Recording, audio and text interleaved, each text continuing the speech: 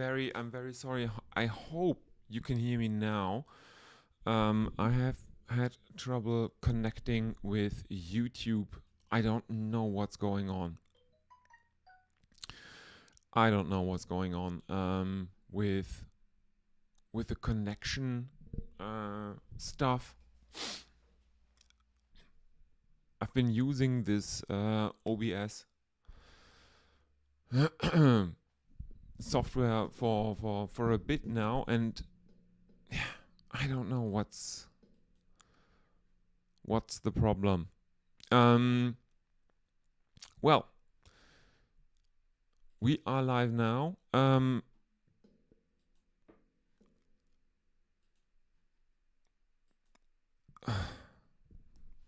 Just a second.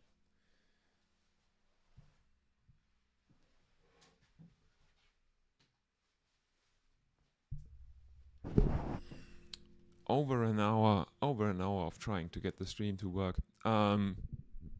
This is not the start I imagined.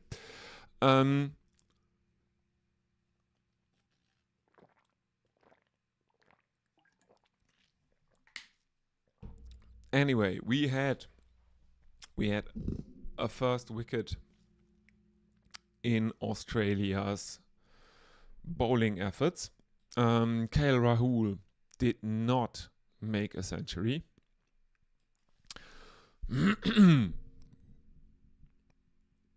He fell for 77 of 176 deliveries. He was out, caught, carry, bowled Stark making the breakthrough for Australia. But Yashasvi Jaiswal remains not out. He's on 128 of 241 deliveries, which is ludicrous. This is ludicrous. India lead by 282 runs.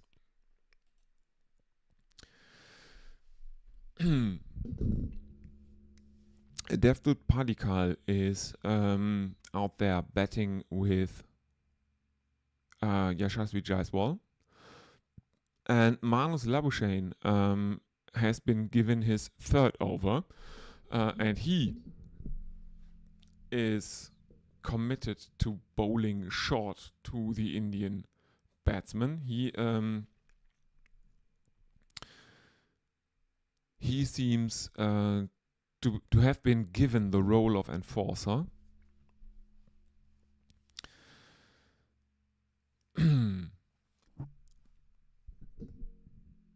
I don't know if that is really a good idea.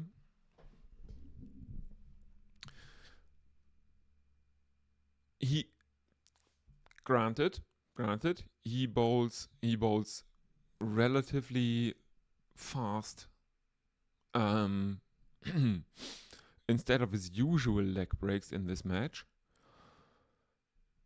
But he doesn't look very accurate. He's just, well, he's a part-time fast bowler that has been given the task of bouncing out an opposing top order. That is interesting. An interesting choice, I will say that much.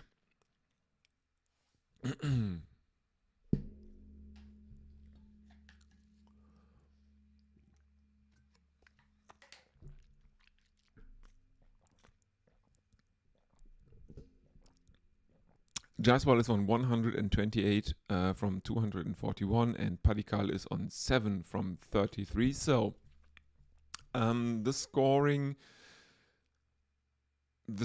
rate has not bounced back.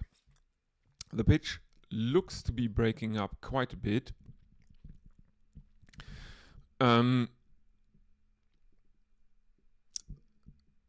What I think this means for Australia's possible chase is, betting conditions from now on are going to deteriorate. And well, any target above 350 is probably out of reach. As Jared Kimber once wrote, he has looked into the data, and I think his conclusion was that the magic number was 250. If you set a target of 250, you are very, very likely to win. That seems to be the magic number, but in the absence of time pressure, India will probably want to make sure and set a target of around 400. I mean, this is the third day. The third innings of the match has already started. Yeah.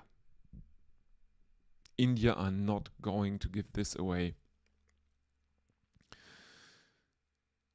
Not after the last tour, where the first test took place in Adelaide and India collapsed to their lowest ever total, 36 all out.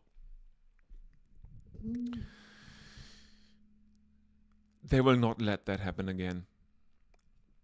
And winning the opening test of a Border Gavaskar Trophy is always a big plus for India. Let's see how they will do here. 285 runs the lead, so they are just 100. No, they are just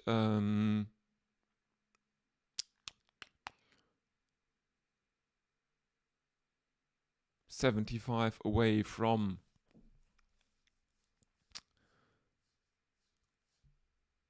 what is probably a very commanding fourth innings chase target. And Australia have looked a bit out of it. They have looked a bit out of it. The fact that they have given Marnus Labuschagne now a fourth over tells us that Captain Pat Cummins is, well, he has no more ideas left, basically.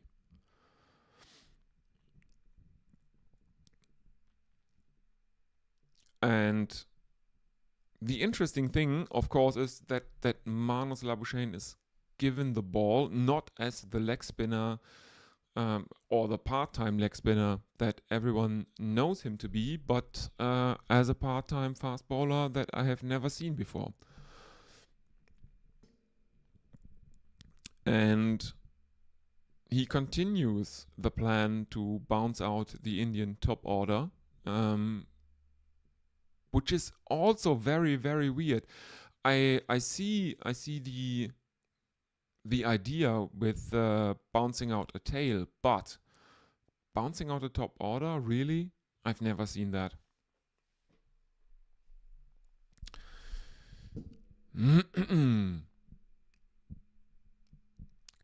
Labuschagne continues, and this is a filthy full toss that is driven to long on by Padikkal, and he is rewarded with a 4 for that shot. India 244 for 1. Let's see what happens. I don't think that Jasprit Bumrah will declare anytime soon.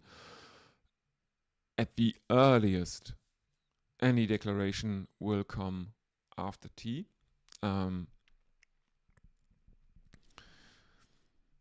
But it will be interesting to see what the Indians do here, because the conditions don't seem conducive to anything resembling declaration betting. The scoring rate is relatively low. Let's have a look at what the run rate for the Indian innings thus far is.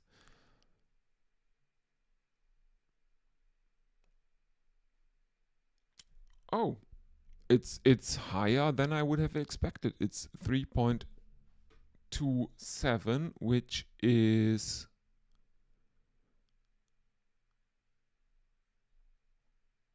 actually the fastest innings overall in the match.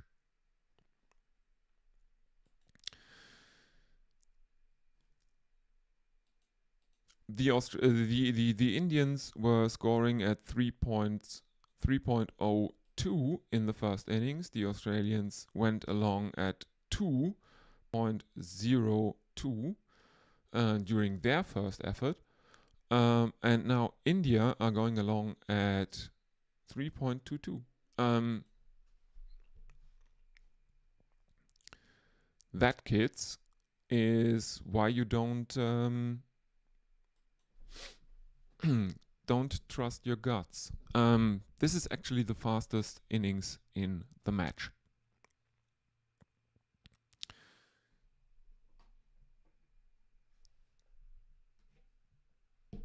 And I need some more water. Excuse me for just a second.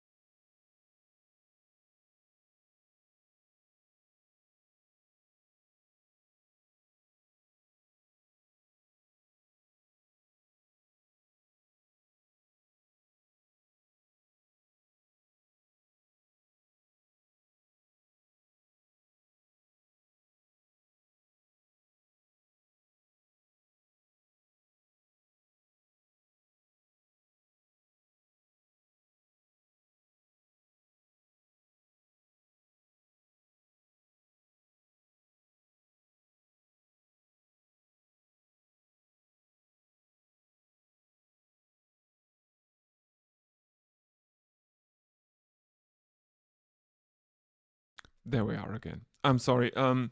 Yeah, but I'm really cross with YouTube.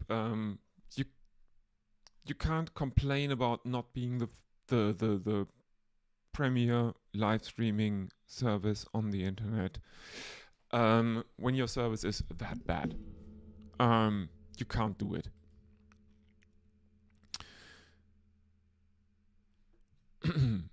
Anyway, Nathan Lyon continues, and he is on the way to another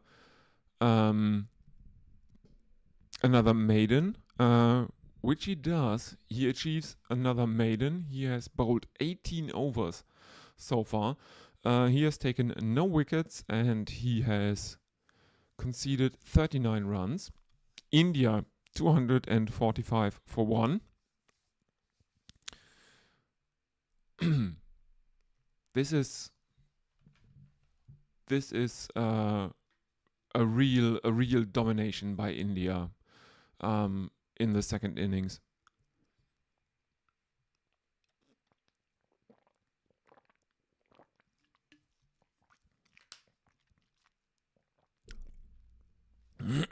They have scored more than double what Australia scored in their first innings for the loss of a single wicket. And Travis Head is coming in. He was given the ball yesterday with his off breaks, part-time off breaks.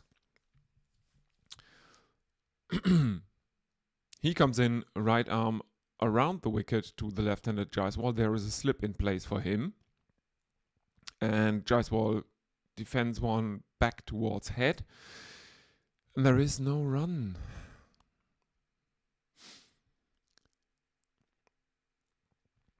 Next one is played back straight towards head, and again, no run.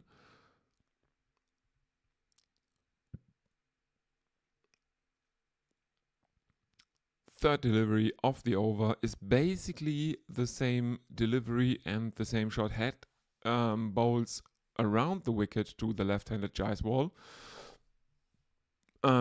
He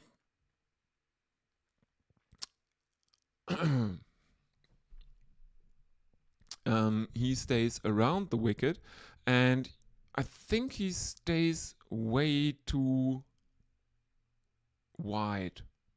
It's not, to clarify, it's not wide, so wide that it is that it could be called a wide by the umpires on the field, but he bowls a good sixth stump line outside off to Jaiswal, probably. And I think this is wrong. He does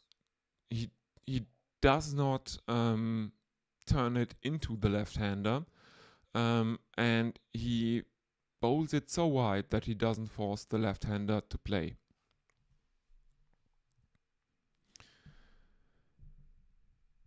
As we are seeing the Indian dugout, because, and that's one of the problems I have with these Australian stadia. They do not really, or these new Australian stadia, they do not really have a pavilion where the players can sit, and I really don't like it. This is just a concrete bowl.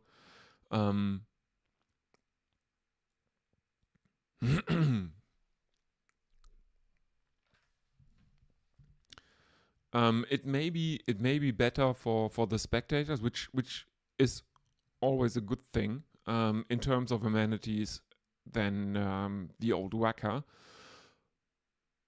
But I think cricket is such a much romanticized game. Come on, play into it. Do a tacky pavilion in your 100,000 capacity modern stadium that is made 100% from concrete, glass, and imitation wood. Do it. Lyon continues for his 19th over, and thus far he has bowled 3 dot balls. And there is the 4th one as the Lion continues around the wicket to Devdutt Padikkal.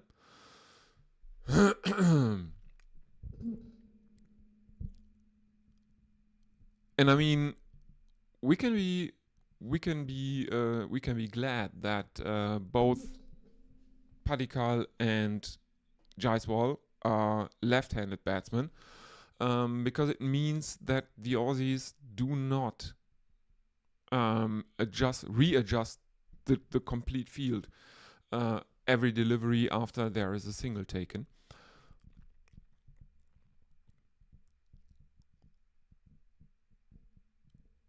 But for the 4th delivery, Lyon actually mixes things up by going over the wicket. The results are the same though. There is no run. There is yes. For the 4th, there is no run.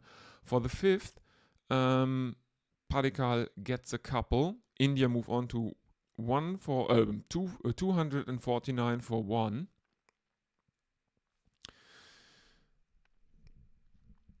And Lyon ends it with another dot ball.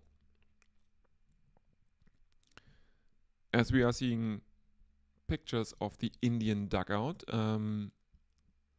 Ravichandran Ashwin in that high visibility green top, green vest. He's there to ferry the drinks. Before the test, we were, or most people were thinking he might get a game in Perth, but both him and Ravindra Jadeja missed out. One of them would have been a shoe in any team sheet of armchair experts. I would think.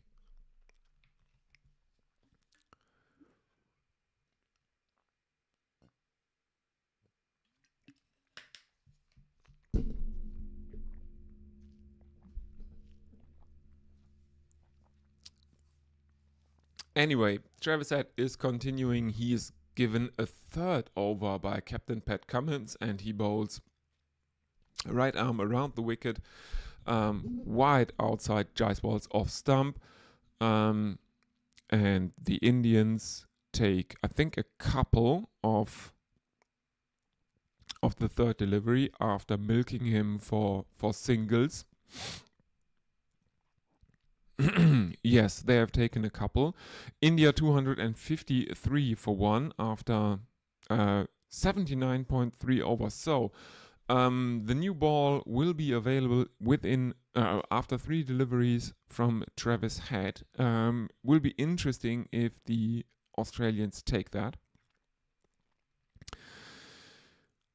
Fourth delivery is driven by Jaiswal, and they take a single, 254 for one.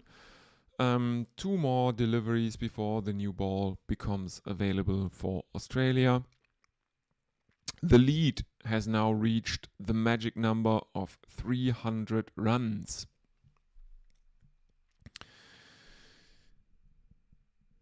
Given the fact that this is only the first session of the third day and India are setting a target for Australia, I don't think they will declare.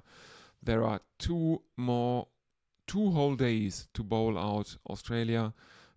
India look untroubled here as they take another single of the final delivery of Travis Head's third over.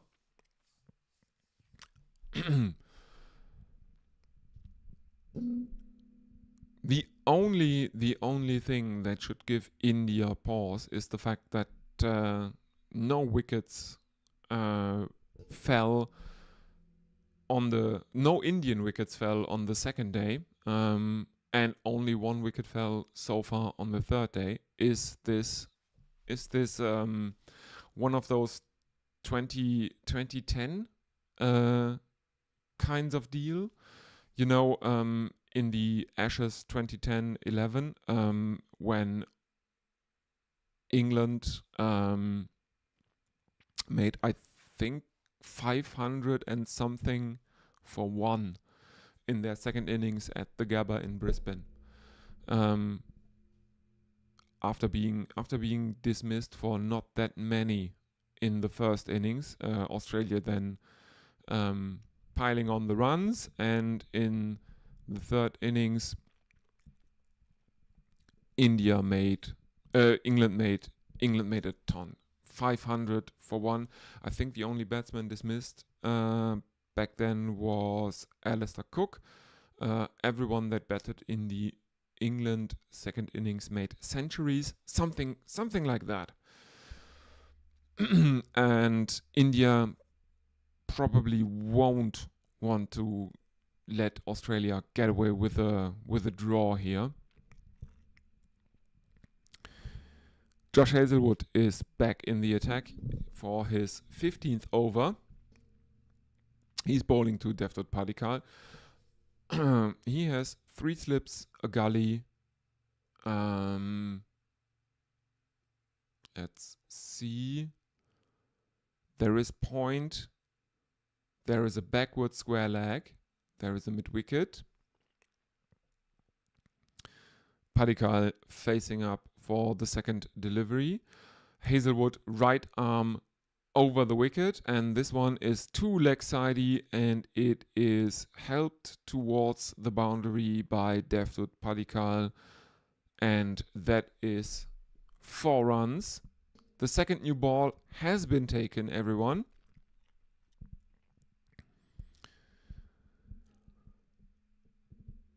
So this is... Oh! No, this is not helped towards the boundary by Devdutt Padikkal's bat. It is swinging so far to the leg side that it evades anything that might impede its progress. So 4 byes, India 259 for 1.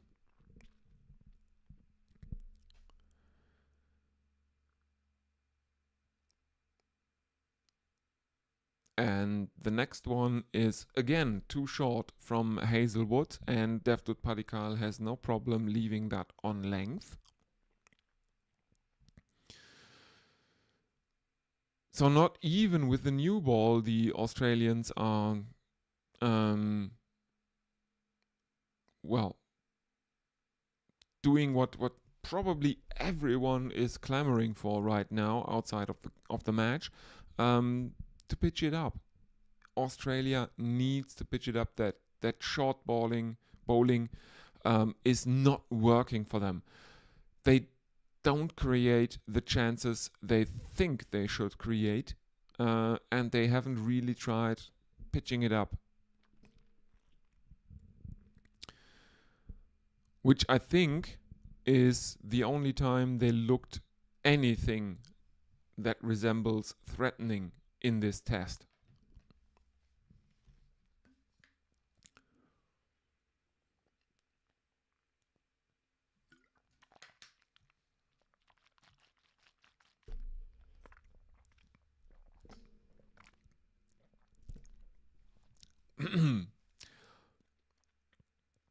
And Josh Hazelwood is doing the same stuff again as he did on the second delivery of the over. He is bowling way too leg sidey. There is an unreasonable amount of swing from Hazelwood, and again the the end result is 4 byes down the leg side, added to India's total 263 for 1 after 81 overs.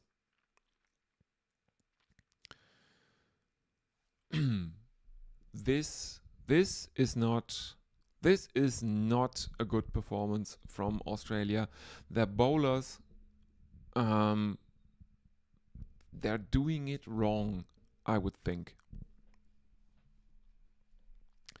They've bowled too wide and too short for most of India's second innings.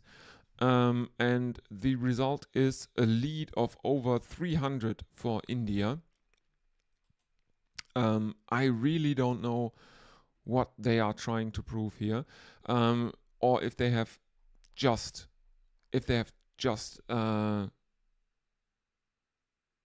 bought into their own legend that in Australia you bowl short. If so, no, not necessarily.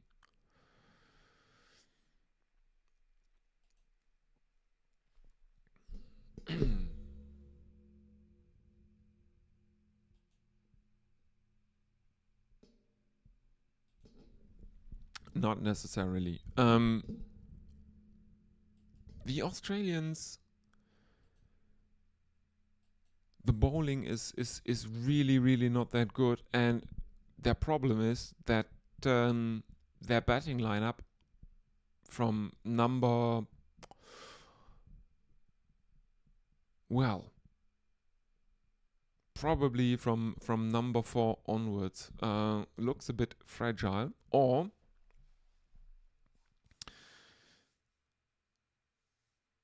probably one of the jokes that you could make is yeah, looking at Mitchell Stark, the Aussies bat all the way down to number 11. The problem being that they don't bat all the way up to number 1.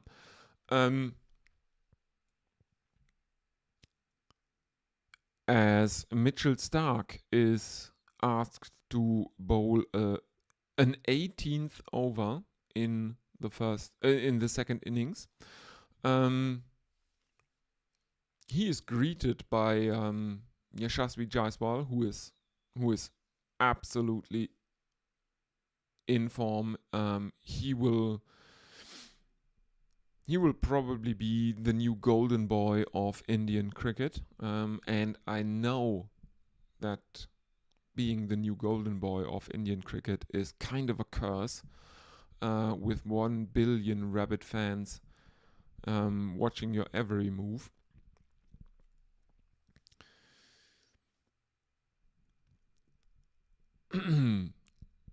He takes Stark for a boundary first up. Then he plays out 2 dot balls, and now Stark is going left arm over the wicket, very, very wide outside the off stump, as he did yesterday to Jaiswal. He has been bowling very, very wide outside the off stump for a long time now, trying to induce a top edge, something like that. Trying to lure the Indian batsman into an ill-advised cut, fishing outside their off stump, and it hasn't worked thus far, except for KL Rahul once.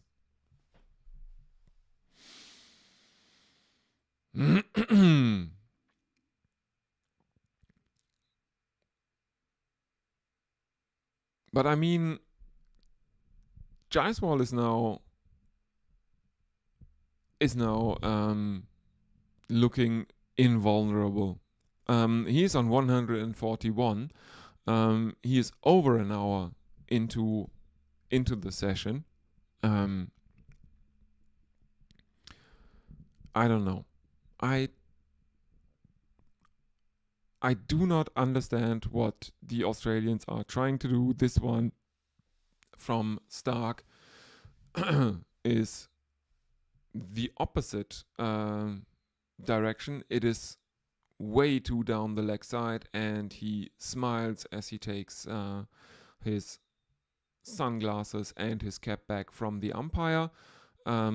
Undoubtedly, there's been a bit of lip given from the umpire this time to Mitchell Stark, saying, "Mate, this is not working," because it is not, and it is obvious to everyone watching that these Australian tactics do not work. This doesn't work. This is declaration bowling at this point. India lead by 313 runs, and Josh Hazlewood is given a 16th over in the second innings. He will face Devdutt Padikkal. He bowls right arm around the wicket, and again, this one is too wide outside the off stump. I can understand bowling it on a 4th stump line, but this is a 5th, 6th stump line that has been adopted by the Australian paceman. And I'm pretty sure that won't work.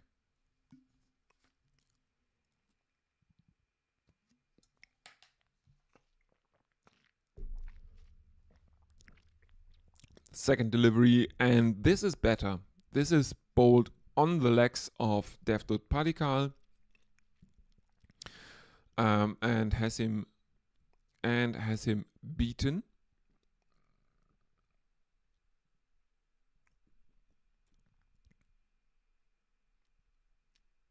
It hits him on the on the upper thigh. So there is no no realistic LBW shot, and it flies out towards the slips. There are 3 slips and a gully in place for Josh Hazelwood.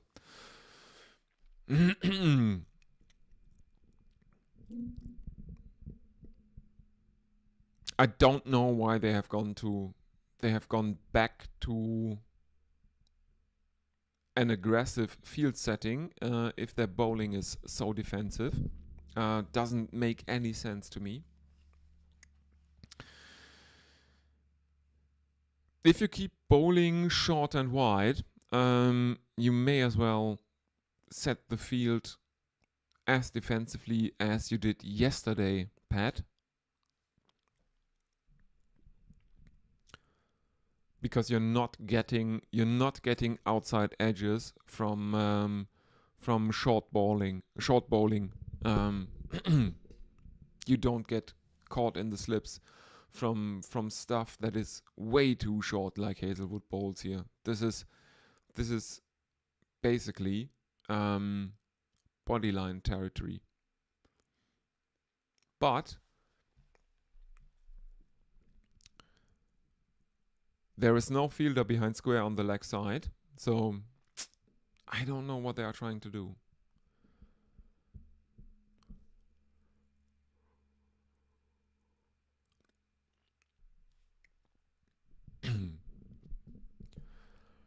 And anytime any Australian bowler pitches it up, the Indian batsmen pounce on it and take at least a single of those deliveries.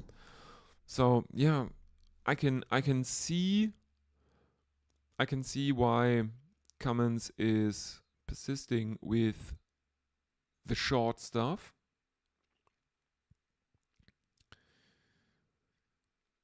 But it doesn't really make that much sense because, yeah, sure, if you are bowling aggressively, you might leak some runs, but you are also creating chances to take wickets. And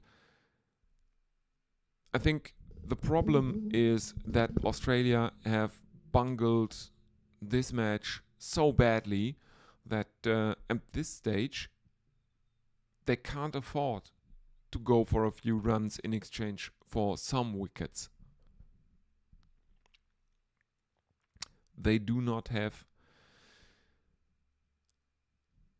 They just can't give any runs away in exchange for wickets. They can't even buy their wickets. They're so broke.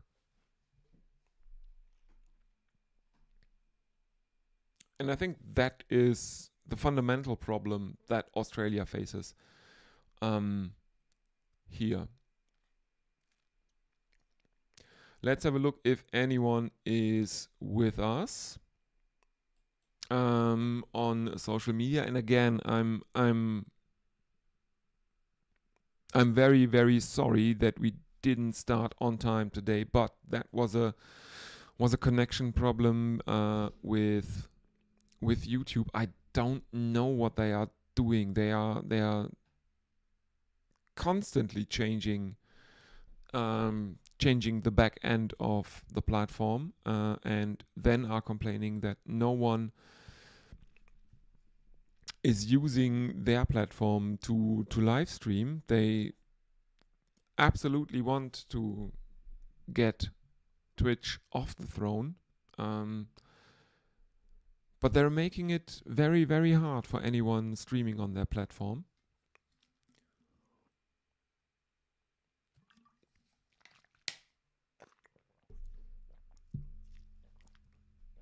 Which is not how you make that happen. YouTube, if you are listening, I'm pretty sure you don't.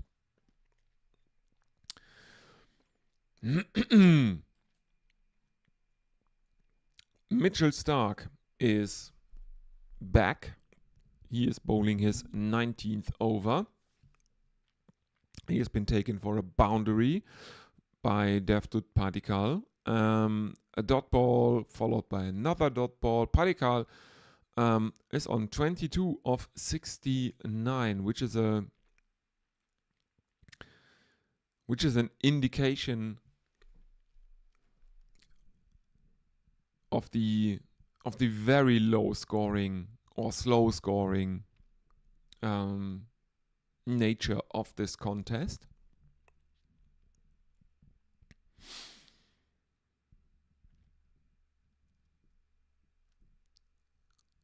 Stark again too wide, but this time it is cut by Padikal. There is a fielder running after it, and again the ball dies in the outfield at deep point. The outfield in this match has been very, very, very slow, I have to say. A lot of threes have been run in this test.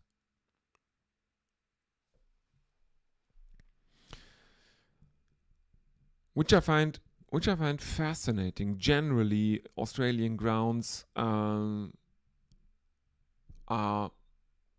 grounds that Ricky Ponting would describe as being quick and rewarding playing shots. This one definitely isn't. The outfield has been so slow, and the pitch has not been that good, I would say. I think they might incur the wrath of the ICC pitch committee here, actually, because the Indians had to run 3 again after that ball died in the outfield. Jaiswal is now on strike. First delivery is a dot from Stark. Final delivery of the over, and Stark comes in, left arm over the wicket and bowls it on a leg stump line. It is dug out by Jaiswal, but there is no run. India 275 for 1. The lead is 321 runs.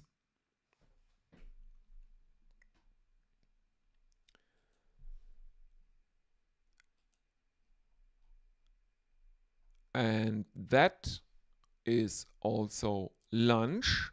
So, yeah.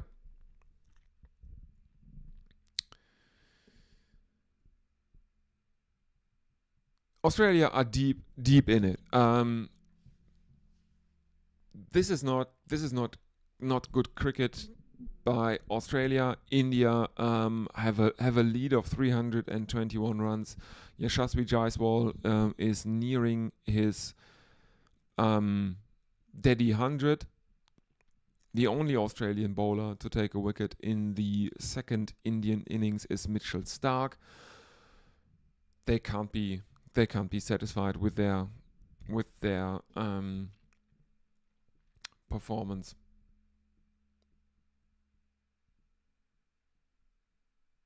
And I don't know what to expect for Australia's chase, but I would suggest that if there are the cracks opening up in the surface, the Australian batsmen will find Bumrah and co. absolutely unplayable. Anyway, that is the first session of the third day done. Again, excuse me for trying and failing for 1 hour to get the stream connected to YouTube. I'm not really sure what happens there, but I will play you some more interviews from my channel for the lunch break. Let's have a look. We played WG yesterday.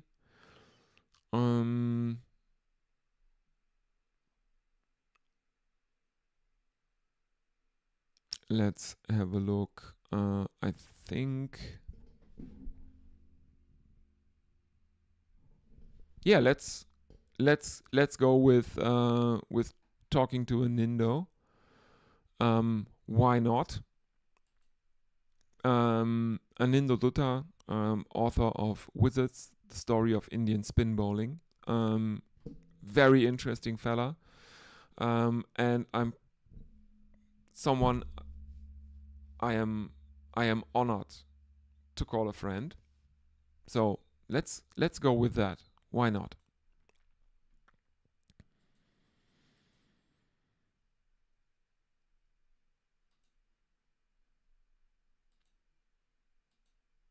See you in a bit.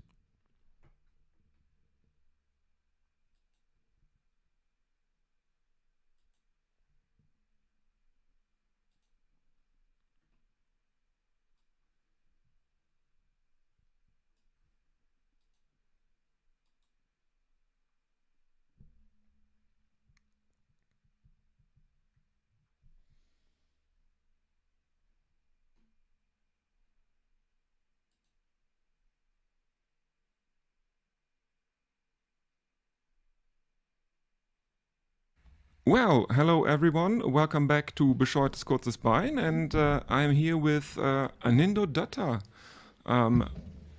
author of Wizards, the story of Indian spin bowling, which is basically the definitive book on Indian spin bowling, I would say. Very kindly.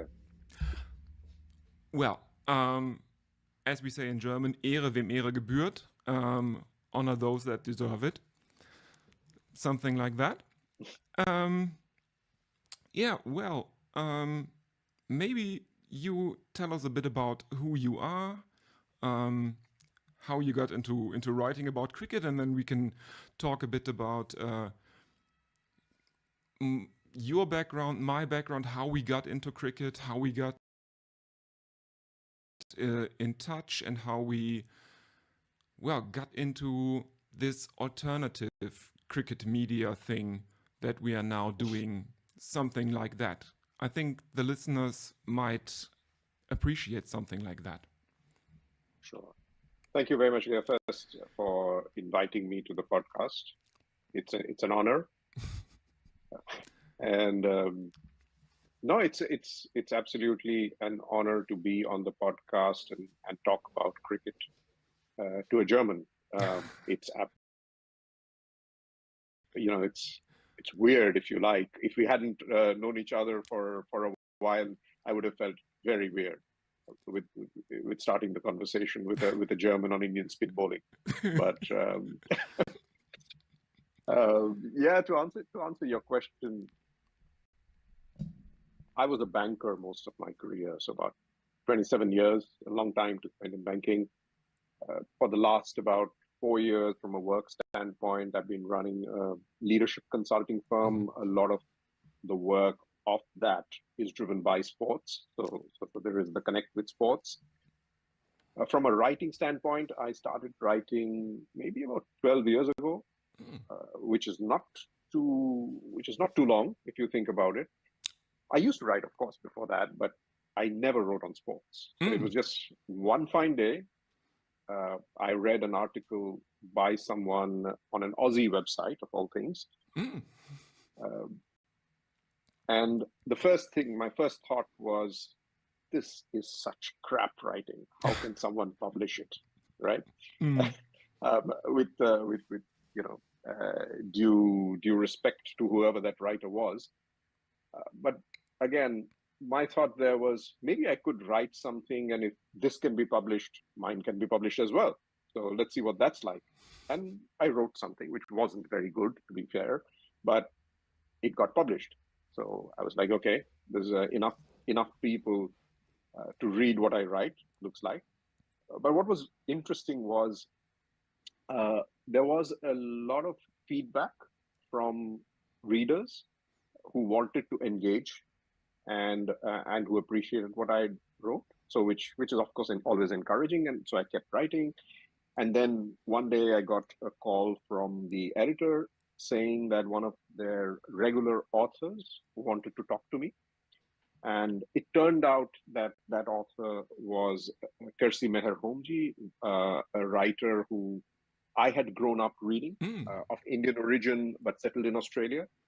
And Kersey had read one of my articles and then went and read a few more. And he wanted to speak to me because he wanted to say that he thought there was a book in one of the articles that I had written, which was on spells, bowling spells. Mm. And that conversation, where I basically told him that, look, I really respect what you do, but I don't know the first thing about writing a book. I cannot possibly convert a 1,000-word article into a book. Mm. And he said, trust me, I've written 14 of them. There's a book in this. Right? And so I did the real naive thing, if you like, the real simple thing. I asked him, so how do you do it? Teach me how to do it, because then I can try. And he said, everybody's got a different style of writing, but this is how I work on mine. You have to find your own way of doing it. And that led to the first book that I wrote, which was Spellbinding Spells, which did rather well.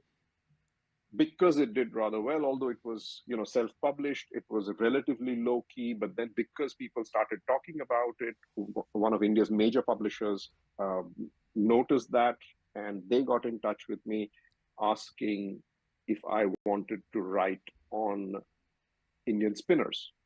Mm-mm. And that's how Wizards came into being. I wasn't planning one, so I told them what I really wanted to write was on the Indian spin quartet. So Vishen Bedi, Prasanna, Chandrasekhar, and Venkat, who I had grown up watching. But they said, look, if you're going to do that, there isn't a book which is really up to date and which is deeply researched on Indian spin bowling itself. So why don't you make an attempt at just writing that? And so I took that on without realizing how much work it would be. But in the end, long story short, 18 months, 24 months later, we had Wizards. It went on to win India's Cricket Book of the Year award. So, that got me some love among readers, and that's where we are. Excellent. That's a fascinating story, and so I don't think we ever really talked about how I got into cricket as a German, because I'm actually German born and bred. I wouldn't tell from your accent. Oh, thank you very much. No, I was fascinated by cricket when I saw, as a little kid, I saw a picture of a cricket match being played in front of a English mansion, and I didn't really know what it was, but it looked interesting. It looked fascinating with the people in white and the wickets and the bats and stuff like that. It was a typical, maybe late 19th century scene. English summer scene. Yes, exactly.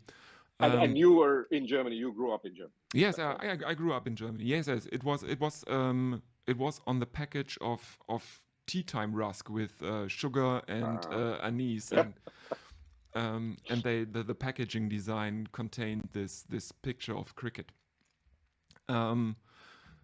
Later on, of course, I really got into Douglas Adams and The Hitchhiker's Guide to the Galaxy, and in the third book of that series, there's a lot of allusions to cricket.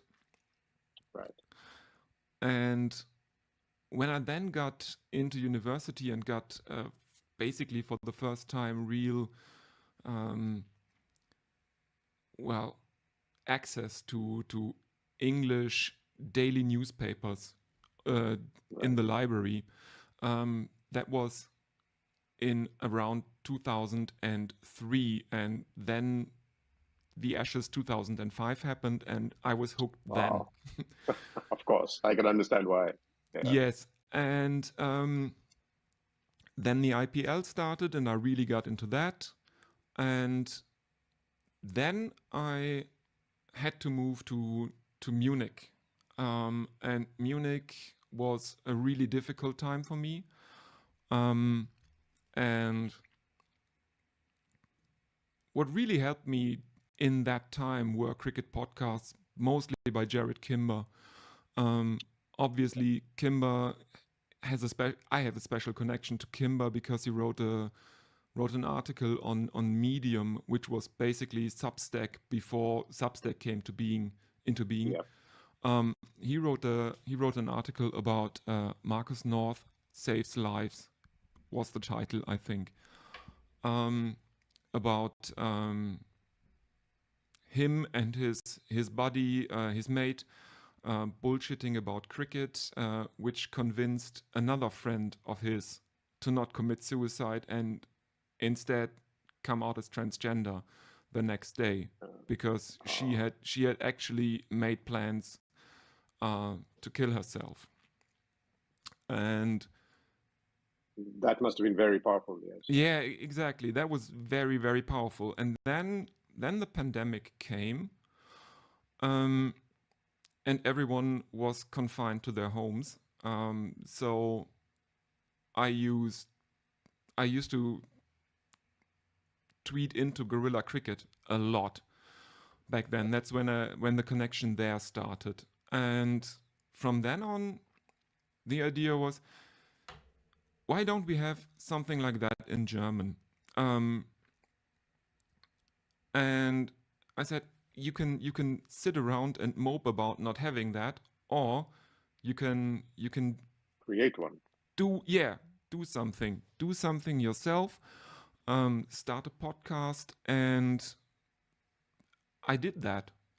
And apparently, there is a listenership in German.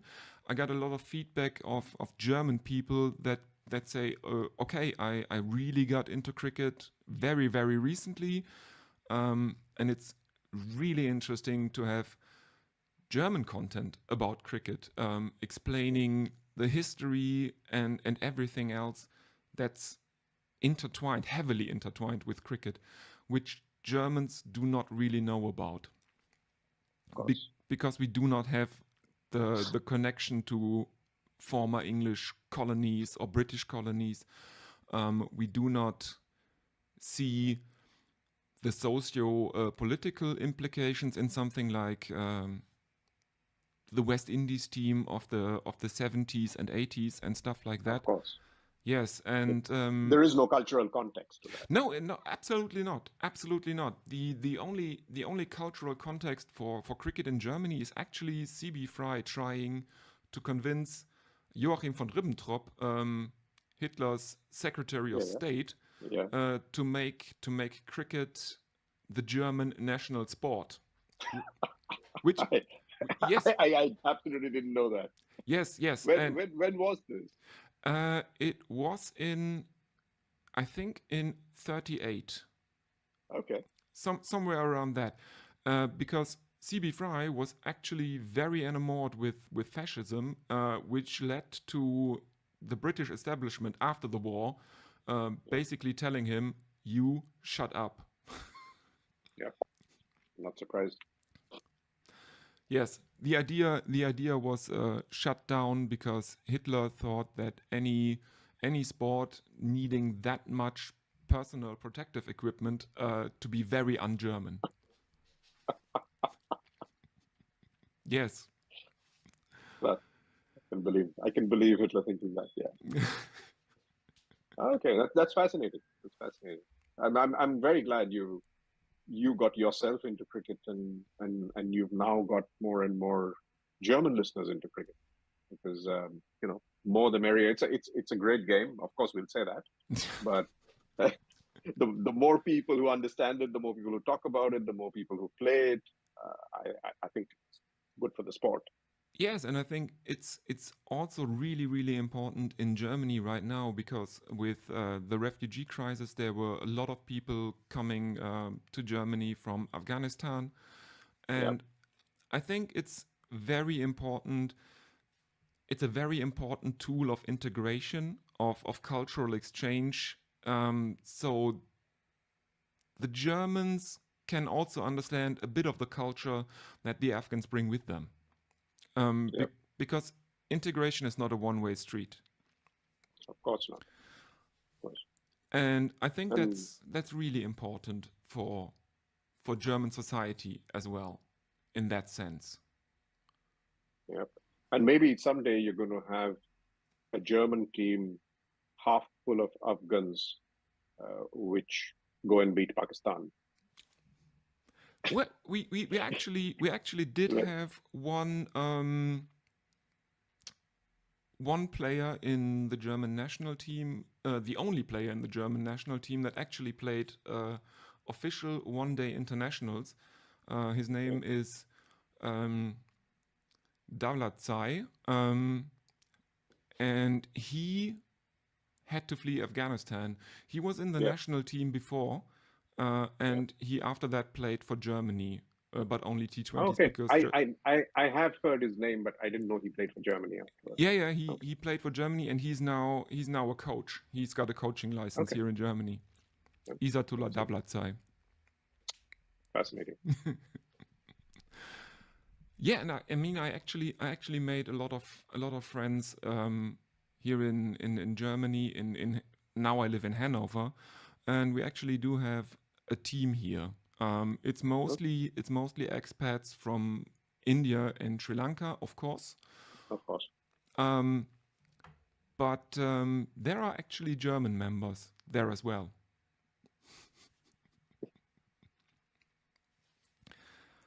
Yeah. So another question I would like to ask you is how you got in touch with guerrilla cricket, because you are obviously one of the main contributors to coverage of Indian matches on guerrilla cricket, if there are any. So how did you get in touch with them? Yeah. Again, I think it came through Annie Chev because I got in touch. I can't even remember how Annie and I got in touch, but county cricket is something that I've always been hugely influenced by because, a lot of the work that I did on sports history, on cricket history, naturally involved county cricket. Even if you look at it from an Indian cricket standpoint, traditionally, a lot of the Indian test players have played county cricket. And I was actually also a very big fan of someone like Headley Verity. So I did a lot of research. I've written a lot of articles on Headley Verity, and it's just something that fascinated me.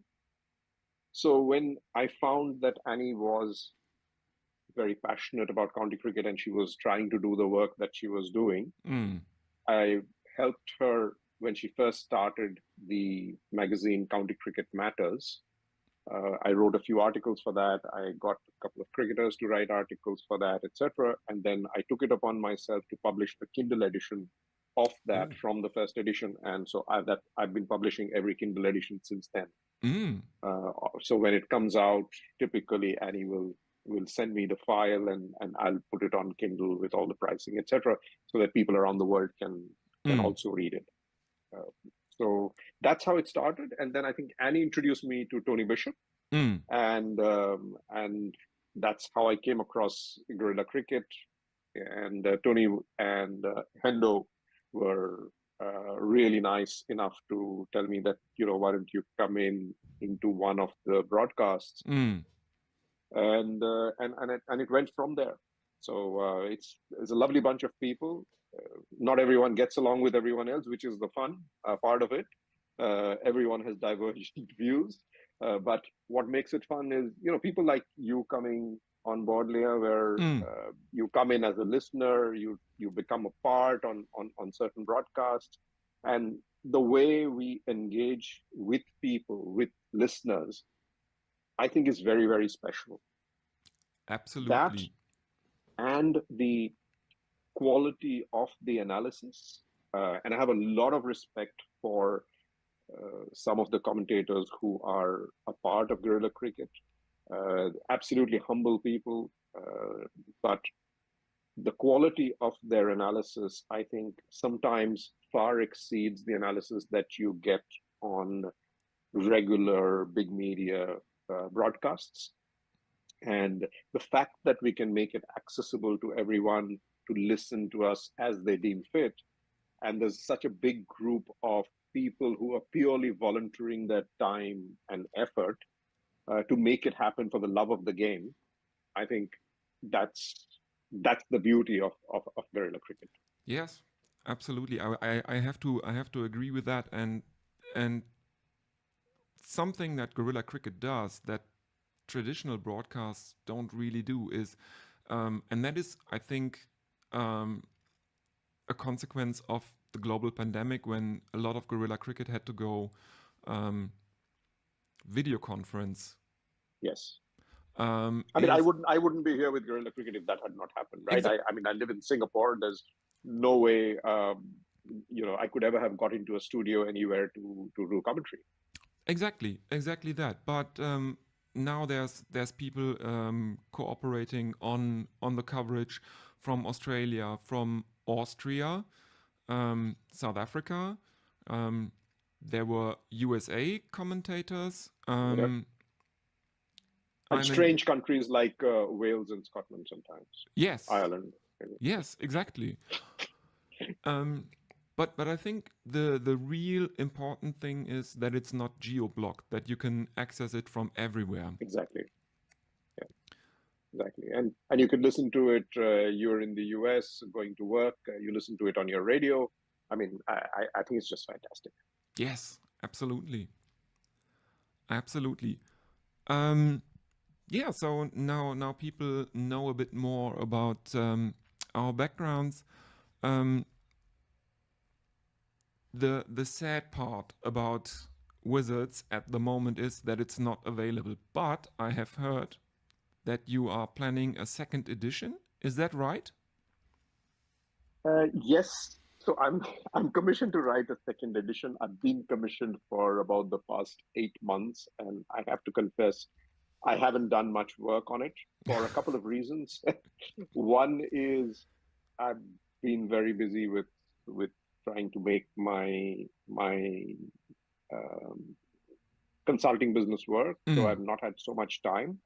But also, it is increasingly difficult to speak to the modern players Yes. and I've been making as much effort as I can to speak to the young Indian spinners, or some of the older ones who I missed out the last time Mm. for a very simple reason that they didn't know who I was, so they had no interest in speaking to me. I've not been a journalist, so I had no credentials. Mm. Now they know about the book and they've read the book and they're happy to speak.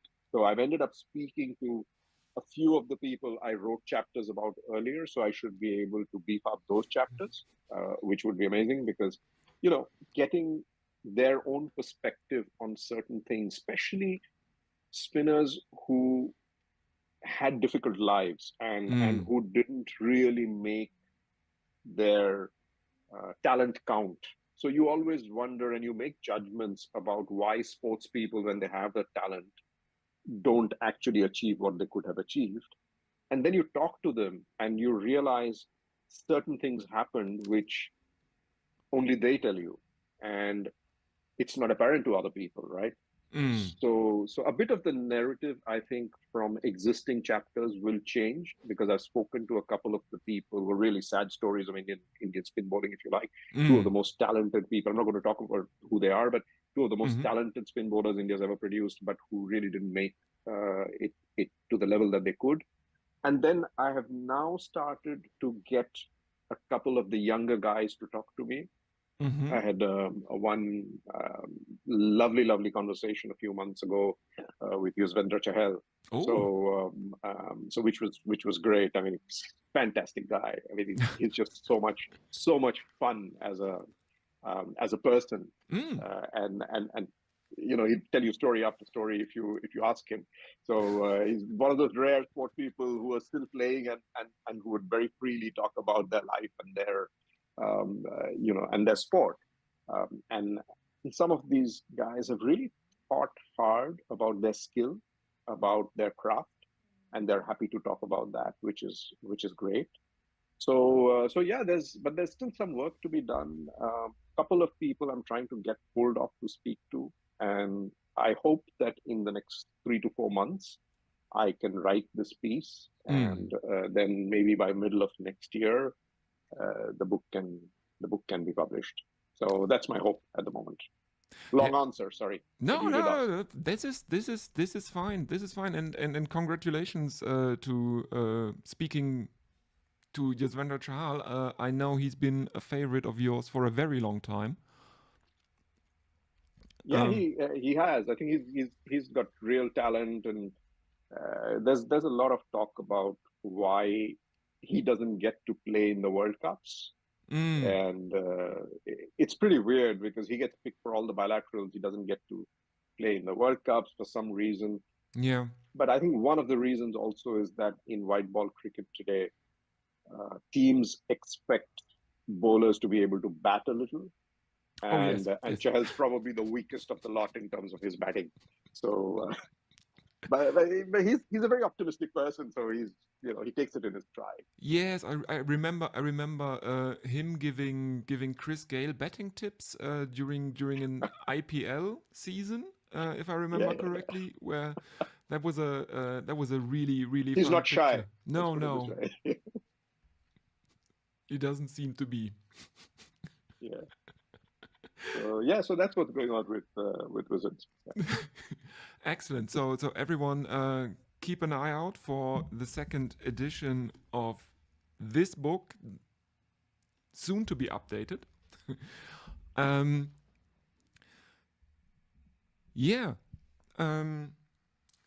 I mean, I got into cricket, really seriously into cricket, with the Ashes 2005, but I didn't really like the players on the teams that played in the Ashes. Ponting seemed a bit of a prick. Flintoff was a bit definitely a prick. Yeah, and the Indian team at the time had players like Rahul Dravid and Sachin Tendulkar, of course. Yeah. So I gravitated towards them, but very unfortunate. So I'm an India fan. Thank you for that. I know you've been a big supporter. It's very unfortunate what happened in the World Cup, but the reality is that they played very well for 10 matches. Yes, they did. They were the best team in the World Cup by far in those 10 matches. On the final day, in my view, a couple of things happened. One is probably the BCCI had a role in it, and I'm not ruling out the fact that Rahul Dravid had a role in it as well in choosing the kind of pitch they wanted to play in, whether they admit it or not. And it was absolutely stupid to ask for, if that is what they did, in asking for a turning track at a venue where the curators have less experience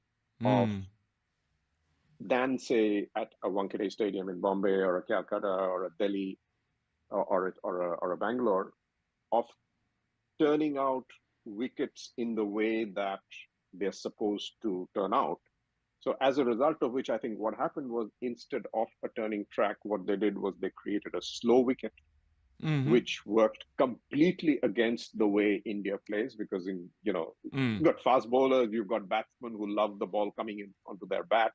It's the last thing in the world that you want, a slow wicket.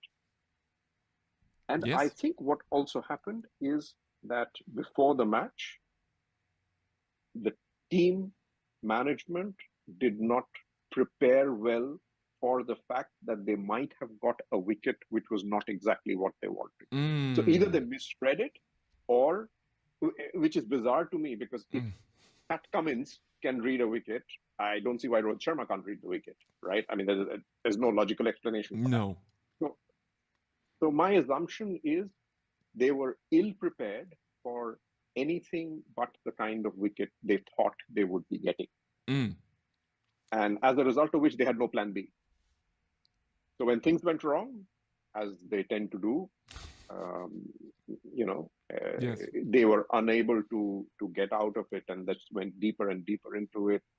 And then, KL Rahul got stuck in a KL Rahul way, where the entire tournament he'd been playing well, and then suddenly he sort of became afraid and Mm. started defending a bit. And then you had someone like Surya Kumar Yadav come in completely out of his element, clearly Mm. panicking in a setup which should have been tailor-made for him because it was a T20 situation. Mm. But he just completely fell apart. Yes. And yeah, so that was it. I think they lost the match at that point in time. Yes. Yes. I think they did. And I'm sorry to bring it up again, but Oh, it's okay.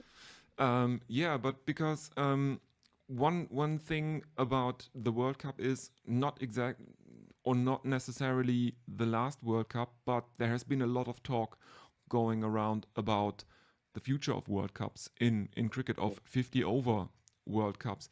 A lot of people are saying that 50 over cricket is dying, that the next World Cup cycle will probably be the last serious World Cup cycle. Um, and I'm not really sure about that, but I would really like to hear your opinion on that one. Will there be more cricket World Cups after the next cycle? They try to expand the tournament again after contracting a few years back. What do you think? Will there be further 50 over World Cups, and will they still be relevant? Okay, let's tackle the last part of the question Mm. first, right?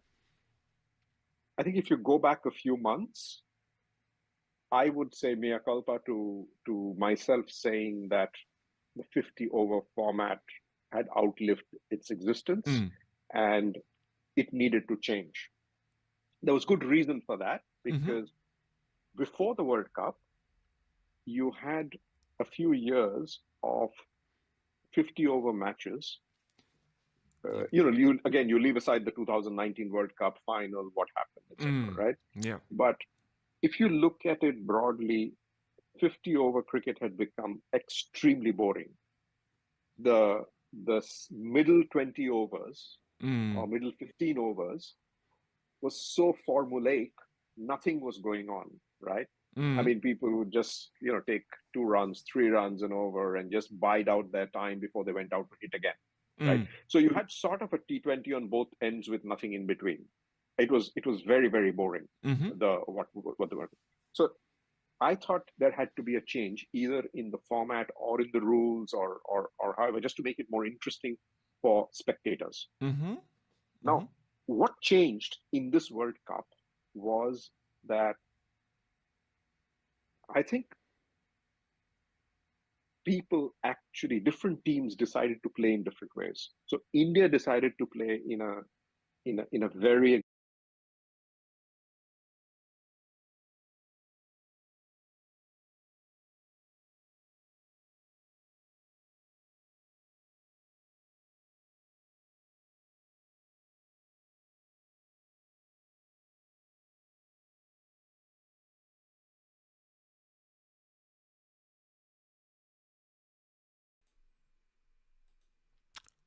Hello and welcome back, everyone, to the post lunch session.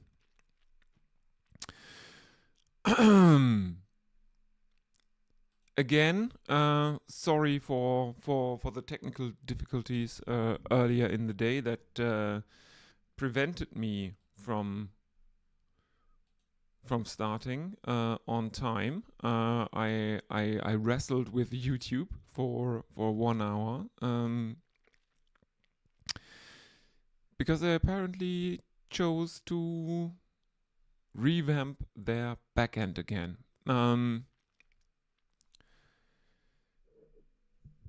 And that prevented me from streaming at the planned start. Anyway, welcome back to the Perth test, the first test in India's tour of Australia, and India are well on top here. Just a reminder or a recap of what has happened in this test thus far. India won the toss and chose to bat. they were all out for 150.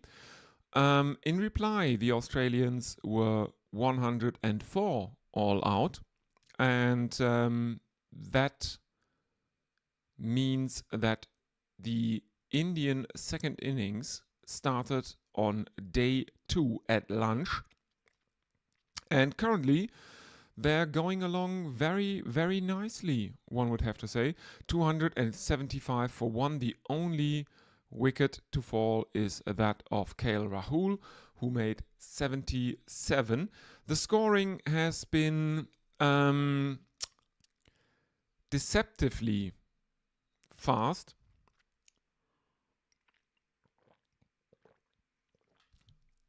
Because this is the fastest scoring innings of the match so far.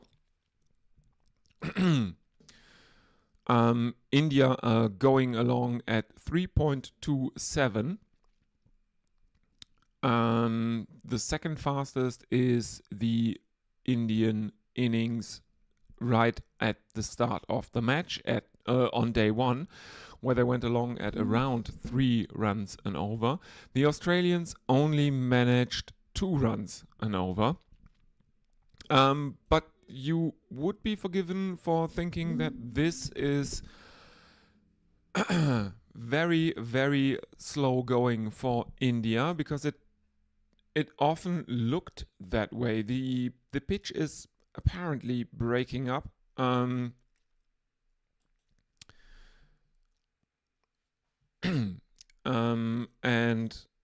there were a lot of dot balls for the Indian batsmen.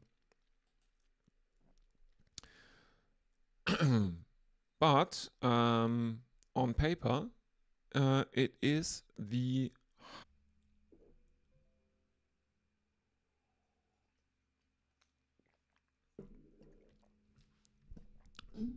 India lead by 321 runs. Let's see what they can do here. What are your predictions? Who will win this test? I'm pretty sure that India must be firm favorites today, as Josh Hazelwood is continuing after lunch, and the first delivery after lunch brings Australia a much, much needed wicket, and it is Devdutt Padikkal who is looking at his batting partner, and he has reviewed it.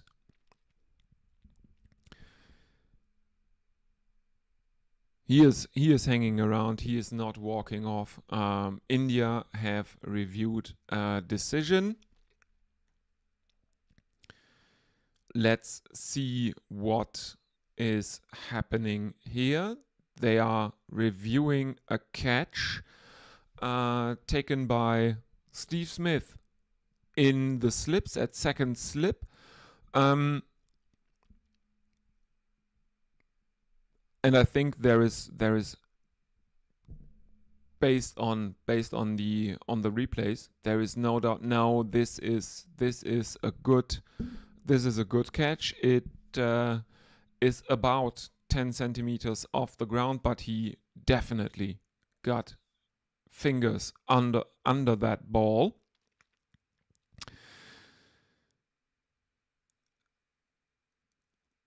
And Australia will be elated with that wicket because it brings out Virat Kohli into the middle, a batsman that I wouldn't call on a purple patch.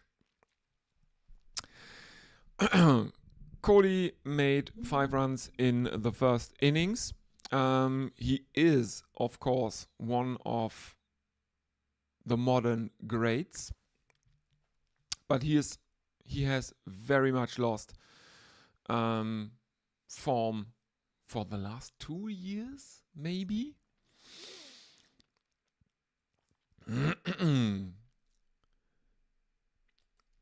Anyway, he is now out in the middle after a very, very bizarre cameo at the end of last day's play when he came out, padded up with batting gloves and a bat. He was out on the field at stumps. I don't really know why he was not wearing a helmet. I don't know why he was padded up, because at that time Jaiswal and Rahul were out, were the not out batsmen, and Kohli obviously bats at number 4, so I don't know why he was padded up and coming out onto the field. Let's give you the stats for Devdutt Padikkal. He was out. Court Smith bowled Hazelwood. He went for 25.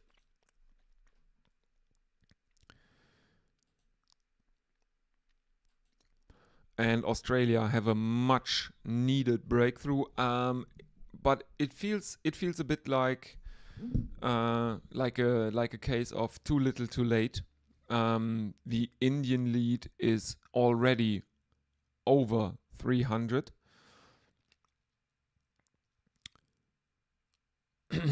As Virat Kohli is now facing Josh Hazelwood. First delivery is a dot ball. Second one is left by Kohli, who takes his bat up above his head. And India remain on 275 for 2. The lead 321.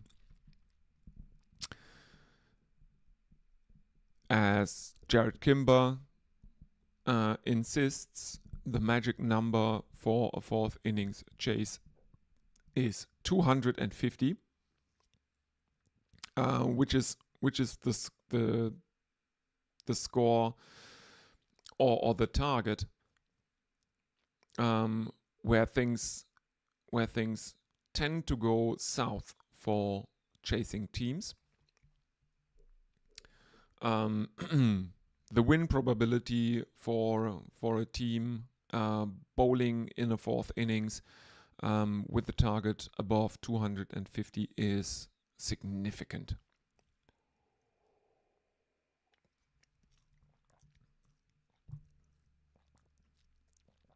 As Kohli faces his third delivery of Josh Hazelwood, which he defends into the offside, and there is again no run.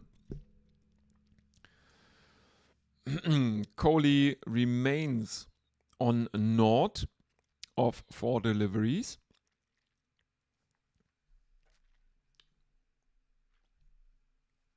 He is taking his stance about 10 centimeters outside of his crease. And there is an attempt at a drive from Kohli to a wide one outside the off stump from Hazelwood. It is stopped at point by Nathan Lyon, but no chance of a catch. Kohli tends to have a problem early on in his test innings when he tends to go fishing outside his off stump. Which is a bit concerning, I would think. He takes about 20-25 deliveries to get his eye in, to judge the line of the bowling correctly. If you can induce an edge or a top edge, an outside edge or a top edge in the first 20-25 deliveries, you are onto something as a bowling attack. Let's see how he goes here. But we will have to wait a bit for that one, because Stark is back for his 20th over and he is facing Jaiswal, and he bowls left arm over the wicket to the left-handed Jaiswal, and this one is defended back towards him. There is no run. Yashasvi Jaiswal, definitely one of the up-and-coming Indian players. He has played 15 tests thus far, and he is, at this point in time, I would say, the heir apparent to Virat Kohli. As the Indian batting superstar, as Stark comes in again, left arm over the wicket, and this one is slashed at late cut by Jaiswal. It is stopped at deep third man, and India take a single. Jaiswal moves on to 142 from 266 deliveries. Kohli back on strike, now facing Stark. Can he avoid another low score? He has faced 5 deliveries thus far in the second Indian innings. Here we go. Stark continuing, left arm over the wicket, and this one is bowled down the leg side. Kohli attempts a leg glance, misses it. It is taken by Alex Carey behind the stumps. There is no appeal because Kohli did not get bat anywhere near ball. And we are seeing replays of Josh Hazlewood, who took Virat Kohli's wicket in the first innings. But he is not bowling right now as Stark comes in, left arm over the wicket, and he angles one across Kohli. It's very, very short. It's very high bounce, and Kohli shoulders arms, leaves that one. And Stark seems set to continue what the Australians did for a lot of the second day. Bowling way too short, not creating any chances. And Kohli survives that comfortably.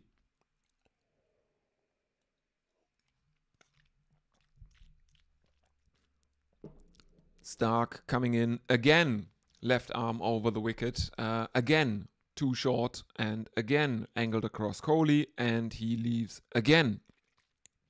There is no run. India remain on 276 for 2 in the 86th over. Kohli now has faced 8 deliveries and has made no runs.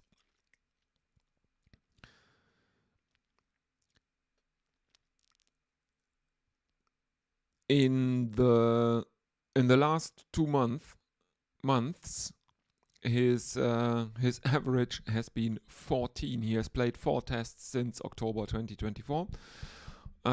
His highest score is a 70.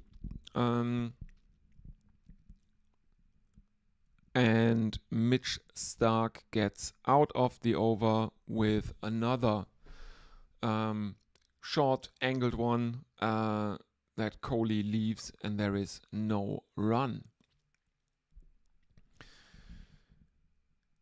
Yeah, I'm really thinking that the Australians are missing a trick here.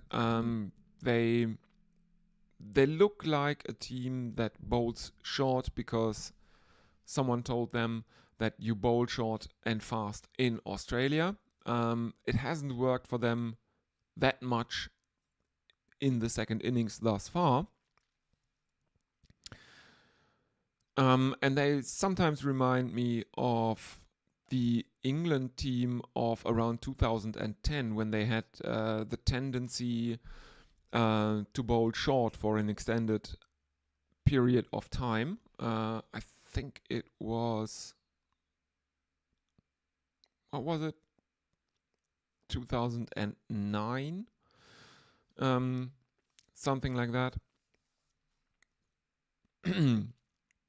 Where they fed the Australians bouncer after bouncer on short ball after short ball, and Australia made heaps of runs. And anyone on commentary and watching the game looked at that and said, "What's wrong with you? Pitch it up." The TV commentators are Adam Gilchrist, Ravi Shastri, and Alan Border, and it is very, very good to see Alan Border back in public life after his Parkinson diagnosis. All the best to Alan Border. Yeah. If you want to get in touch with the stream, you can always do so by using the YouTube chat. You can also use social media. The top one is my Twitter handle. The bottom one is my Blue Sky handle. I would love to talk to you. Let me know what you think about the state of the game, what's going on here. Always keen to talk to you.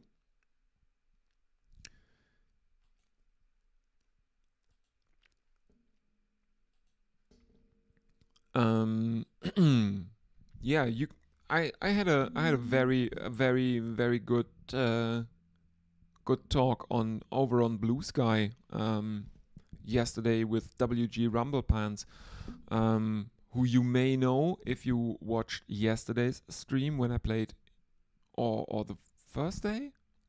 No, I think it was the second day. When I played my interview I had with WG a few weeks back now. I played that interview during the lunch and tea intervals, and it's a discussion about how we got into cricket. And if you want to read that, follow me on Blue Sky and have a look. You will find it in my timeline there. No problem. Also take a look at the community tab on this here YouTube channel. I have linked an interview I gave to my friend Adit about my background, who I am, which is a very, very nice primer if you want to know a bit more about me and why I like cricket. So head over to the community tab after Stumps today. It is a podcast called Cricket Sickos. You should absolutely subscribe to that channel. Adit is doing great work interviewing fans of the game, not any public figures or players or stuff like that, but fans.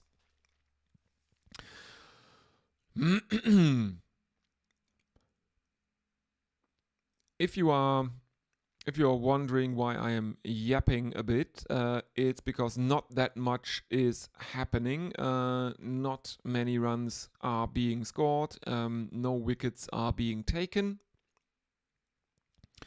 As we are seeing highlights of Devdutt Padikal's 25 of 71 deliveries. Kohli, I can inform you, is off the mark. He scored a single within the first 10 deliveries he faced, and now he has scored another 3 of the first delivery of Mitchell Stark's 21st over. So Kohli is on 4 of 11 deliveries now. 21 is the number of overs that Mitch Stark will go through in this innings at the minimum. India 281 for 2, the lead 327 runs, as Stark bowls to Jaiswal.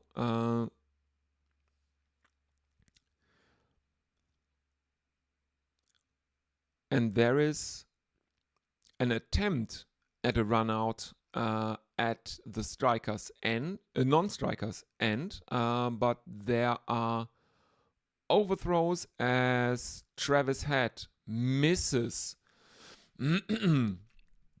misses the stumps. He had only one stump to aim at because he's very, very square, and he misses by a good 2 meters. There is no one backing up, and so there are overthrows, and the Indians take a second run of the misfielding. Mitchell Starc is doing the universally recognized gesture for not knowing what's going on. This one.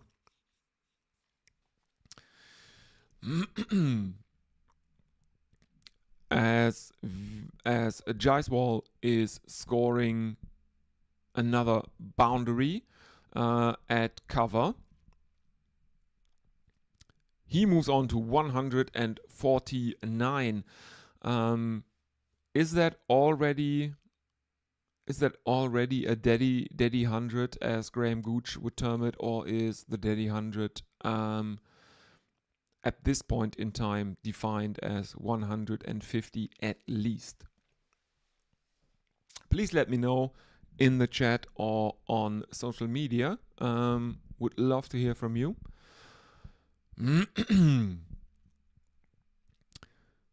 Starc, left arm over the wicket, and this is squeezed out into the offside by Jaiswal, but there is no run taken.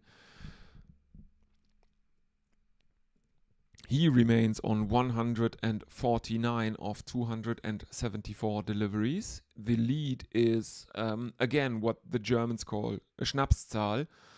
The lead is 333. In England, you would probably call it Triple Nelson. I'm pretty sure that's correct.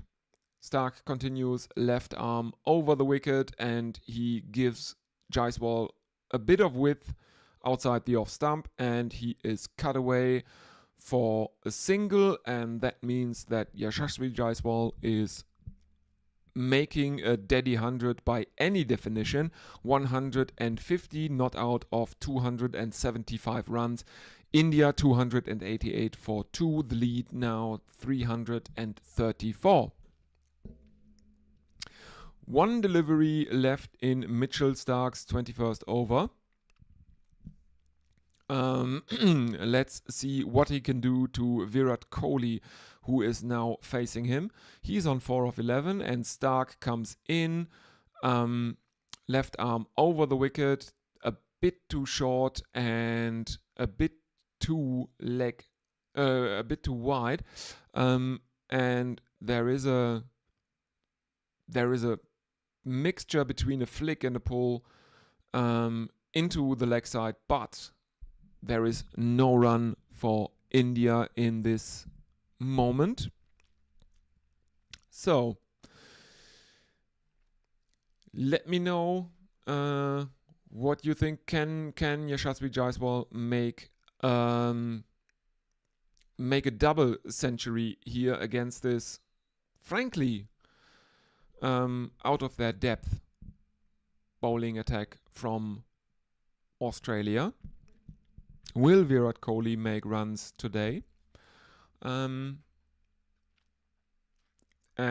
is there any way that Australia can find a way back into this match?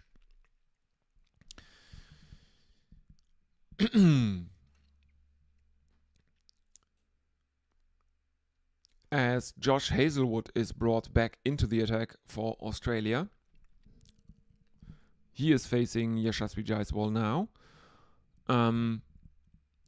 First delivery is a dot ball. I think the broadcast is a bit choppy at the moment.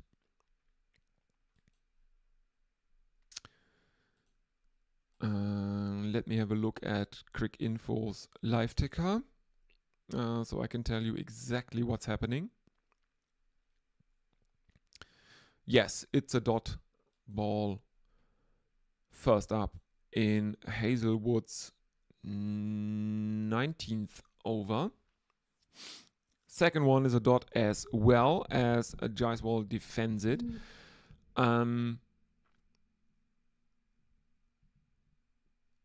He has made, as we are seeing, Jaiswal has 2 double centuries already, both of them coming in the Anthony DeMello Trophy earlier this year. The highest one is in Rajkot, the other one being in Visakhapatnam.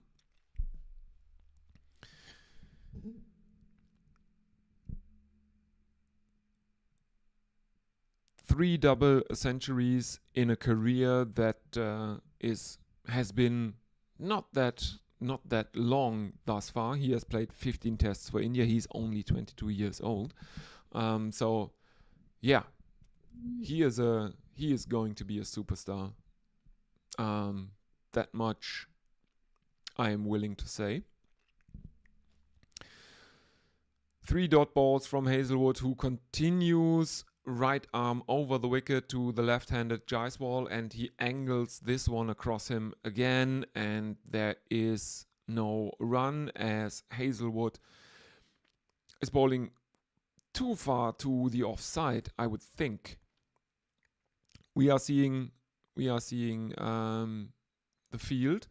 There are 2 slips, a gully, cover, backward point, mid-on, mid-off, as Jaiswal is getting ready to face the penultimate delivery of Hazelwood's over, and Hazelwood stays over the wicket to the left-handed Jaiswal, bowls this one short, tries to bounce him, Jaiswal ducks, and Carey gathers it above his head behind the stumps. There is no run.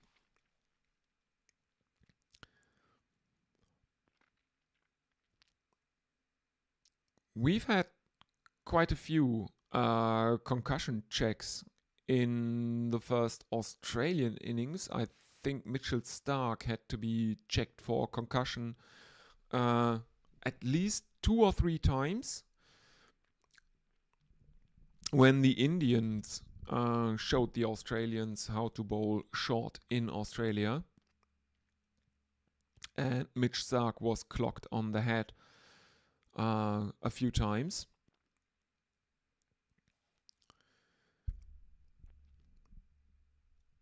And I was talking at the time about the importance of concussion checks, obviously, because brain health is a very hot topic at this time in sports, because of all the American football players developing CTE. Then there is the very prominent discussion about CTE in mixed martial arts, because basically everyone who ever fought in mixed martial arts is becoming a vegetable right now.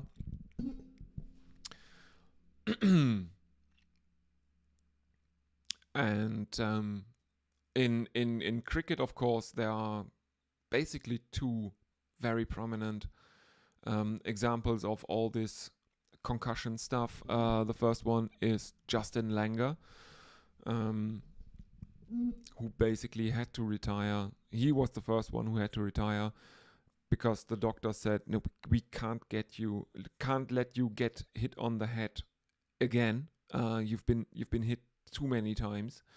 And the other one is, of course, Will Pukowski, who has had approximately 15 or 16 concussions out in the field that we know of. Those are the documented instances. And he has already struggled with mental health issues, so that can't help. Mitch Marsh is brought back into the attack for his 7th over, and he serves up a no ball first off. And Virat Kohli is on strike, and second delivery is a dot ball for Kohli, who is on 4 of 14. India 289 for 2 in the 90th over of their second innings. Third delivery is defended out into the offside by Kohli, and there is again no run.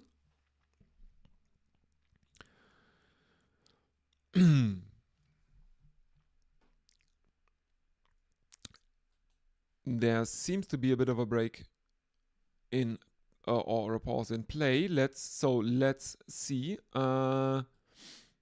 if there is any chat on YouTube. No, there is not.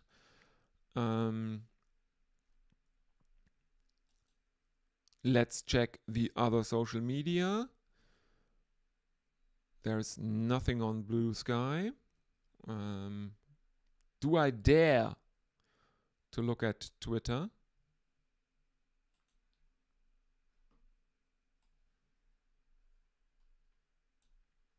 I will brave the wiles of Elon's booger sugar paradise.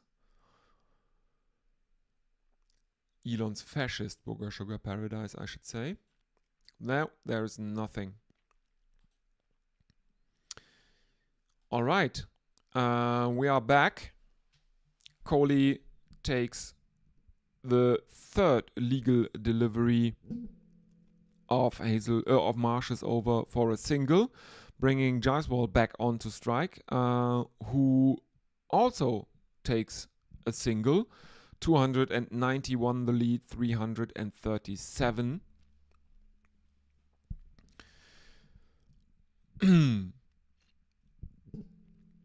Yeah.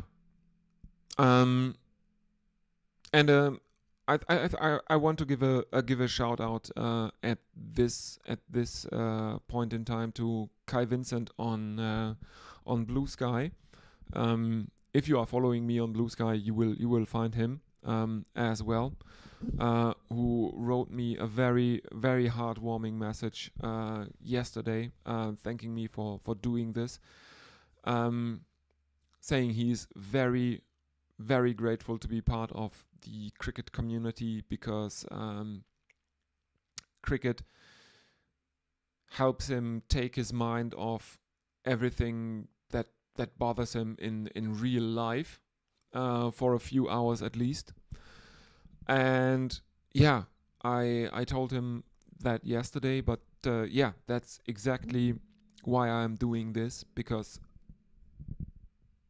when I was in a very, very dark place, cricket was there for me to take my mind off all the misery that I sometimes felt.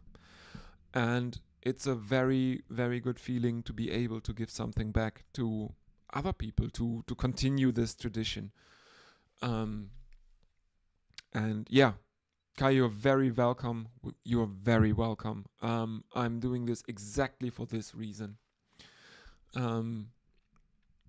If I can bring some joy to however many people for a few hours every few weeks, that's exactly why I'm doing this. So hang in there. It's getting better. I speak from experience. As Patrick Cummins is in for his 18th over, and he is facing Virat Kohli, and Cummins is bowling right arm over the wicket, and he strays too short, and Kohli ducks under it, and there is no run.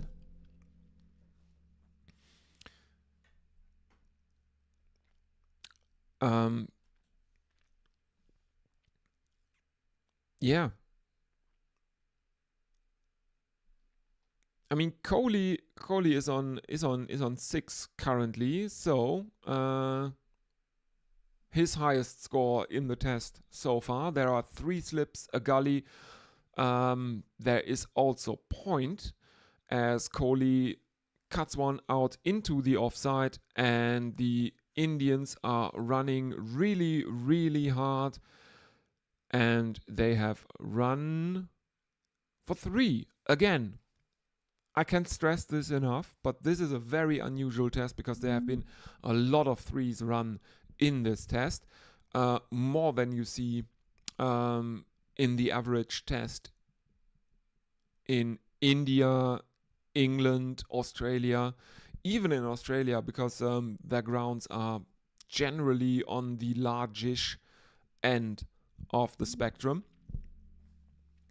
But you don't see too many 3s run by batting sides, even in Australia. There have been a lot in this test. Jaiswal is now on strike, therefore, and Stark stays over the wicket to the left-handed Jaiswal. And again, he bowls it too far to the offside. There is no danger for Jaiswal, who resists the urge he must feel. He must feel the urge to cut one from outside the off stump. He remains on 151 from 283.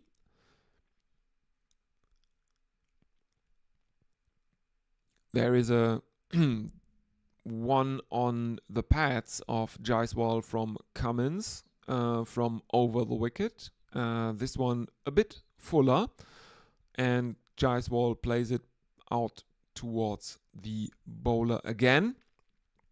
There is no run.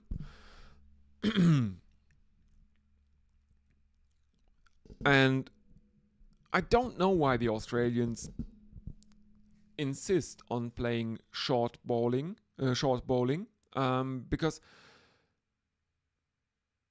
the 2 wickets they have taken in this second Indian innings have come off fuller deliveries, as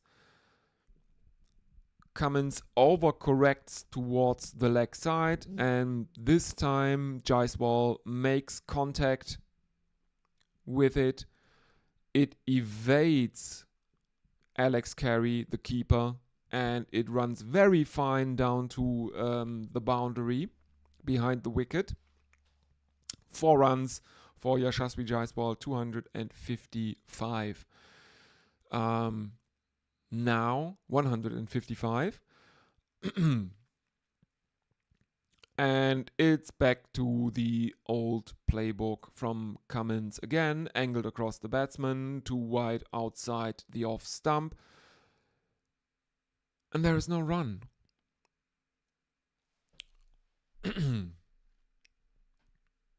So, India 299 for 2. The lead is over 340, 345 at the moment. Let's see if there is anything on YouTube. No, there is not. Please, if you are watching this, get in touch with me on the chat or on Blue Sky or on Twitter. You can see the Blue Sky and Twitter handles on your screen right now. Top one is on Twitter. Bottom one is on Blue Sky's social. I would much prefer Blue Sky if you insist on using an external platform, but you can always use the chat. I guess I will now I will write something in chat, so in order to encourage you.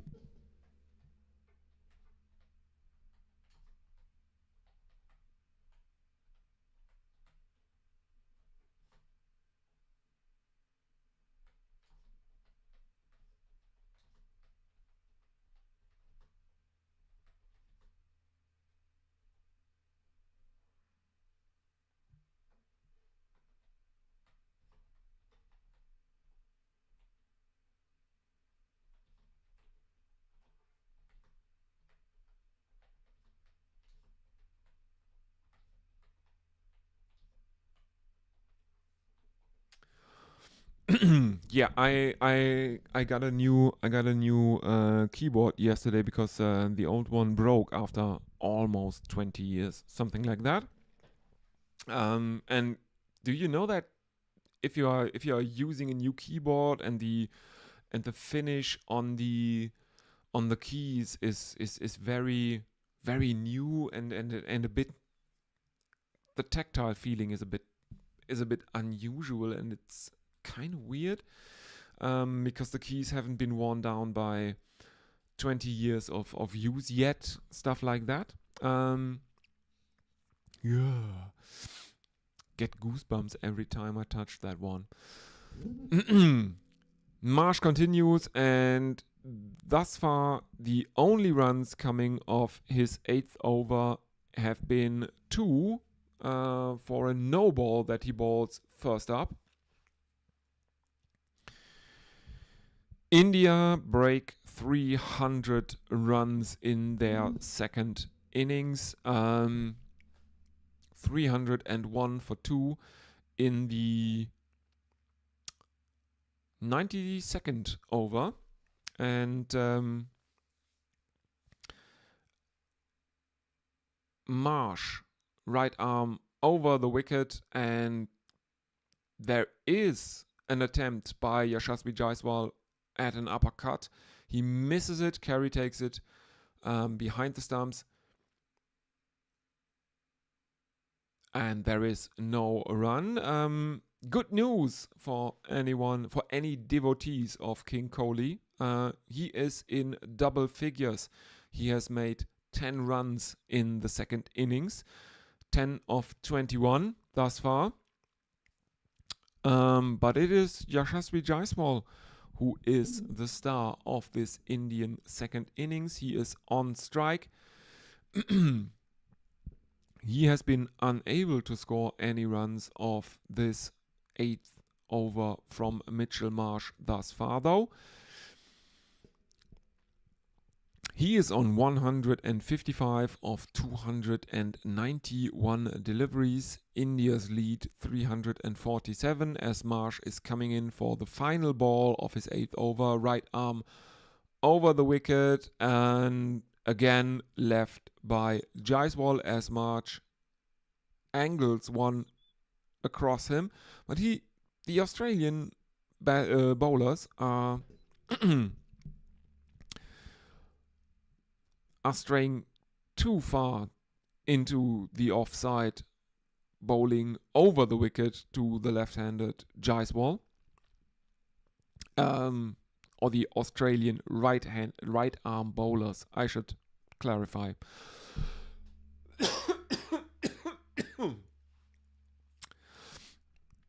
They are angling it across way too much.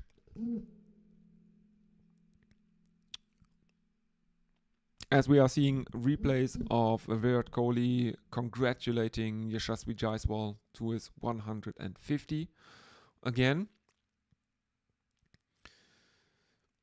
Is this a passing of the torch moment? Jaiswal reaching 150 out in the middle, batting with Virat Kohli. Maybe Kohli will face Cummins though, and there is a very, very straight drive from Virat Kohli, and it runs away to the boundary for 4. Doesn't die in the outfield. That should give you a bit of an idea how hard Kohli hit that one, because the outfield in this test has been very, very sluggish. A lot of balls dying before reaching the boundary.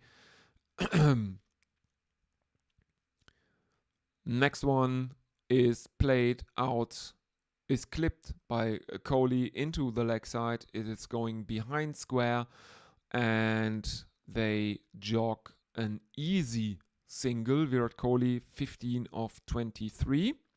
India 306 for 2 in the 93rd over. The lead has crossed 350 with that first boundary. of the over from Virat Kohli. They are now leading by 352 runs. I have heard a beep in my headphones and I will have to look. I think that is a notification from Discord where we do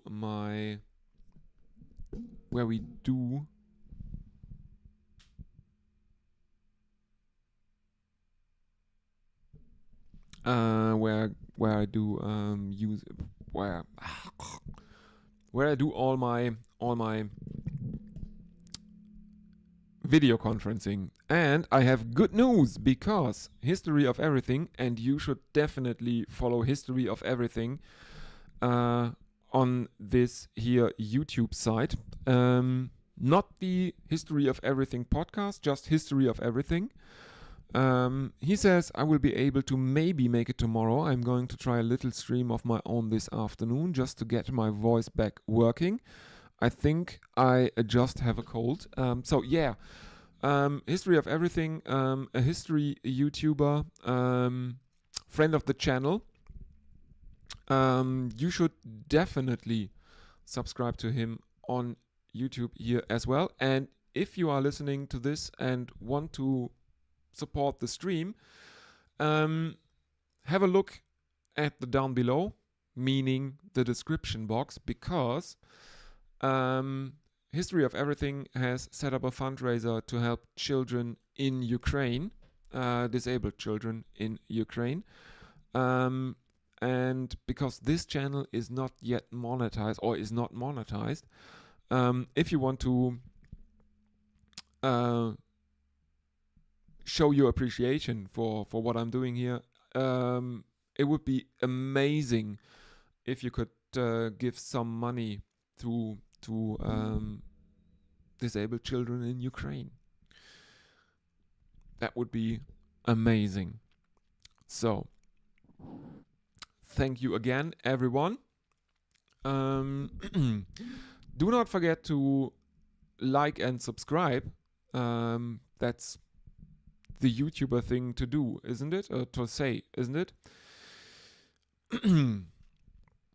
Final delivery of Cummins 19th over, and this one is driven for another boundary by Yashasvi Jaiswal, 161 from 296 deliveries.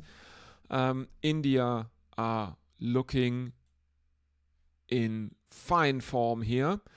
I would be amazed if they don't take a 1-0 lead in the series after this test.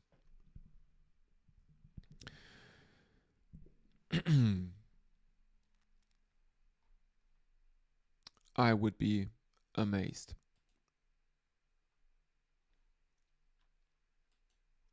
Okay, we are back to the usual. Let's have a look. What's the time at the ground? 10 minutes to 2. And the session time is... Tea is taken at 3, so I would expect there to be a drinks break about 10 minutes from now.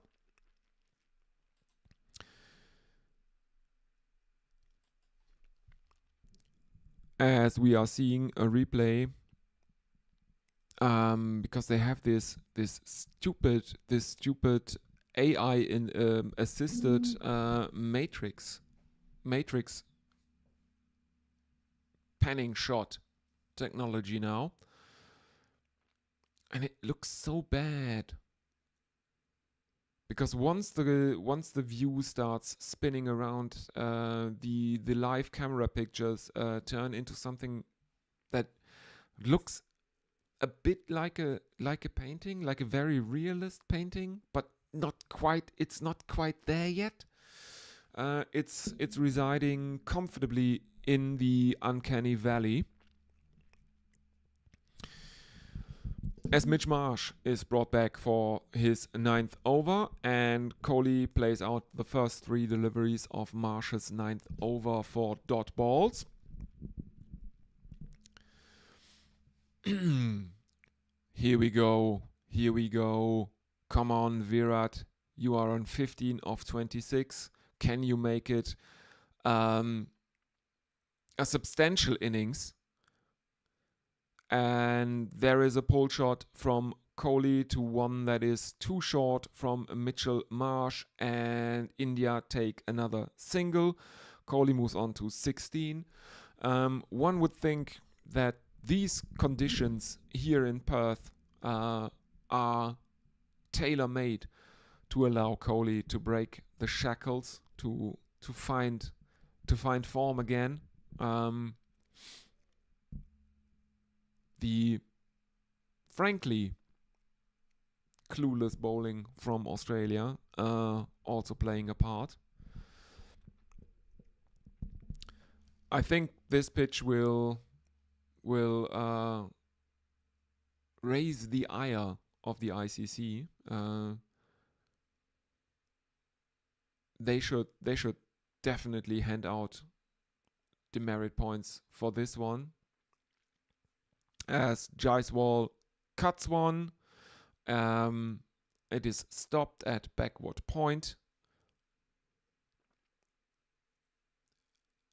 And that is not only stopped at backward point, it is taken at backward point.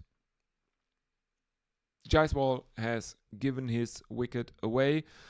39 short of his 3rd Test double century. He has to go 160 for 161.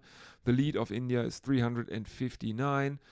Jaiswal takes off his helmet, raises bat and helmet on his way off the ground. Very well played by Yashasvi Jaiswal. He is probably nailed on for player of the match. Everyone applauding him. There are a lot of Indian fans in the ground, and Rishabh Pant is coming out as we are seeing replays. Jaiswal late cuts one, and I think that is Steve Smith who has taken the catch in the gully, and I think they are having drinks right now. Are they not? No, they have not taken drinks. So Rishabh Pant is in at 5 for India. He was one of the better batsmen in India's first innings, made the 2nd highest score for them, a 37. He played the longest individual innings in India's first dig with the bat. He was only bested by Nitish Kumar Reddy, the debuting all-rounder, who made 41 in India's first innings. So Rishabh Pant is on strike for the final delivery of this Mitch Marsh over. Marsh comes in, right arm over the wicket to the left-handed punt, and again it is angled across him, but angled way too far into the offside, and this is also given as a no ball because Mitch Marsh has overstepped. Nothing of the boot touching the line. So basically that's the margin by which he overstepped. Basically a good 7.5 centimeters, I would think. Next one is way down leg side, and Pant can't get any bat on that. It is taken behind the wicket by Alex Carey, the keeper, and there is no run.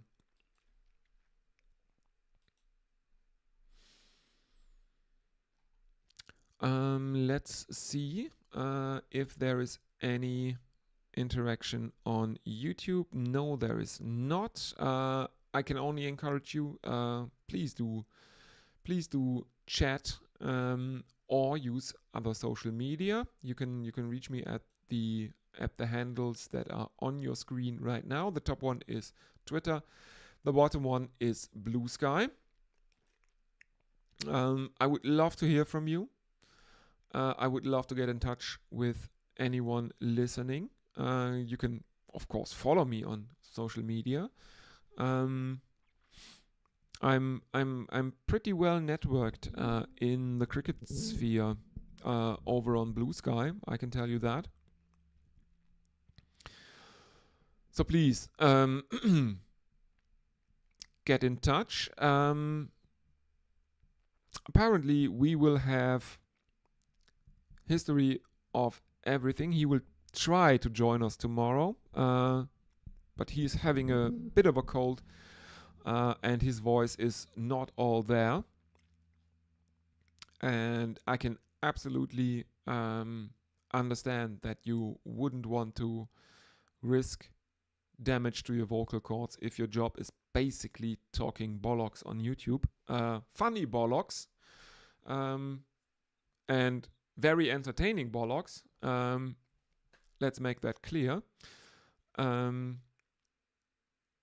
yeah, I can understand not wanting to risk that. As Cummins continues.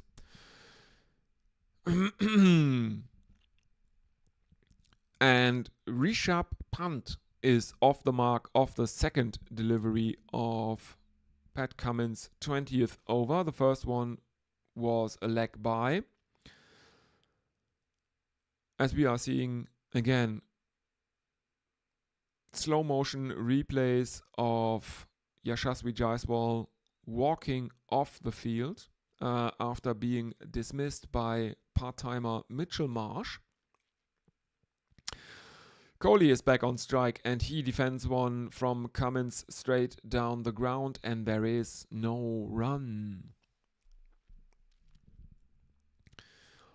Yeah, if you're listening to this and you are not yet on Blue Sky, go check it out. It's for cricket people. It's amazing. It is absolutely amazing. It is like Twitter, but people are better connected, and they are much nicer to each other. So the cricket side of Blue Sky is amazing. And it's easier than ever to get connected with people, because Blue Sky has something called starter packs, which are basically curated lists of people you can follow, and there are several cricket lists, and you can follow everyone in that list with one single click, and your timeline will be filled with amazing people and amazing content. So do check that out. As Kohli is unable to score of Pat Cummins after Pant made that single.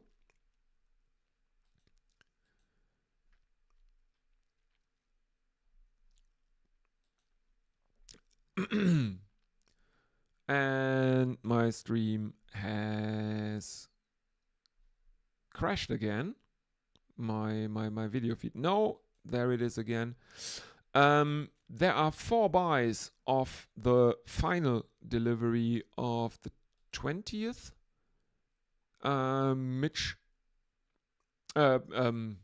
Pat Cummins over. Sorry, Captain Cummins. And that brings up drinks. And I will take a very, very short break, and I will be with you on the other side of drinks again. Thank you again, everyone. Have a short break.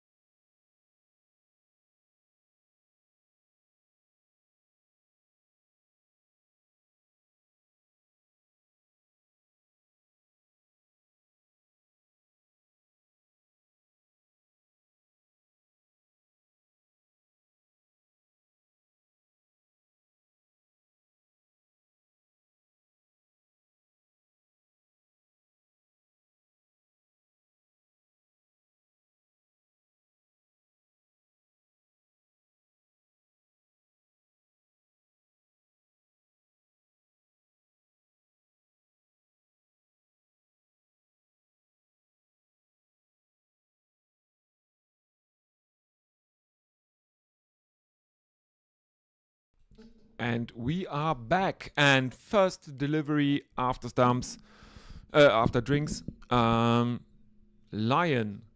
Nathan Lyon, who is brought back into the attack, dismisses Rishabh Pant. He is caught behind. He is stumped by Alex Carey. He is out for one. Stumped Carey bowled Lyon as Lyon outsmarts Rishabh Pant.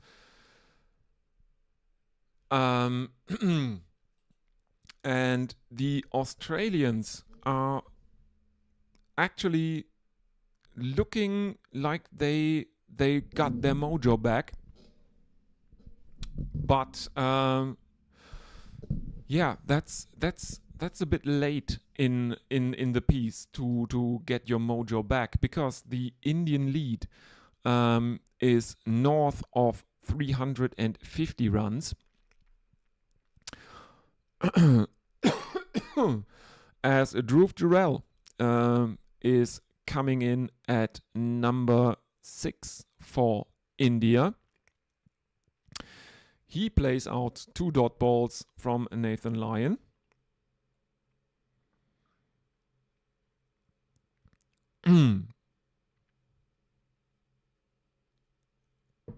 Had to get a fresh coffee and some vanilla milk for that good carbohydrate bang. But Jurel is off the mark with a single.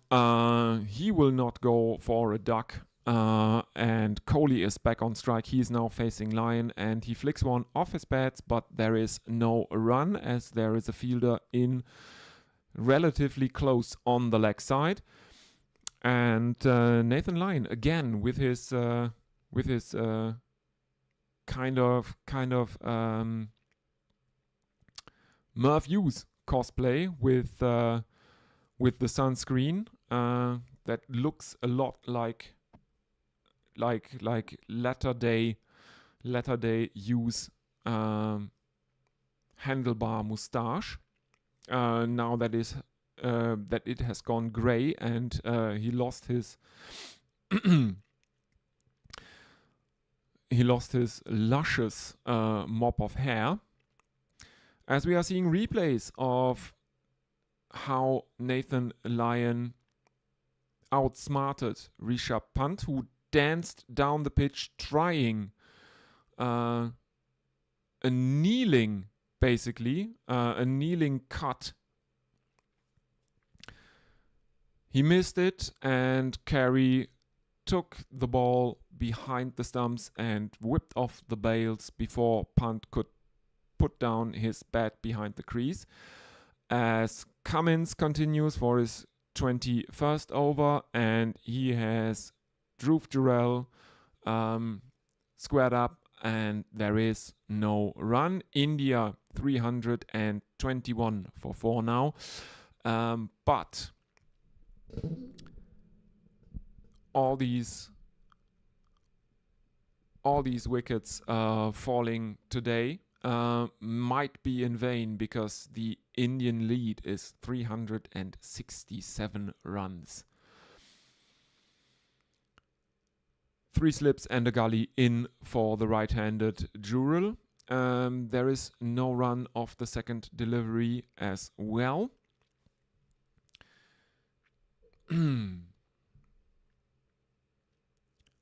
So, Cummins figures of none for 75 thus far in the innings.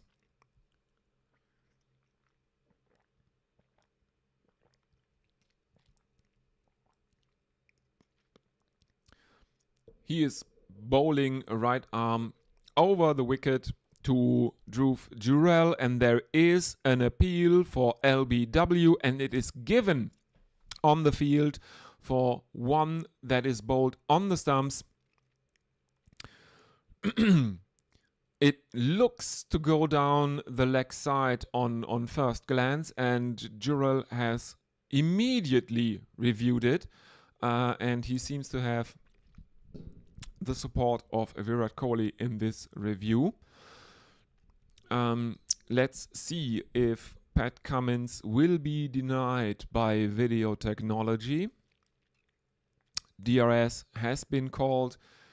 It hits him on the knee roll. It hits him in front of leg stump, I think.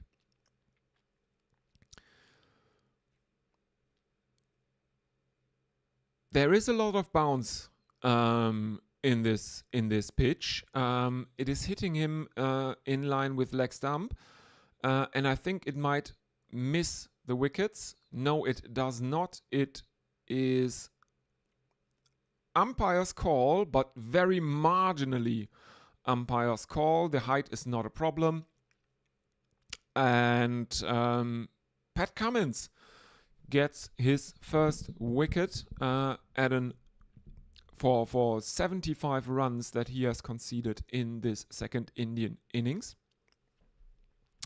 Jurel has to go for 1.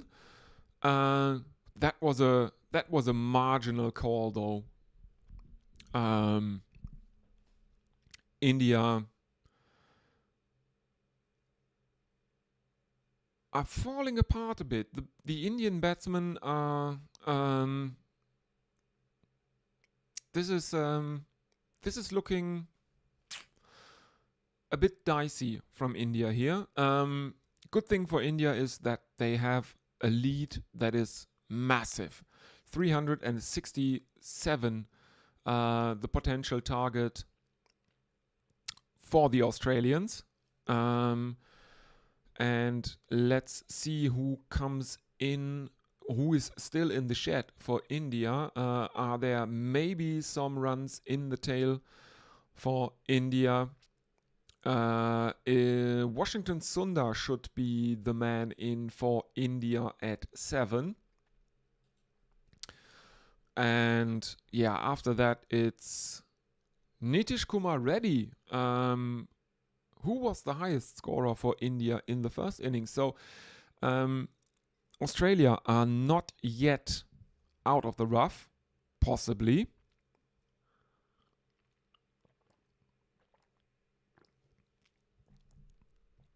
And I mean, someone like Captain Jasprit Bumrah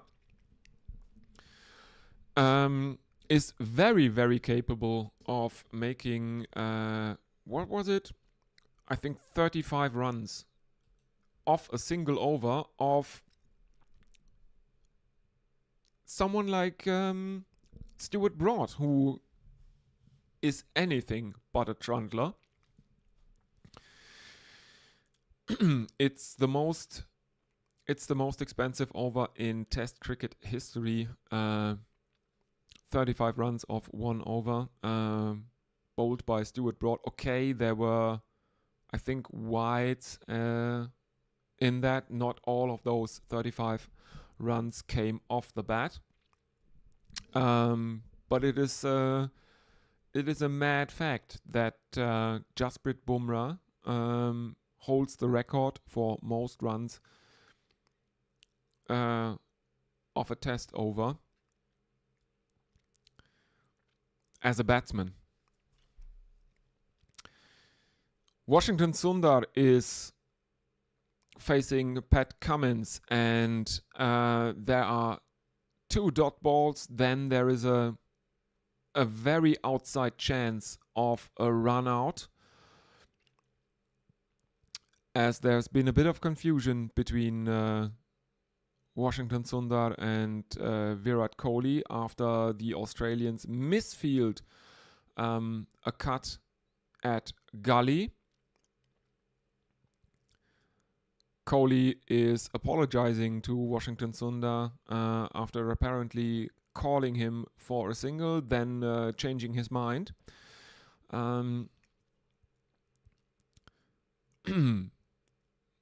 No harm done, no damage done, and Virat Kohli is on strike to Nathan Lyon, and he clips one off his pads, and that is another single. Kohli moves on to 17 of 35, and Washington Sundar is now on strike facing Nathan Lyon for the first time in this innings. Can't remember if he faced Lyon in the first innings. I don't think so. Anyway, Lyon is coming in. There is a short leg and a slip in place for him, and this is guided towards backward point by Washington Sundar. There's a fielder there, so there is no run taken by the Indians, who remain on 322 for 5.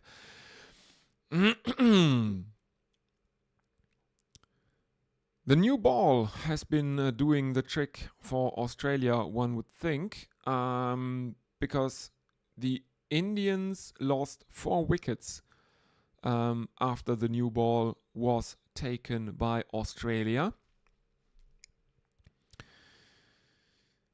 Lyon in, defended by Washington Sundar as Lyon bowls right arm around the wicket to the left-hander. And there is no run. Washington Sundar is on naught. He has faced 6 deliveries. The lead is 368 runs. In he comes again, Lyon. This one is driven off the back foot by Washington Sundar, and he is off the mark. A single to mid-off, and Virat Kohli is back on strike. He will have to face the final delivery of Nathan Lyon's 21st over, and that one is played out towards mid-on, and there is another single. So Kohli is hogging the strike here. 324 for 5. India and Australia are on the back foot, one would think. Let's have a look if anyone is with us. Nothing on YouTube.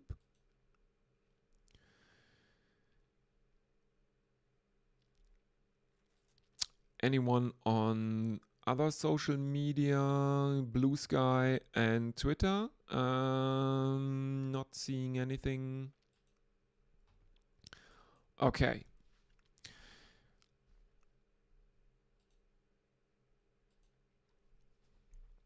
We are back. Mitchell Starc is brought into the attack by Captain Pat Cummins.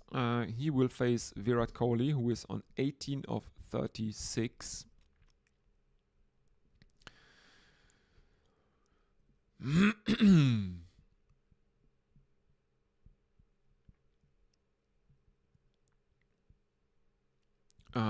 There are some replays showing, and I don't know from when they were. The lead is 370 as Mitchell Starc is coming in left arm around the wicket, and Kohli plays that out towards mid-wicket, and there is no run. Starc has figures of 1 for 93 from 21 overs.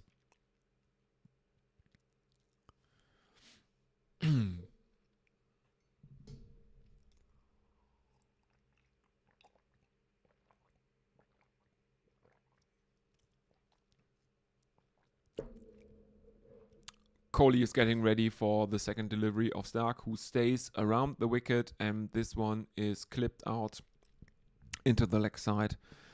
And I know they have not taken a run.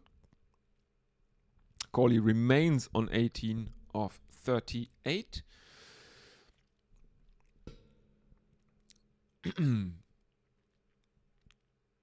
The Australian field is much more attacking than it was yesterday. There were a lot of fielders out in the deep yesterday, saving runs, not really going for wickets. One would think.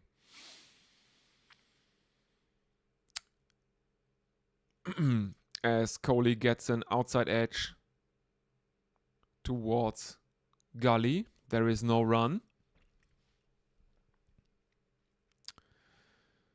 3 dot balls to start Mitchell Starc's 22nd over.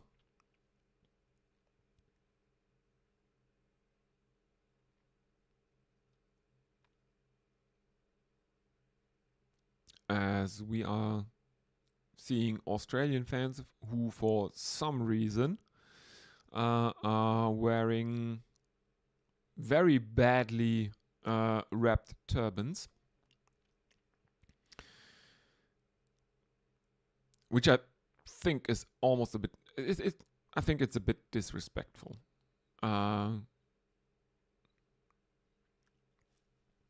If you are wearing a turban to a test match against India, at least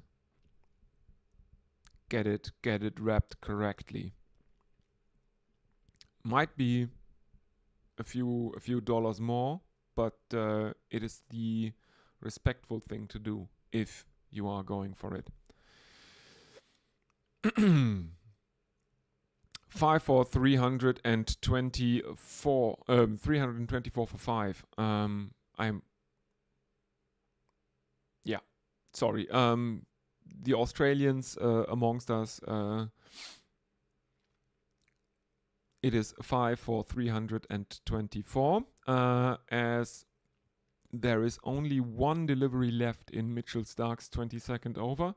The first 5 have been dots, so in he comes again, left arm around the wicket, squeezed out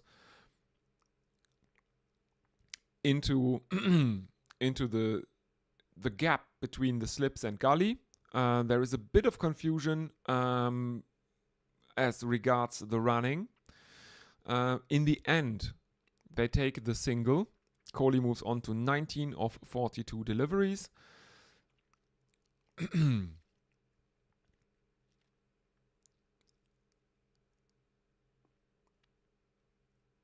As no one is really trying to attempt the run out or anything like that. This is kind of weird.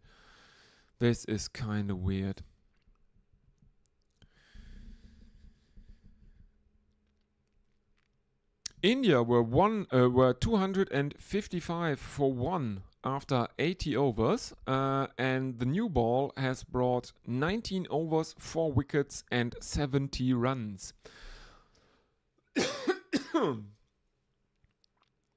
As Nathan Lyon continues, he bowls to Kohli, who clips him off his pads.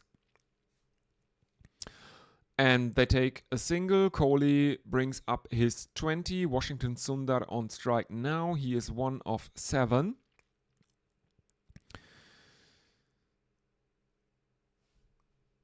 Yeah.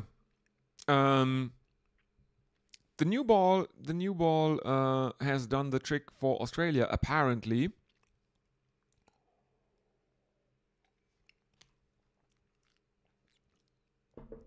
And we will see what the Indian bowling attack can do with a new ball in their hands. Early breakthroughs will absolutely crush Australia. Put a very large dent in their chase.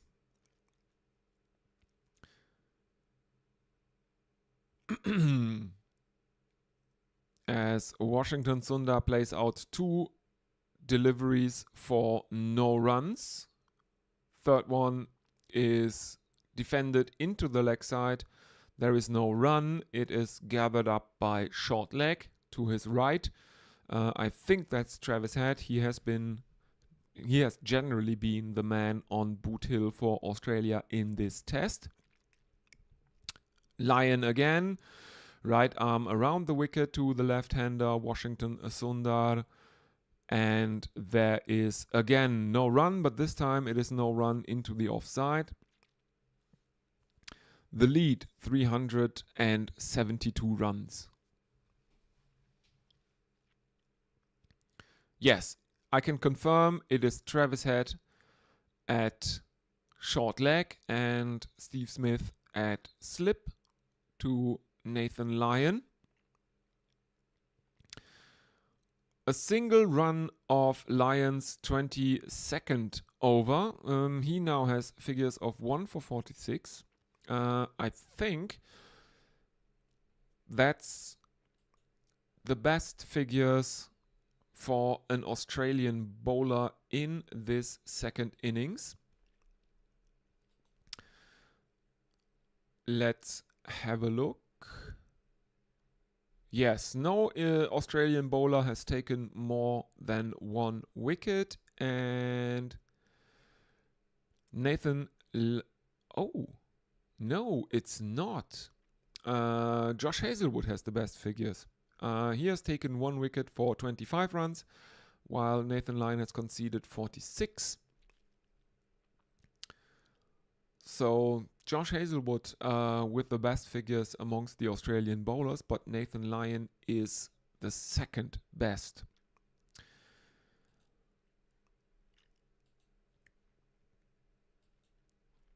As Mitchell Starc continues, he bowls the 101st over of the Indian second innings, and he concedes a single off the first delivery to Virat Kohli, as we are seeing a replay of the Jurel wicket.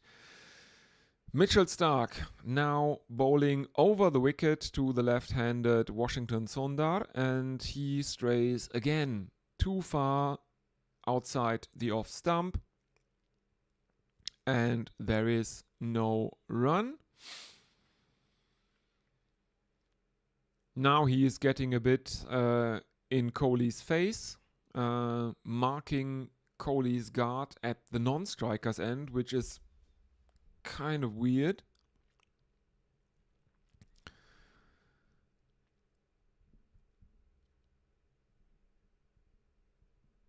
They're looking at the footmarks on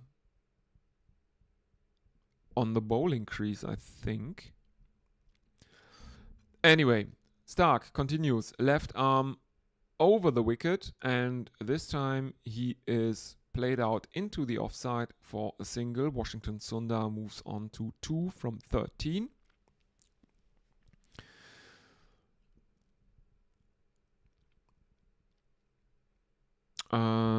If the screen could update, yes, thank you very, very much. Sundar 2 of 14, Kohli on strike now, 21 of 44 for him. The lead is 374. The actual score in the innings is probably a bit less important. It's 328 for 5. But the important thing is that the lead is nearing 400,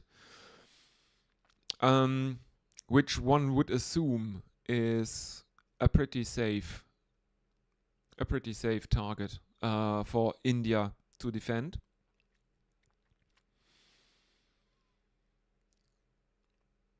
Kohli is on strike. I think he is signaling for some new gloves or something like that. But before they can be brought out, Starc continues, left arm around the wicket, and there is an uppercut by Virat Kohli, and that is a boundary. Is it a maximum? Is it a 6? The camera operator has not really been able to follow the ball as it dropped out of the frame several times.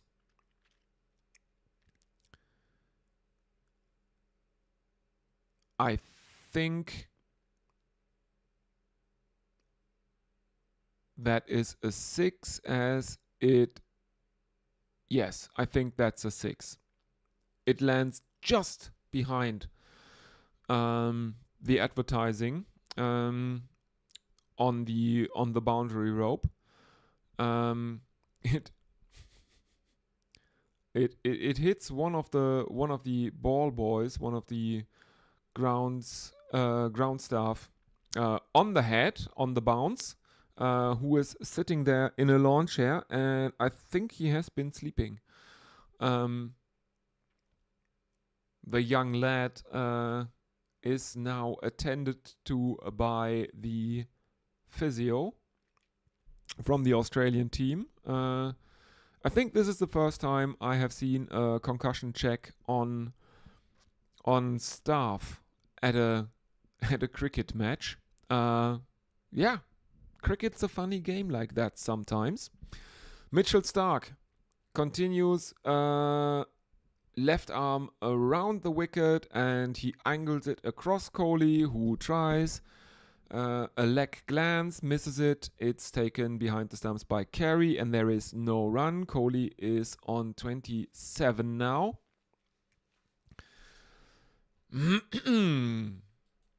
Yeah. India 334 for 5, and the lead is 380 runs, as 8 runs came off that 101st over.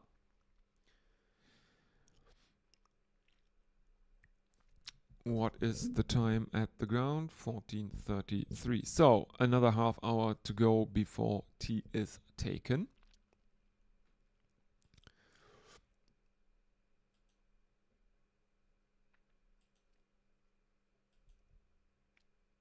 Who will continue? It's Nathan Lyon. Lyon continues. First delivery of Lyon's over number 22 to Washington Sundar is a dot, results in a dot ball. There is the customary slip and short leg for Lyon, and a clip behind short leg into the leg side by Washington Sundar brings him a single, putting Kohli back on strike, as the Indian lead moves to 381.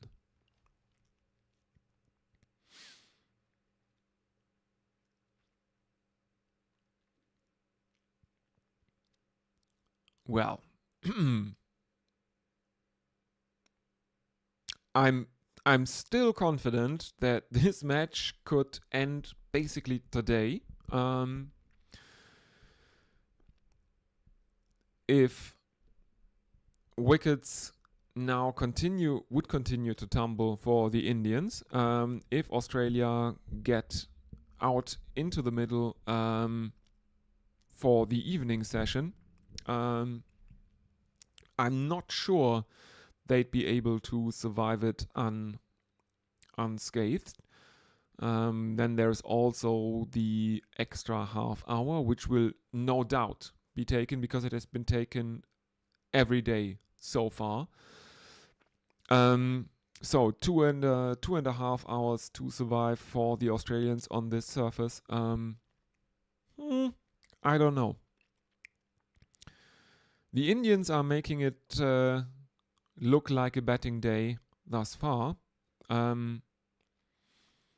They also made yesterday look like a batting day. But that is kind of their thing. As Kohli plays one out to long on, and there is another single. So 2 singles of Lyon's 23rd over. Kohli is farming the strike a bit. 336 for 5 after 102 overs have been bowled in their second innings. Their lead is 382 runs. So let's have a look. No one in YouTube chat.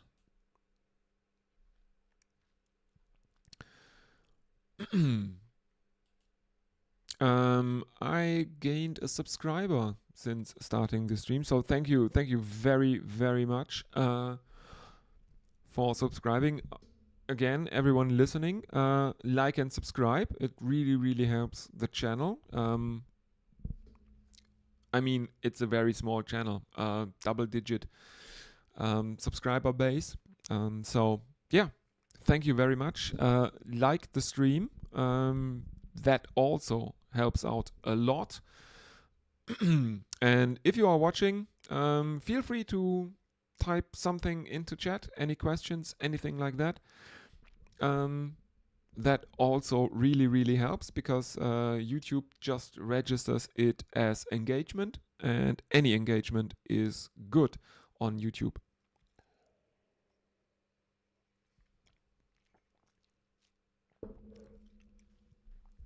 Travis Head is given a fourth over. He bowls right arm around the wicket to Washington Sundar, who goes down on one knee and lofts one into the offside. And has this gone all the way? They are apparently checking again. As we are seeing a replay of Travis Head bowling some right arm filth, and I think I can't see the ball in the picture, but it looks like it has cleared the rope. And yes, it has been confirmed. Washington Sundar has hit Travis Head for 6. Next one is guided towards point, short-armed jab from Washington Sundar, but they take no run. 23 fours and 5 sixes have been hit so far in the innings. Excuse me. Fourth delivery is left by Washington Sundar, and if there ever was anything that could be described as a front foot leave, this one was a front foot leave, as he leans forward very, very exaggeratedly. Next delivery is another dot ball. Final delivery of Travis Head's fourth over is left by Sundar. Carey gathers it, takes off the bails, but Washington Sundar's back foot never came off the ground, so there is not even an appeal for a stumping. Let's have a look. No, there's no one on YouTube, no one in the YouTube chat. Anything new on social media? As I said before, you can reach me via Blue Sky and Twitter, and I would prefer Blue Sky because it's just it's a much nicer place as compared to Twitter.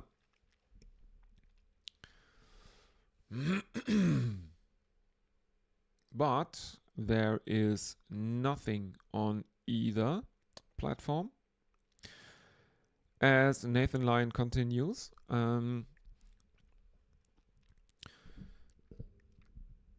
looks like Pat Cummins is now trying spin from both ends.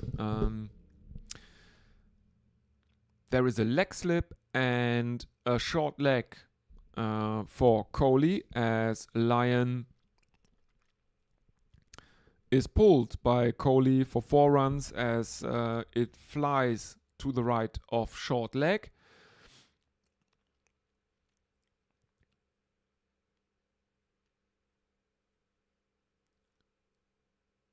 And there are hands on heads as Steve Smith misses it at leg slip.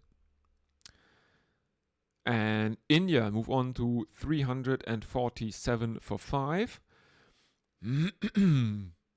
24 fours now in the innings. Kohli is on 33 of 56 as the fourth delivery is a dot ball. Here we go again. Clipped off the legs, but it evades the leg slip and short leg, but there is no run.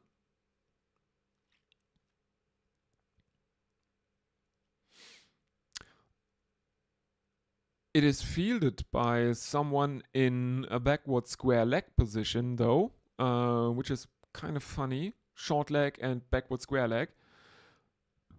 Both are in place, and there is another dot to end of Nathan Lyon's 24th over. India well in control here, I think.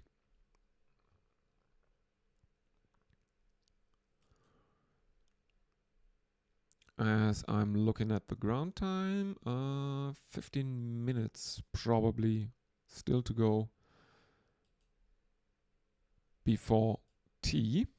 I'm relatively certain that India will not declare this innings. Why should they? There are still 2 more days in the match they can use to bowl Australia out in their probably doomed run chase. Because we are nearing world record test chase territory rapidly here, as the Indian lead is 394 runs.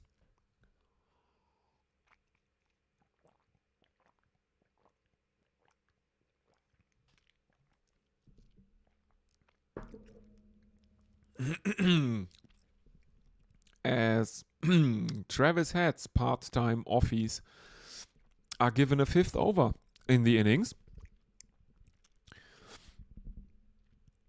And first Washington, then Virat Kohli, 2 deliveries later take singles off him.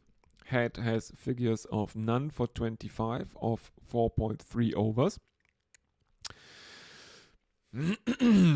As he bowls a right arm around the wicket to the left-handed Washington Sundar, and there is no run. 2 more deliveries to come from Travis Head. There is a slip in place for Washington Sundar. There is a point who fields one that is played out into the offside by Sundar.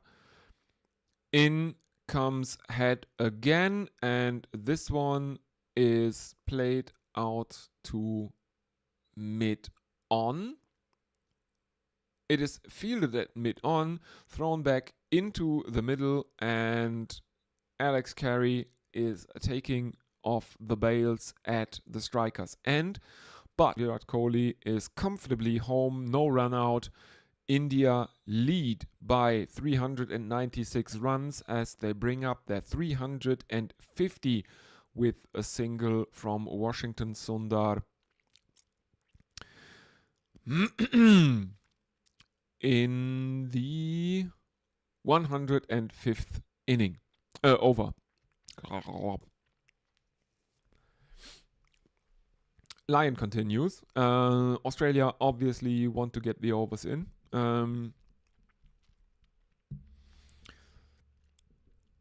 There is a bit of discussion as Lyon is adjusting his field. I can't see who is moved around, but someone is moved around. There is short leg and a slip for Washington Sundar as Lyon comes in right arm around the wicket.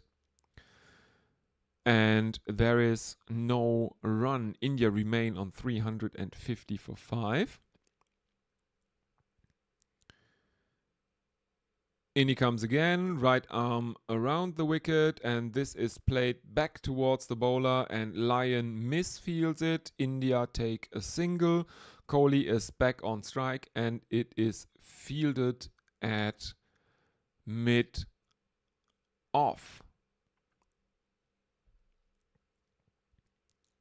Lyon can't believe that he missed that stop. In he comes again. Right arm around the wicket, and this is clipped into the leg side by Kohli, who has a short leg, as is to be expected for Lyon. But he doesn't have a slip. He has a leg slip in place.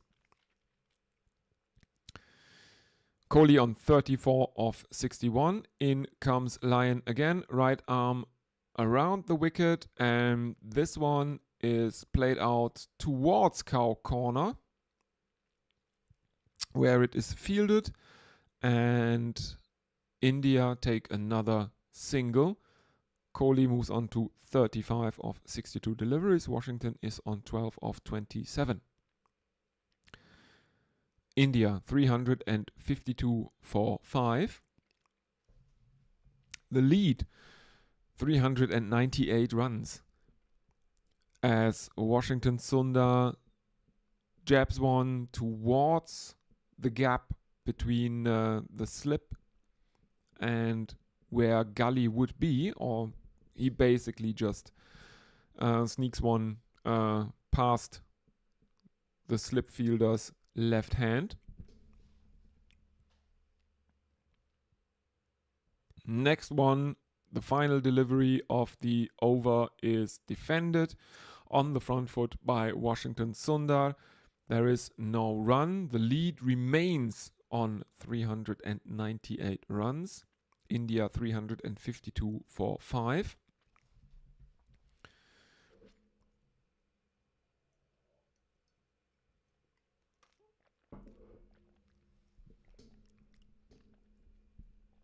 Let's have a look if anyone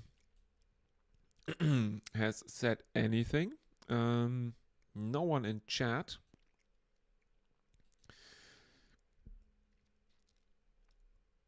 Do we have anything on social media? Nope.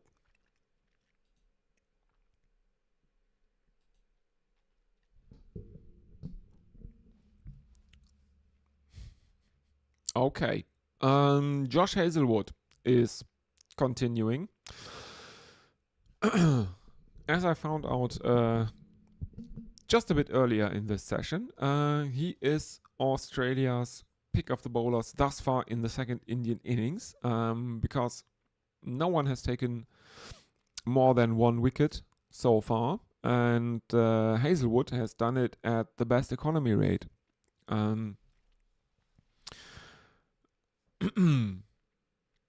So yeah, probably the pick of the bowlers for Australia. Cream of the crop. First delivery to Kohli is a dot ball as he continues a right arm over the wicket. There are two slips in place for Kohli, who clips one off his pads into the leg side, and this is racing towards the boundary. No, it is dying about 2 meters away from the rope. The ball just dies. But I think the Indians have run 3 again.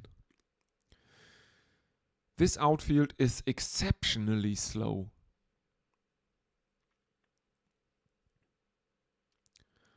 You can see the ball run through the infield, and when it reaches the outfield, it looks, even if it looks like it might reach the boundary, the last 5 meters are a quagmire. And yes, the Indians have actually run 3 again. Kohli moves on to 38 and Sundar is now on strike. There are 2 slips and a gully for him. And this one is jabbed into, pushed into the offside. There is no run. 355 for 5 in the 107th over for India now.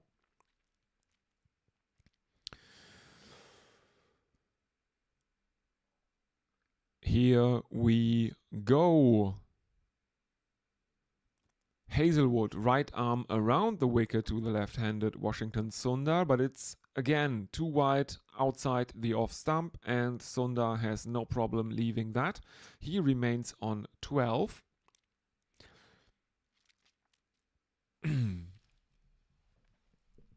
And yeah, once the lead reaches 420, that's basically game over. It would be a world record for highest successful fourth innings chase in Test history, and I don't think this Australian side can manage that, as we see Hazelwood beating Sundar's outside edge.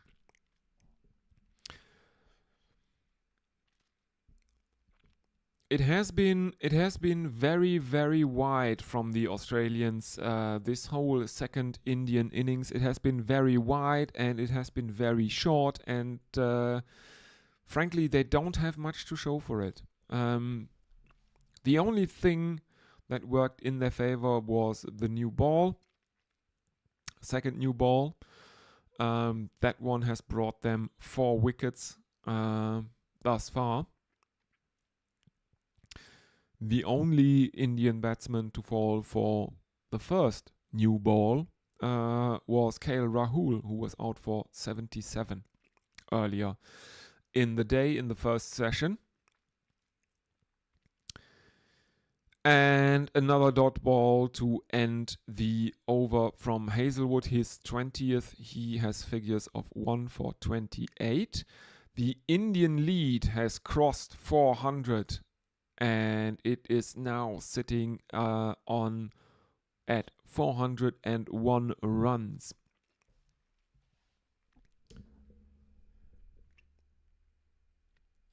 So, who will continue the bowling for Australia? It will be Nathan Lyon. Lyon comes in, right arm over the wicket to Kohli, who plays him out into the leg side for a single. I'm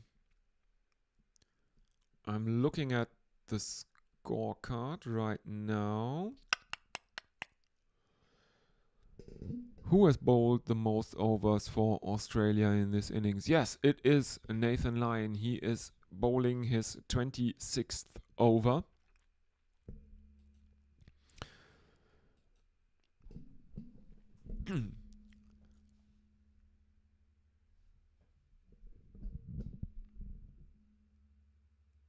There's a strange graphic on the screen, or there's a view of the ground on the screen with digital arrows. I think they signify wind, and it is blowing across the pitch.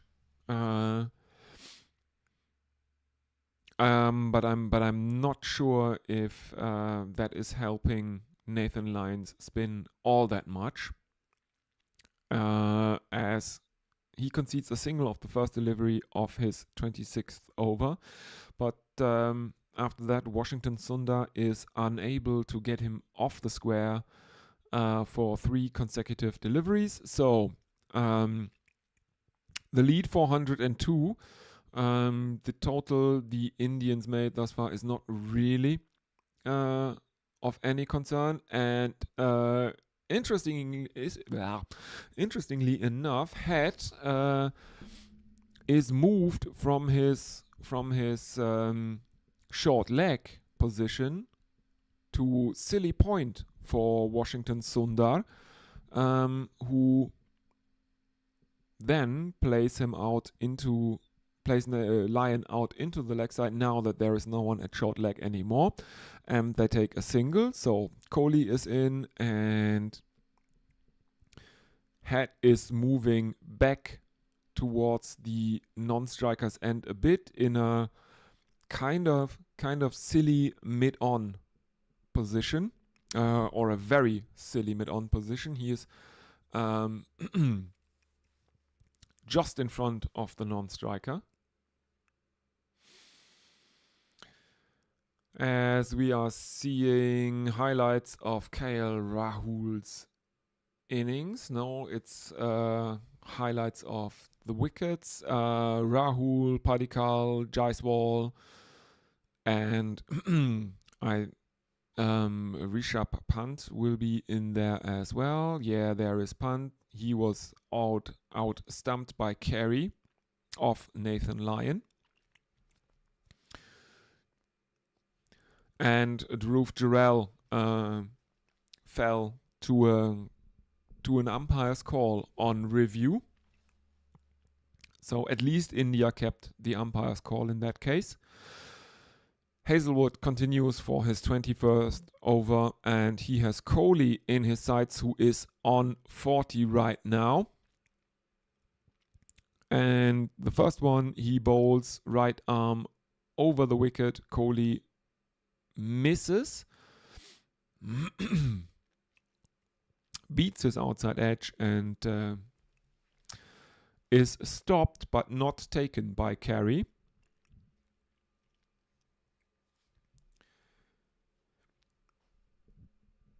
It would be so funny if the replay would show there had been a feather through towards Carey, who did not catch that.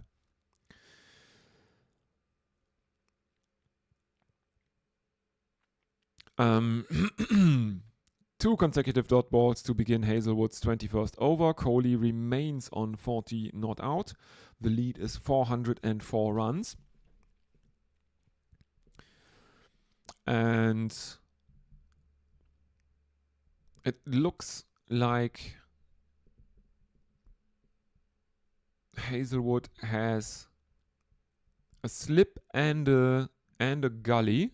One slip and one gully only for Virat Kohli, who leaves the third ball of the over. He's doing a bit of gardening, and Washington Sundar is also walking out towards the middle of the pitch to have a little chat with the former India captain.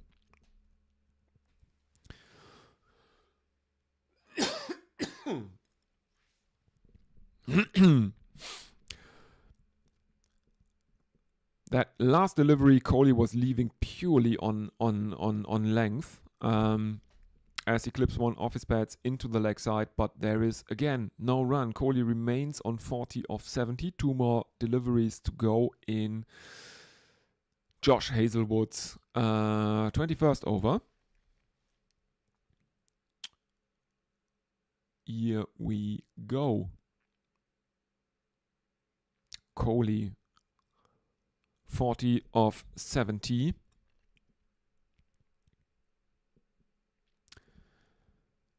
And this one is pushed into the offside. There is a fielder in close, and there is no run, as I am informed that the highest fourth innings total at this Perth stadium, the Optus stadium in Perth, was 333 by the West Indies in 2022. They obviously didn't win because the win in, I think it was Brisbane, very early this year, was the first test victory for West Indies in Australia for a very, very, very long time.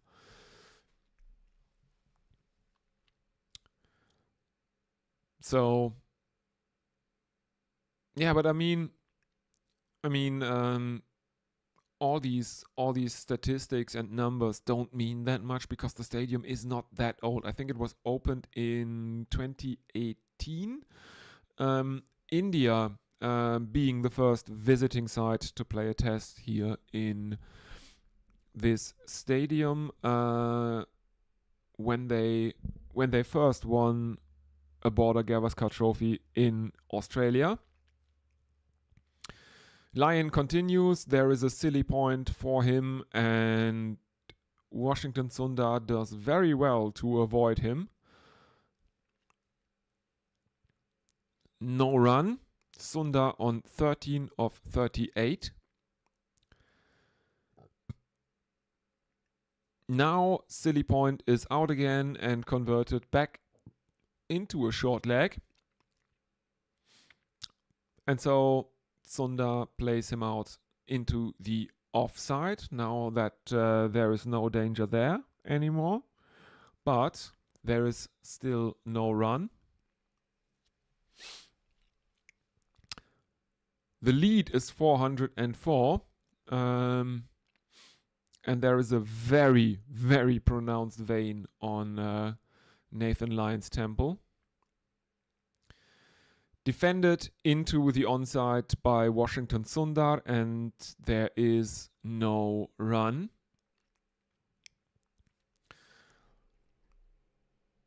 Lion is not looking happy. Lion is not looking happy at all. I think this will be the last over before tea as well. So, yeah.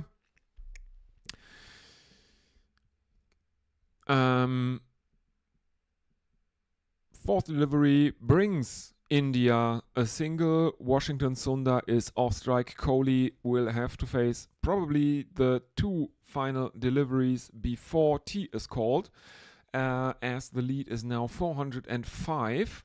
And Kohli plays one directly to mid-wicket, who takes it on the bounce. There is no run. Final delivery before tea, I would think. Nathan Lyon, right arm over the wicket to Virat Kohli, who again plays it out directly into the hands of mid-wicket, which is Manus Labuschagne there. And that should be tea. Looks like it is tea. Yes, it is indeed tea. Let's have a final look. Is anyone with us on YouTube? No, there is not. Let's check all the other social media. Nope.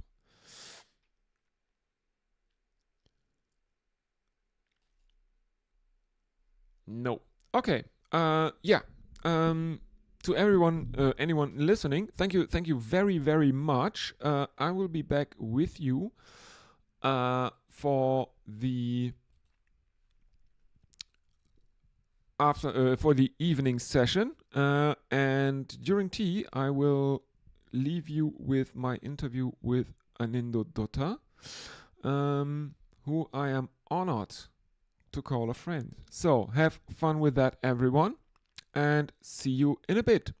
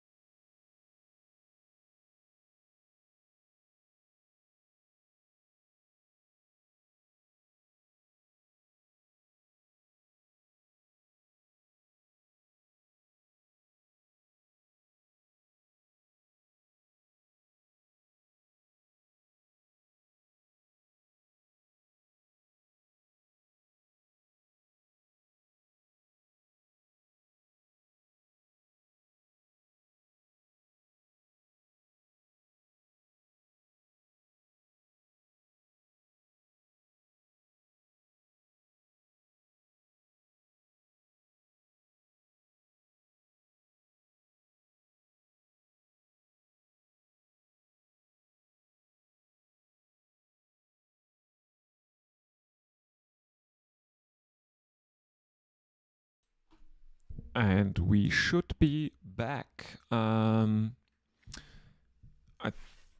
It should be we should be about two more minutes away from resumption of play after tea, the evening session on this third day of the first test of the Border Gavaskar Trophy 2024 and 25, because there is the New Year's test, obviously.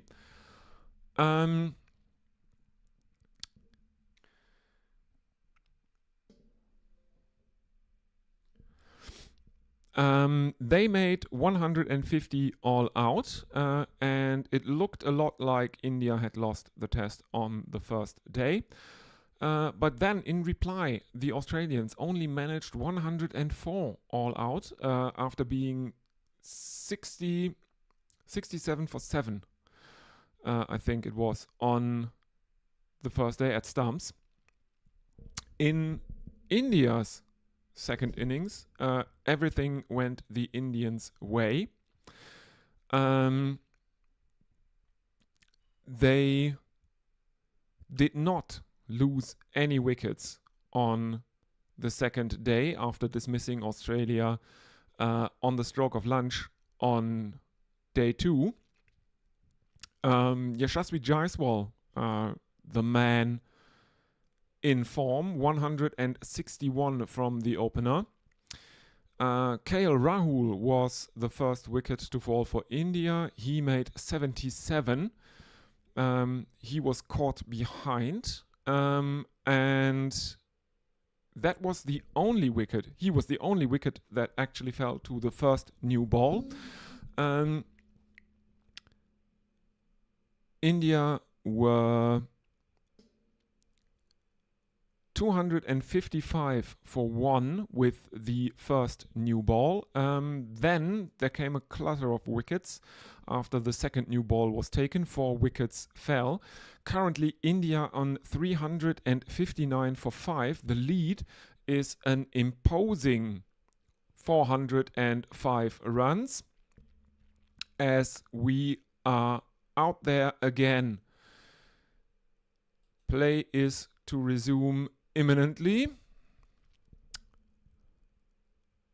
Washington Sundar is on strike. He is on 14 of 41. Kohli is at the non-striker's end, and he has made 40 from 74 deliveries.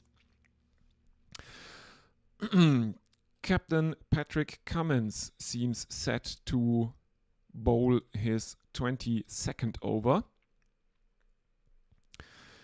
He has figures of 1 for 75 thus far, and the first delivery of his 22nd over is played out for a dot by Washington Sundar, and in he comes again, right arm around the wicket, and he bowls one outside the left-handers off stump, which beats his outside edge and is taken by Alex Carey.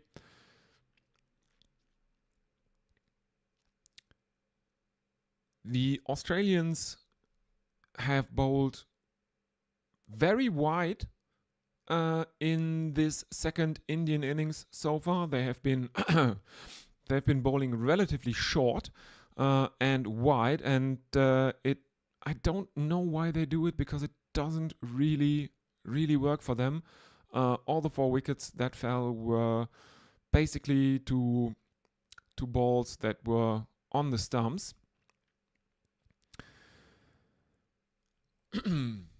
I don't know if they have bought into their own hype, as we are seeing slips, backward point, extra cover, mid-off, mid-on, square leg, and a very, very deep fine leg is the field to Washington Sundar. In comes Pat Cummins again, and he bowls right arm around the wicket, and again outside the off stump, and he beats Washington Sundar's bat again. 4 dot balls thus far in the first over after tea.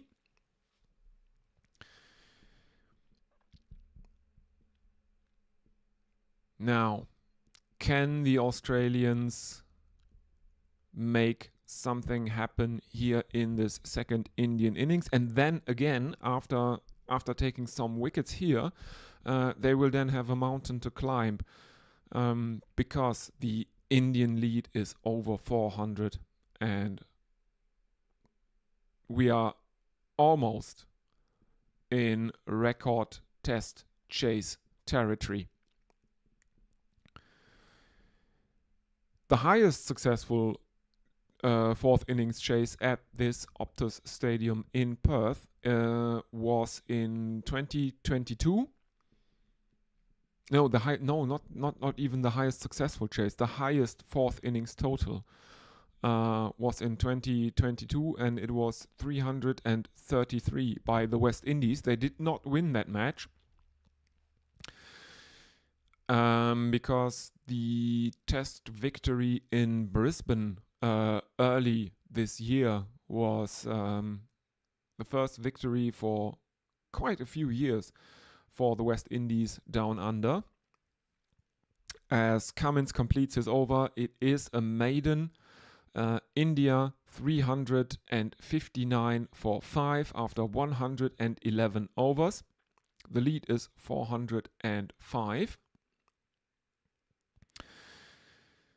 As I see on the screen, there is Prime Minister's 11 facing India at the Manuka Oval on starting on November 30th. I will not be covering that one live on this channel. I will only do the tests, but I will do all of them. So after this match is over, we will see each other again for the day-night test and in Adelaide at a much more agreeable time because it starts at 5 in the morning Central European time. Lyon continues his 28th over of the innings and he faces Virat Kohli. First delivery is a dot ball as Lyon comes in for the second delivery, right arm over the wicket, which is defended back down into the pitch by Virat Kohli. There is a slip and a short leg in place, which has been the case for most of Nathan Lyon's overs in this second Indian innings. In he comes again, right arm over the wicket, and this is driven by Kohli towards cover. And India, I think, have taken a single. They did indeed, so Kohli moves on to 41 of 77. Washington is now on strike. He's on 14 of 47. The lead moves to 406 runs. Short reminder, if you are listening and want to get in touch with me, you can always use the YouTube chat. You can also use social media sites such as Twitter or, and I prefer that very, very much, Blue Sky. The Twitter handle is the top one. The Blue Sky handle is the lower one. And I will look at the social media messages between overs as Lyon comes in again and he switches to around the wicket for the left-handed Washington Sundar, who plays one out into the offside, takes off for a single but is sent back by Virat Kohli, and he returns to his crease as the ball is thrown in, but there is no chance of a run out. And that means it is a dot ball as Lyon comes in, right arm around the wicket to Sundar, who defends this one back towards the bowler. And again, there is no run.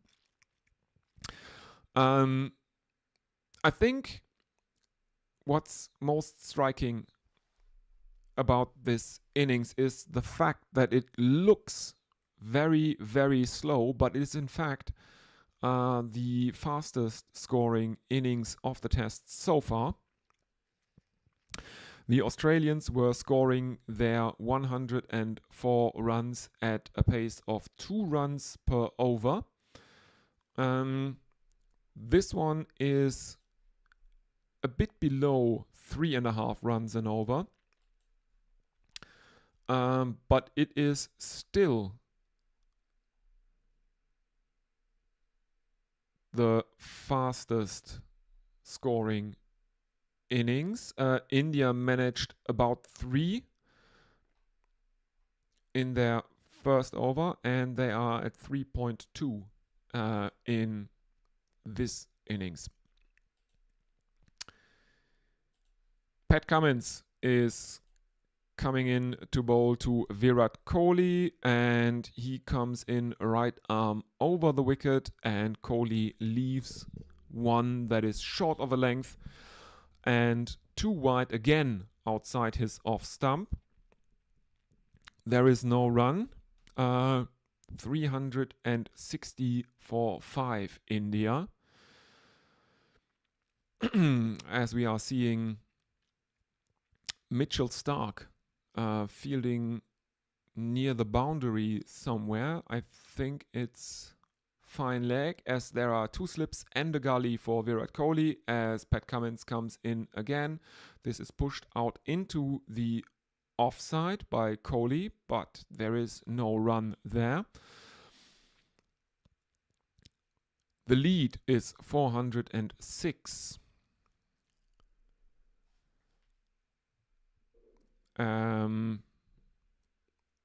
Manos Labuschagne sees the funny side of it.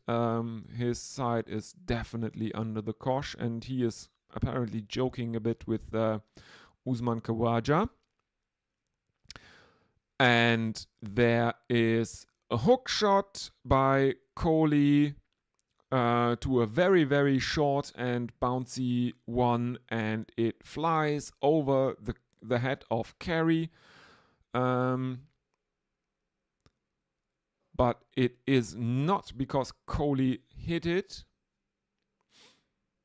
He once again tries to hook one from Cummins, misses it, and Carey gets the tips of his gloves to it, and it flies away for 4 byes. Next one, this time Kohli gets a bat on it, and it is 4 runs.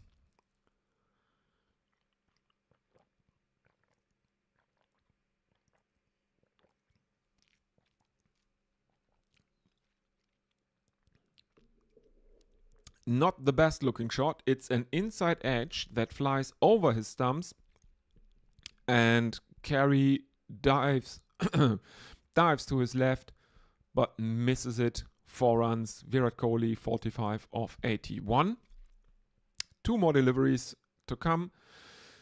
Next one is left by Kohli on line and length as well, because it is short of a length and outside his off stump.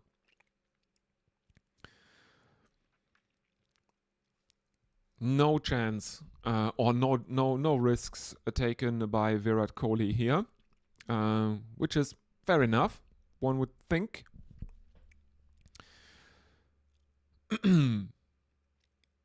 Final delivery of the over from Pat Cummins, and this one is clipped off Kohli's legs. It is fielded in the leg side by mid-wicket. There is no run.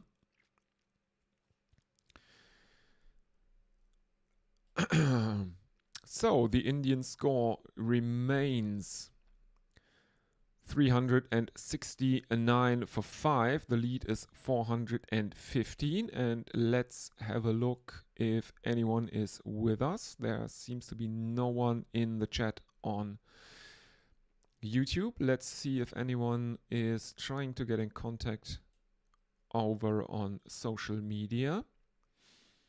Nothing yet on Blue Sky. And what does Twitter say? Not much. Okay. Anyway, Lion continues his 29th over of the Indian innings. And he is bowling at Washington Sundar, and the first delivery is a dot ball.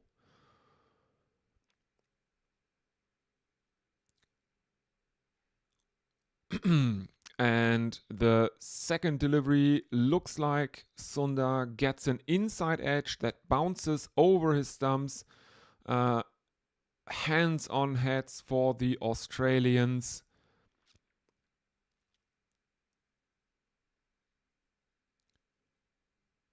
No, he doesn't get an inside edge on it. He misses it completely, but the keeper bungles it and India run a bye.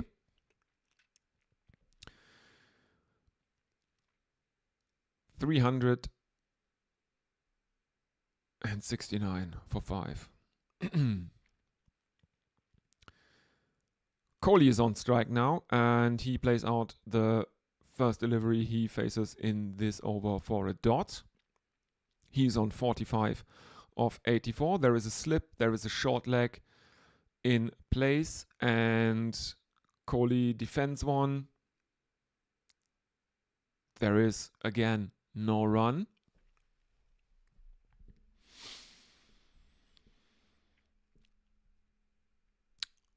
Here we go. Lyon coming in, right arm over the wicket, and Kohli gets an outside edge that flies to the right of slip and is fielded in the deep. But the Indians have run a couple. Kohli is on 47 now.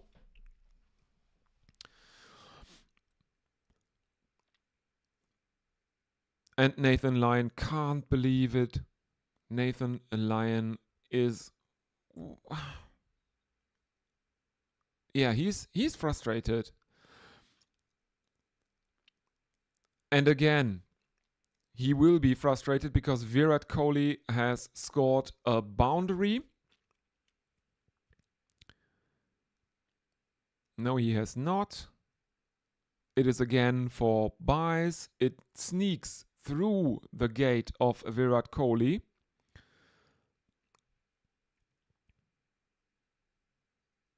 It sneaks through the gate. There's a lot of turn. It sneaks through the gate as it spins into him, and it flies about 15 centimeters above the top of leg stump. And Nathan Lyon can't believe it because Alex Carey has absolutely missed that one. Lyon is pulling the collar of his shirt over his head. He doesn't want to be here. And I think this has been the case on this third day for a lot of it. At least the Australians, even the cooler characters in the Australian side, have been trying and failing to hide their frustration. There is quite some turn to that one, as we are seeing replays of the 4 byes. There is a lot of turn, and now I think Pat Cummins is giving Virat Kohli a bit of a verbal licking. Not sure you want to do that, Pat, unless you want to be called a bench shot for the rest of the series.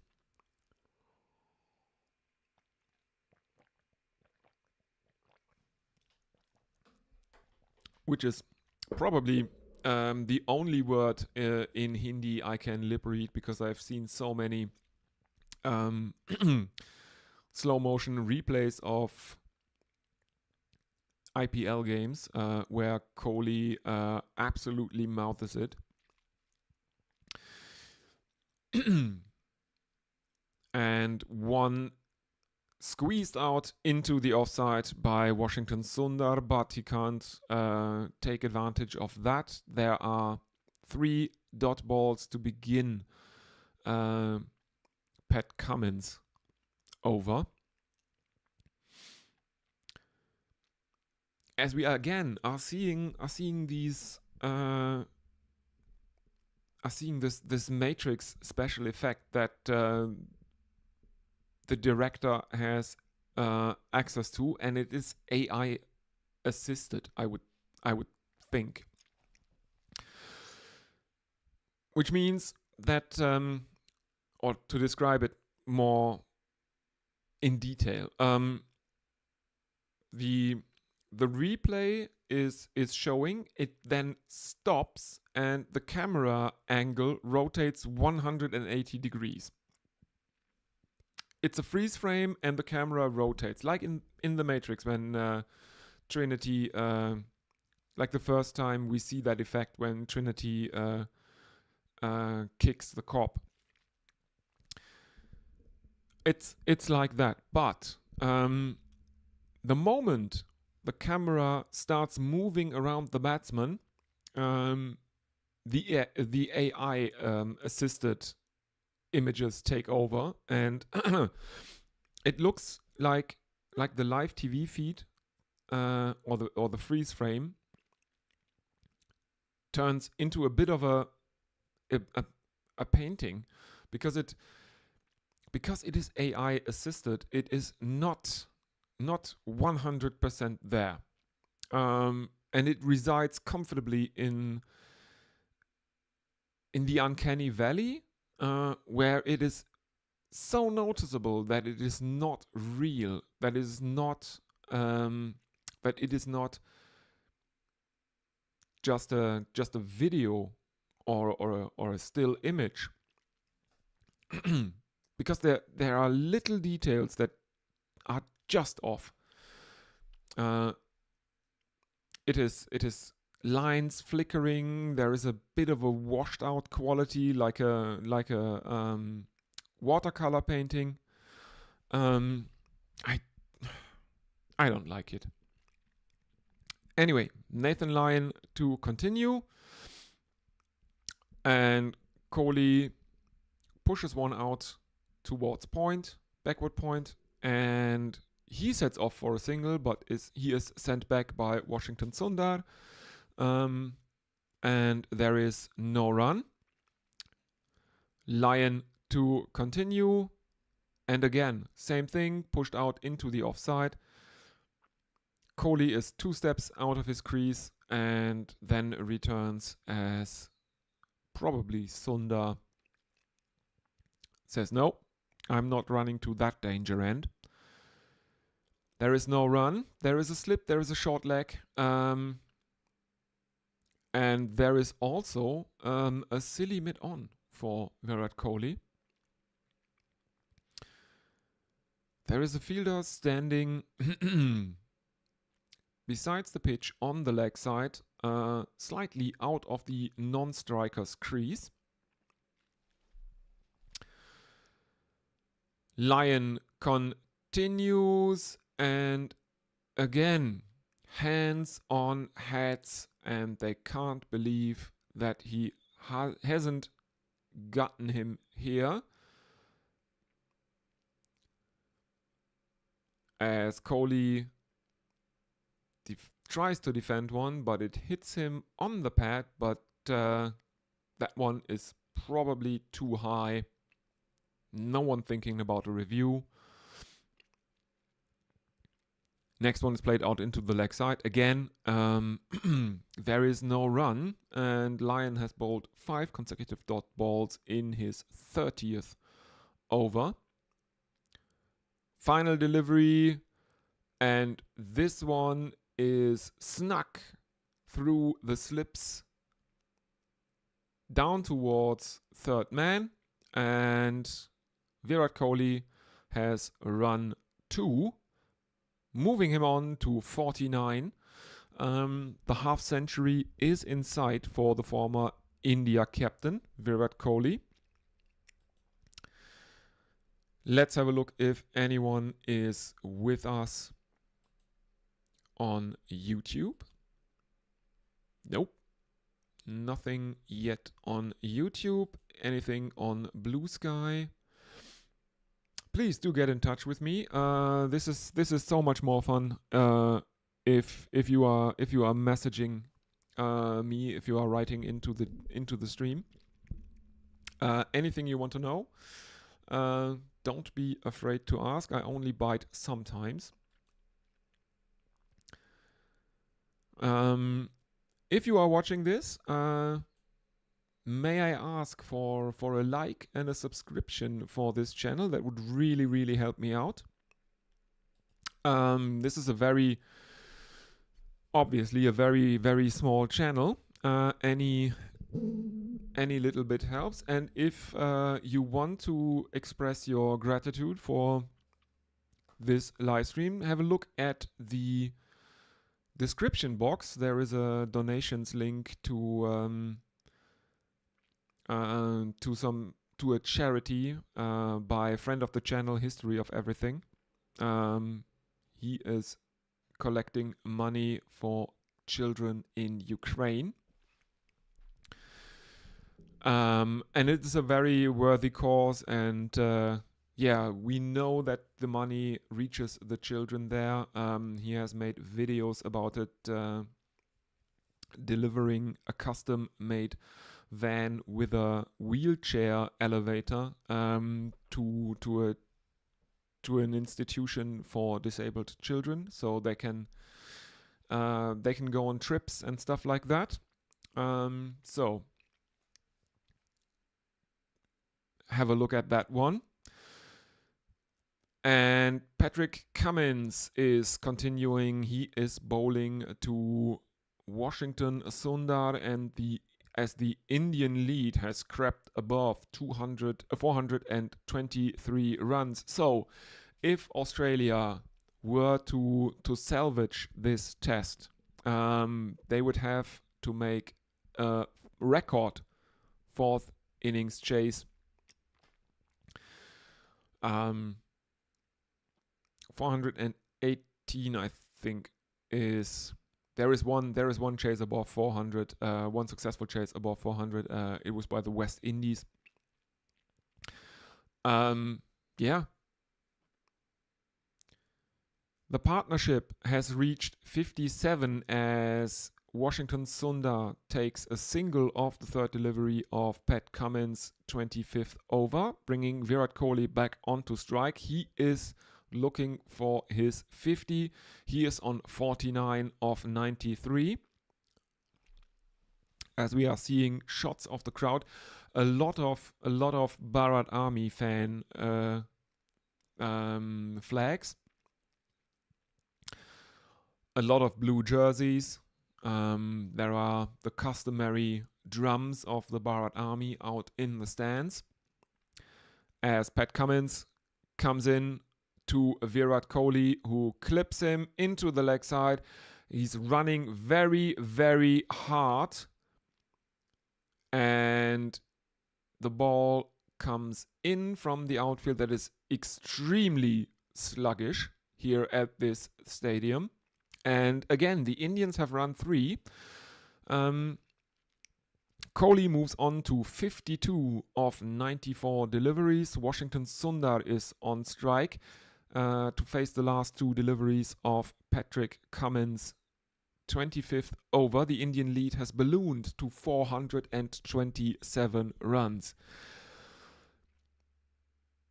Australia with their backs to the wall.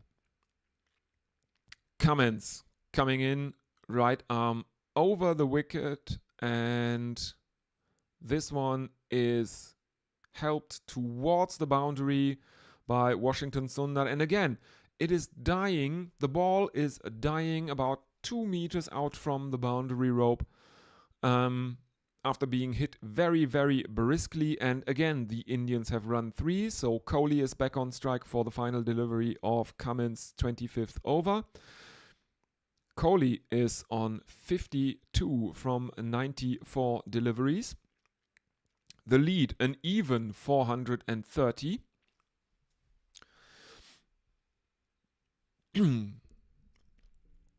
The Australians were only able to take a single wicket with the first new ball. Then, when the second one was taken, 4 wickets fell. This is driven out, but directly towards cover, and India take no risks here. There is no run. So the lead remains 430. Let's have a look at YouTube chat and social media, stuff like that. Yeah.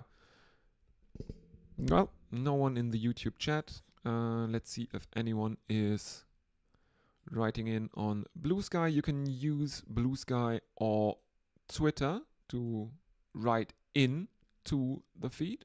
If you got any questions, any predictions, anything funny to point out, stuff like that, it's always good when people are writing in.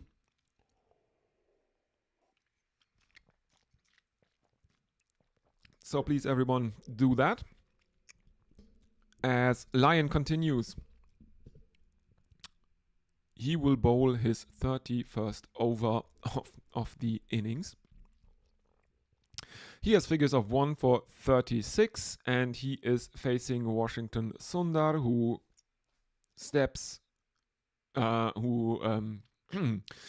strides forward and defends it down into the ground. He misses it. There is an appeal for LBW. It is not given out on the field, and the DRS timer is ticking down, and no one is sure this would be out, so there is no review taken. Next one is a similar delivery, and it is a similar outcome, but this time the appeal is a lot more half-hearted than the last time. There is a short leg, there is a slip in place for Lion, as Washington Sundar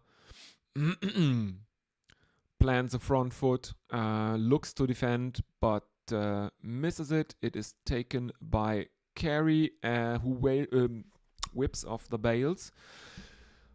But because Washington Sundar did not lift his back foot, there is not even an appeal, as Sundar squeezes one out into the offside for a quick single, bringing Kohli back on strike. He's on 52 of 95.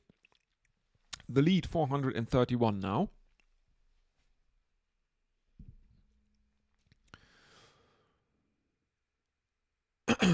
As we are seeing close-ups of Carey behind the stumps. He is obviously standing up towards the stumps for the spinner Nathan Lyon. And Kohli flicks one towards Silly mid-on. There is no run. Final delivery of the 31st over, delivered by Australia's second greatest off-spinner named Nathan. And Kohli plays that back towards the bowler, and there is no run. The lead remains 431. India 385 for 5 after 118 overs. This is a weird match. This is a weird match. After 17 wickets falling on day one, 3 wickets fell on the second day, all of them Australian. And thus far, 4 have fallen on the third day. 5 have fallen on the third day, sorry.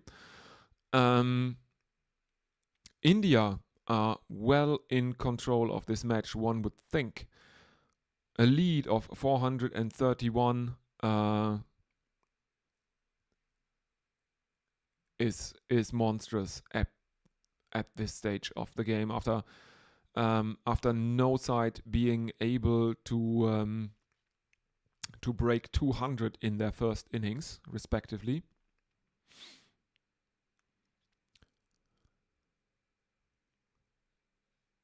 And I was thinking on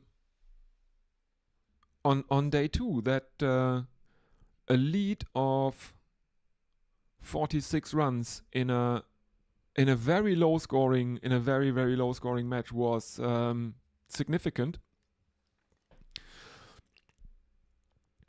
Looking at it now, obviously, the 46 run lead is basically meaningless.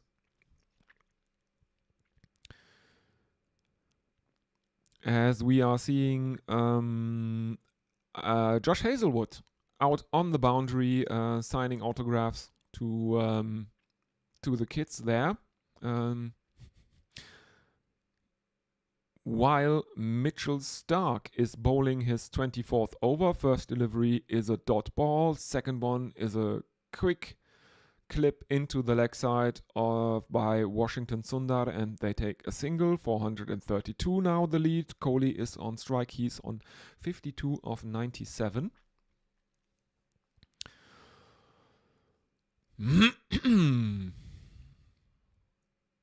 Well, Mitchell Starc is walking back to his mark. He is taking his sweet time. As probably. I mean, it's probably not a very good feeling. Bowling the 119th over of an innings in a match that has seen the first 2 innings going around for around 50 overs. The Indians actually took 49.4 overs for their 150, and the Australians took a bit longer, 51.2 overs for their 104. So both of the first innings, of the first 2 innings combined, are shorter than this second Indian innings has lasted thus far.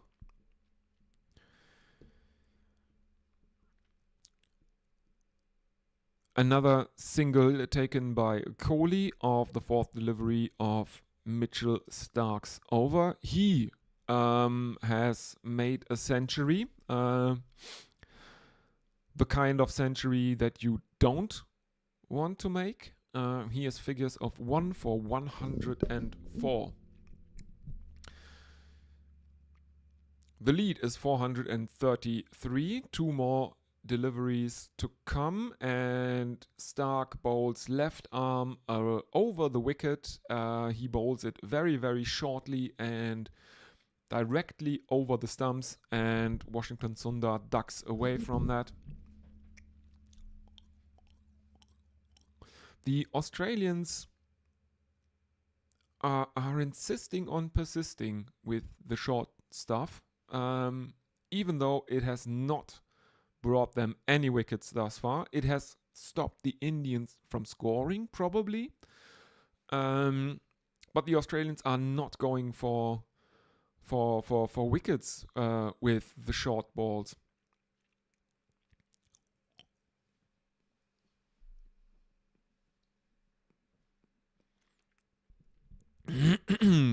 Final delivery of Mitchell Starc's 24th over is another dot ball that is played out towards backward point by Washington Sundar.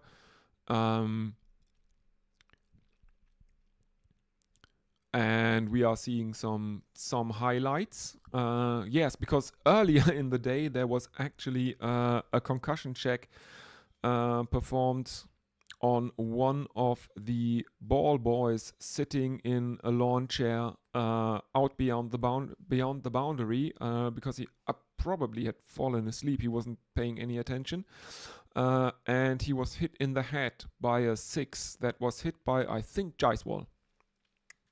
So the physio of the Australian team had to come out and had to give the kid in the plastic chair sitting beyond the boundary a concussion check.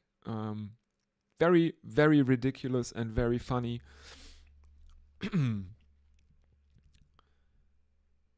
So,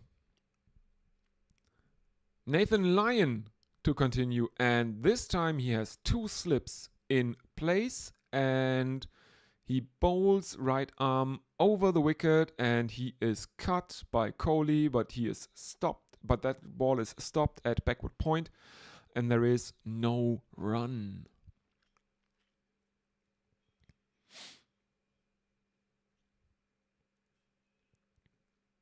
All right, here we go.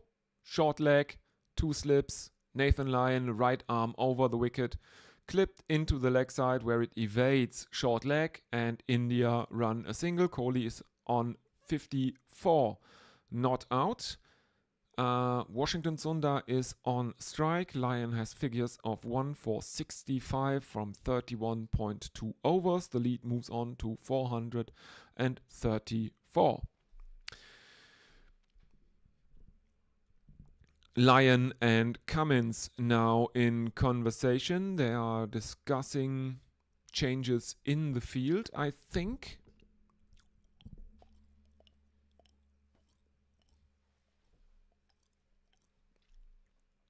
I don't know if it makes any difference, because let's face it,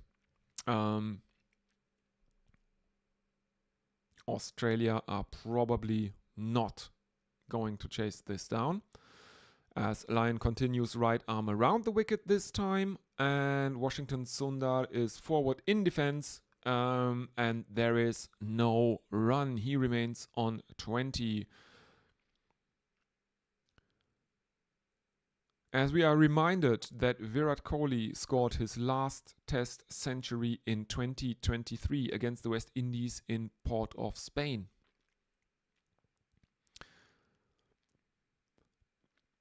Would be time for another one. No greater occasion than the opening test of a Border Gavaskar Trophy down under for Virat Kohli. Would set the tone for Adelaide nicely, I would think. Making it even more of a grudge match.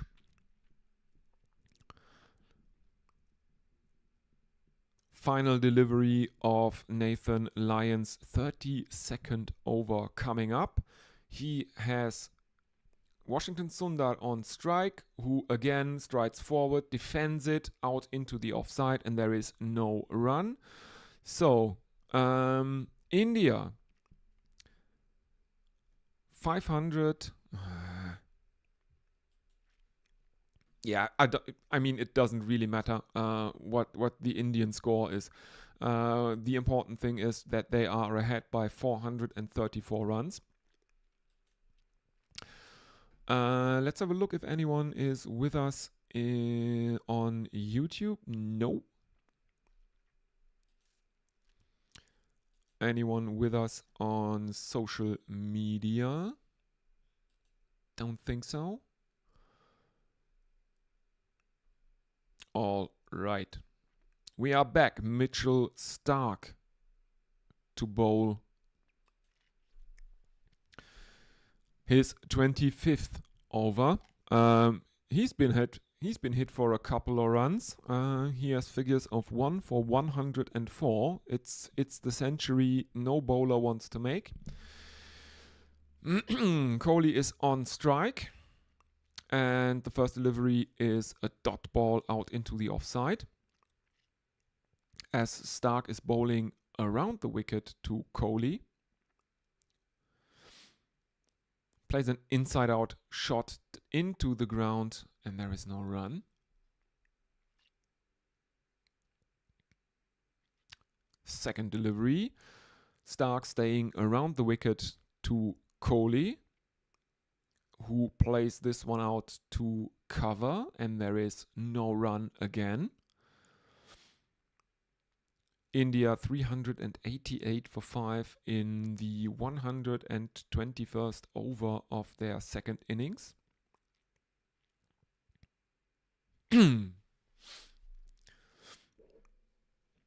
Well,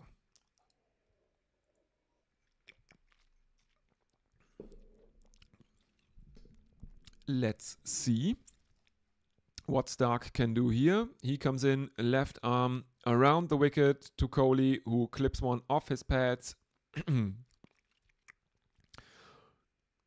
And he plays it to the left of square leg, who is running after it, gets it and throws it back in towards the keeper. And there is a single taken. So Kohli moving on to 55 now.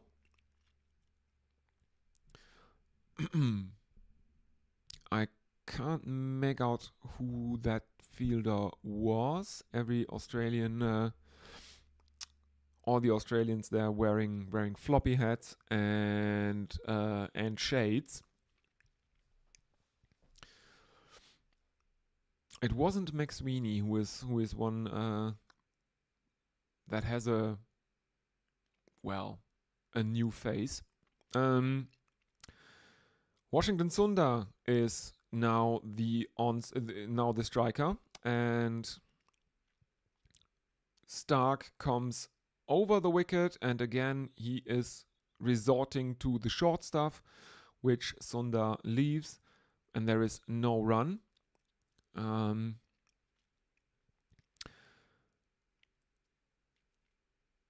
Stark is bowling at around 142, 141, 42 on average for the over. Next one is left arm over the wicket, but it is way too wide outside Washington Sundar's off stump. This one keeps a little low. Looks a lot like inconsistent bounce is starting to appear on this pitch,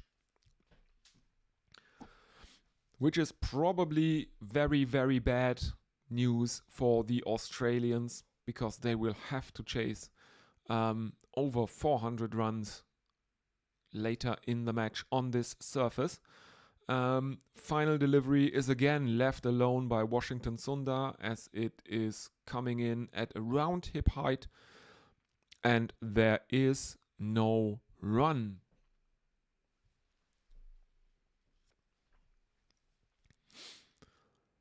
We are now seeing highlights of Yashasvi Jaiswal celebrating his century, or is it the celebration of his 150? Because he made a daddy 100 by any definition. 161 for Yashasvi Jaiswal here in Perth. He was batting with KL Rahul at the time, who sadly couldn't reach his century. He was out for 77, still a pretty good innings for an Indian opener out in Australia.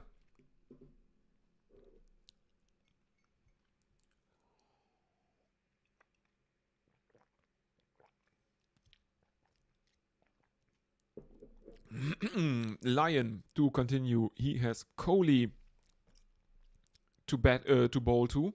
2 slips, short leg for Kohli, who goes down on one knee and sweeps Nathan Lyon.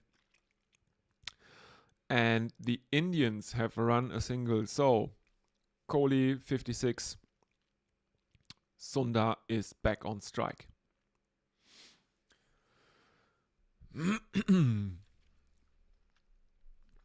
Let's see what's happening.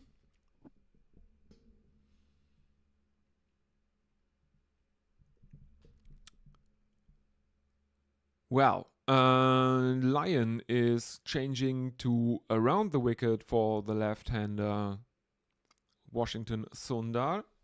He is cut, but the ball is stopped close to the square, and there is no run.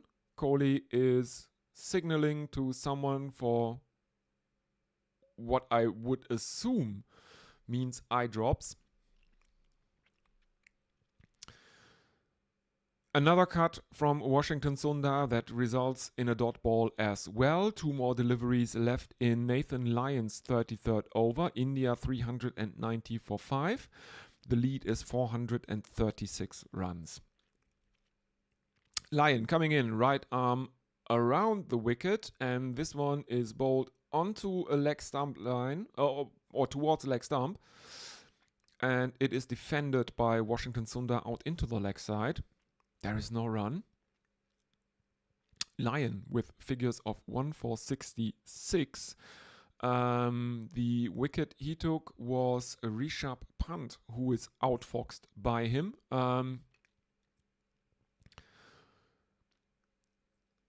A stumping from Alex Carey was what did it for Rishabh Pant, and final delivery is played out into the offside by Washington Sundar, and there is no run.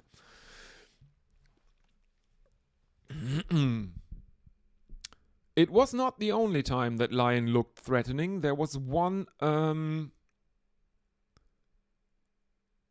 I think it was earlier this session, that turned quite a lot and snuck through the gate of Virat Kohli, but it bounced over the stumps. And there was a lot of turn because it evaded the keeper.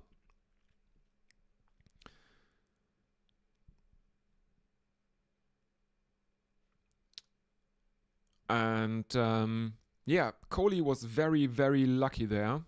There was quite a lot of spin. Mitchell Starc to continue for his 26th over. 2 slips, a gully. There is point. There is a cover fielder, and first delivery is driven by Virat Kohli, and this time he hits it hard enough that it goes to the boundary.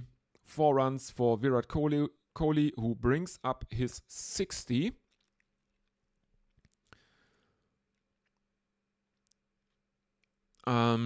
The outfield in this stadium, in this match, has been very, very slow. A lot of balls were dying around 2 meters, 3 meters in from the boundary rope, which is the reason that we have seen a lot of threes run in the match.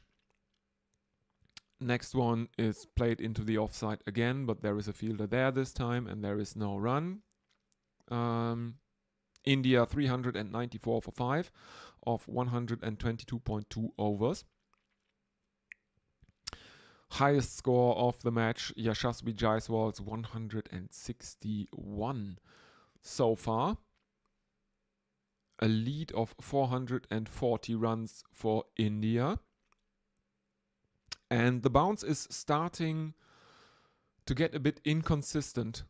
And that is probably very, very bad news for the Australians, as Kohli drives one square and they take a couple. So India 396 for 5. Virat Kohli is on strike. He is 62 of 109 deliveries. The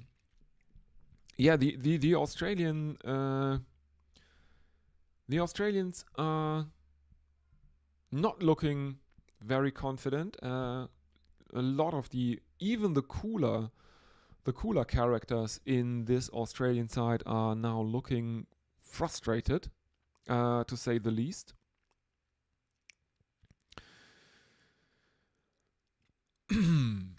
Let's see what they can do. Can they dismiss India on this day? It looks at the moment very, very unlikely. Kohli plays one to backward point, and there is no run.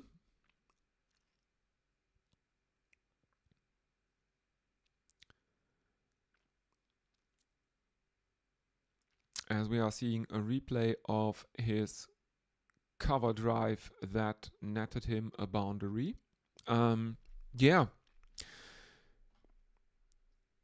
I think this pitch will come under scrutiny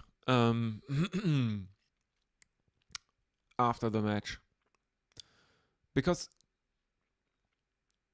the contrast between the first day and the second and third day has been stark. No pun intended there. 17 wickets fell on the first day, 3 fell on the second day, and thus far 5 have fallen on the fifth day. On the third day, not the fifth day. Oh. Yeah, this is very. It's a very weird game thus far, as there are 3 dot balls to conclude Mitchell Stark's 26th over. Kohli on 62 of 112 and Washington Sundar on 20. And I think we will get one more over before there will be a drinks break.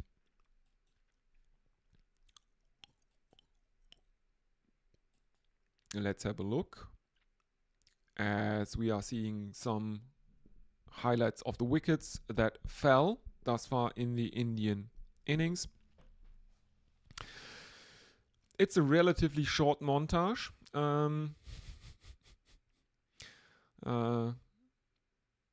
Yeah, as most Australians will rue.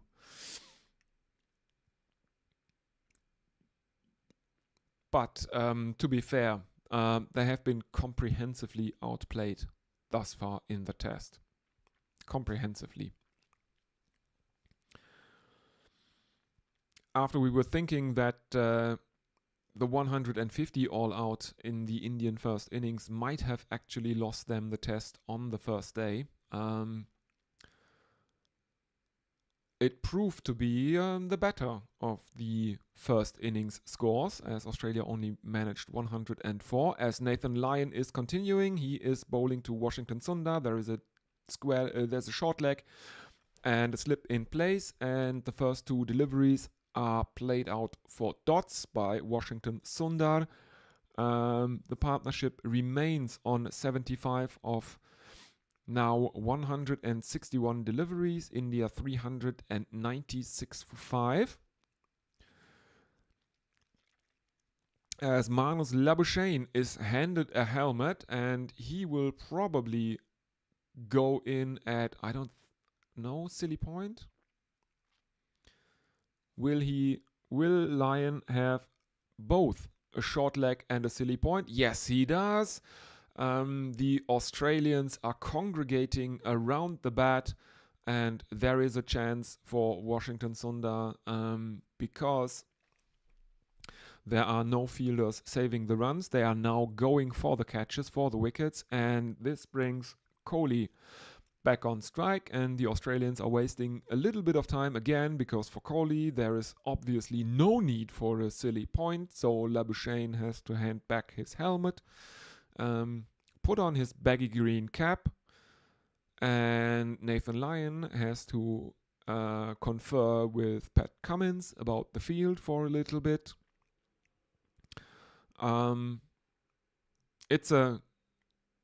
It's quite the ploy to waste some time to go for a draw on day 3 of a test match. That's a new one, especially since there is no rain in sight, as Kohli drives one straight, but it is stopped by Lyon, and there is no run. Kohli 62 of 113. Washington Sundar on the non-strikers end is on 21 of 84. Lyon, 5th ball of the over. 2 slips and a short leg for Kohli, and Kohli clips that one to backward square leg, which is also there, and they take another single. Kohli on 63. Reminder that the last Kohli century happened in 2023 against the West Indies at Port of Spain. So would be quite the move to make a century here.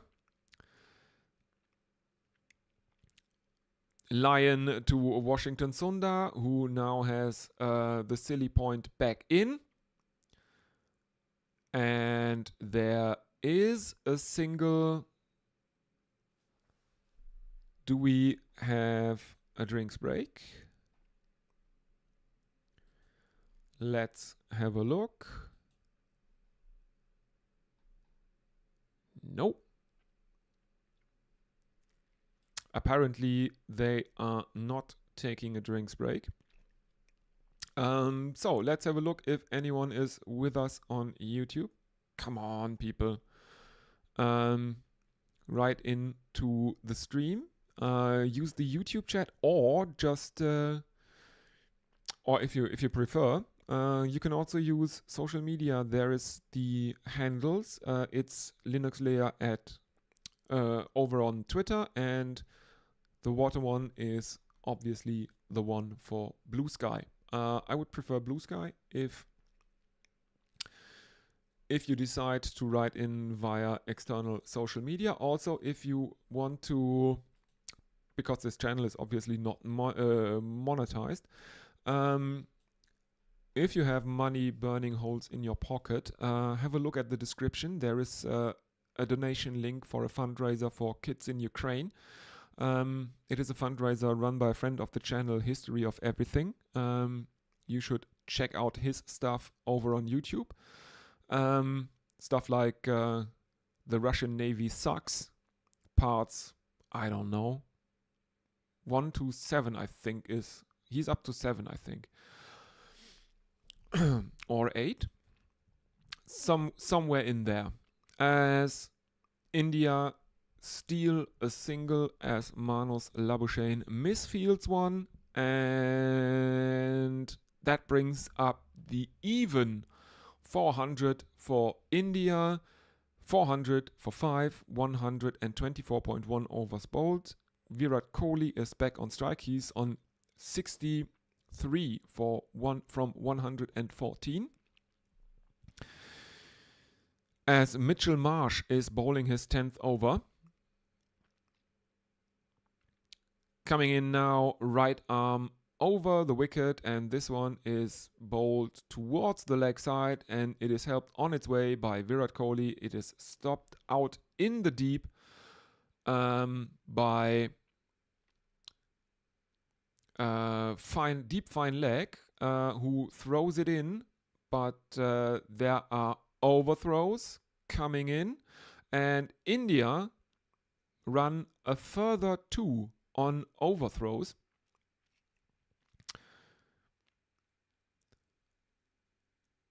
As Alex Carey unbelievably misses one. Nothing is going right for the Aussies here. So there was a single in it, and then the Indians ran a further 2 on overthrows, basically.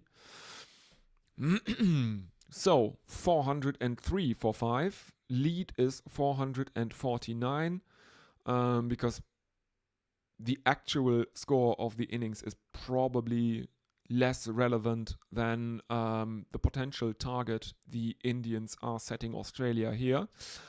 And we are already in record successful chase territory. Marsh bowls to Washington Sundar, the left-hander, and for the left-hander, Marsh is coming right arm around the wicket. Sundar blocks out 2 deliveries for dot balls, 2 more to come in the 125th over of the innings.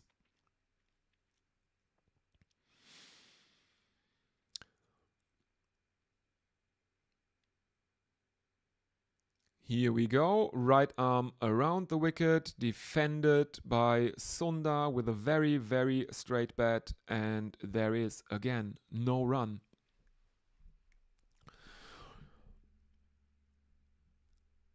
I think this is fine from India. They don't need to score very fast runs here. This is a reminder. This is only day 3. They will have at this stage they will have at least 2 days to bowl Australia out, and I mean they bowled Australia out in the first innings within 2 sessions. So they will not be thinking about the time here. Sundar makes another 3 of the final delivery as the ball runs towards the boundary but dies again in the very, very sluggish outfield here. And let's have a look. Why are there no drinks taken?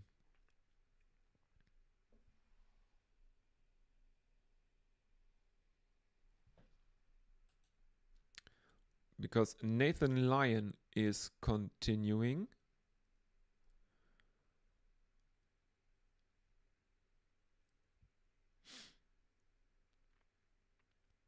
The Indian batsmen are out near the middle of the pitch. Someone has taken his gloves off. Washington Sundar is on strike for Nathan Lyon's 35th over. He is on 26 of 90. He is on 26 of 90. India lead by 452 runs.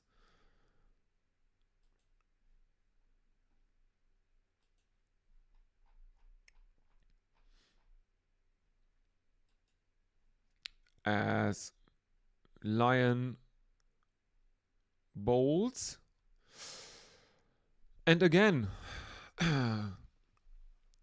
the ball dies about half a meter away from the fine leg boundary. And again, the Indians run 3. Sundar now on 29 of 91. Kohli is on strike. He is on 66. This is a very very weird outfield, because it's not like the ball is coming off the bat slowly. No. It is racing away, and it continues with considerable speed up until it comes close to the boundary. It then abruptly decelerates and stops. This is really weird. Kohli takes a single of the second delivery of Nathan Lyon's 35th over, and that means Washington Sundar is back on strike, the left-hander, as Nathan Lyon comes in right arm around the wicket. There is a short leg and a silly point and a slip for Nathan Lyon to Washington Sundar. So the Australian fielders are crowding the bat. Good to see. It's always good to see fielders around the bat for a spinner. There have been 2 dot balls as Washington Sundar basically defends Lyon back to the bowler. No runs taken. The lead remains 456 runs. And here we go. Penultimate delivery of the over, and Washington Sundar goes down on one knee, tries a filthy slog sweep, and Nathan Lyon has his second wicket of the test as he is as Washington Sundar is bowled. Nathan Lyon for 29. It's a very, very wild swing from Washington Sundar. He completely misses that delivery. from Nathan Lyon, and he has to go for 29 from 94 deliveries. And that should bring Nitish Kumar Reddy out into the middle for India. He was the top scorer for India in the first test. In the first innings, I'm sorry. He made 41, which until the beginning or which until the second Indian innings was also the highest score in the test. It is obviously not anymore because Yashasvi Jaiswal made a deady 100. He made 161 in India's second innings. So let's see what Nitish Kumar Reddy can do here. He's a right-handed batsman. And he is in at number 8 for India. One more Nathan Lyon delivery to face for him as he is marking his guard. He is on debut here, so obviously we can only see his first class stats. He has a century in first class cricket. And I mean on the basis of his first innings, I would say he doesn't look that bad with the bat. First delivery he faces from Nathan Lyon, he goes down on one knee, sweeps him, and it is fielded out in the deep again because of the slow outfield. But the Indians have run two, and Nitish Kumar Reddy is off the mark as short leg Travis Head can only turn his back to not be hit straight in the face by that sweep from Nitish Kumar Reddy.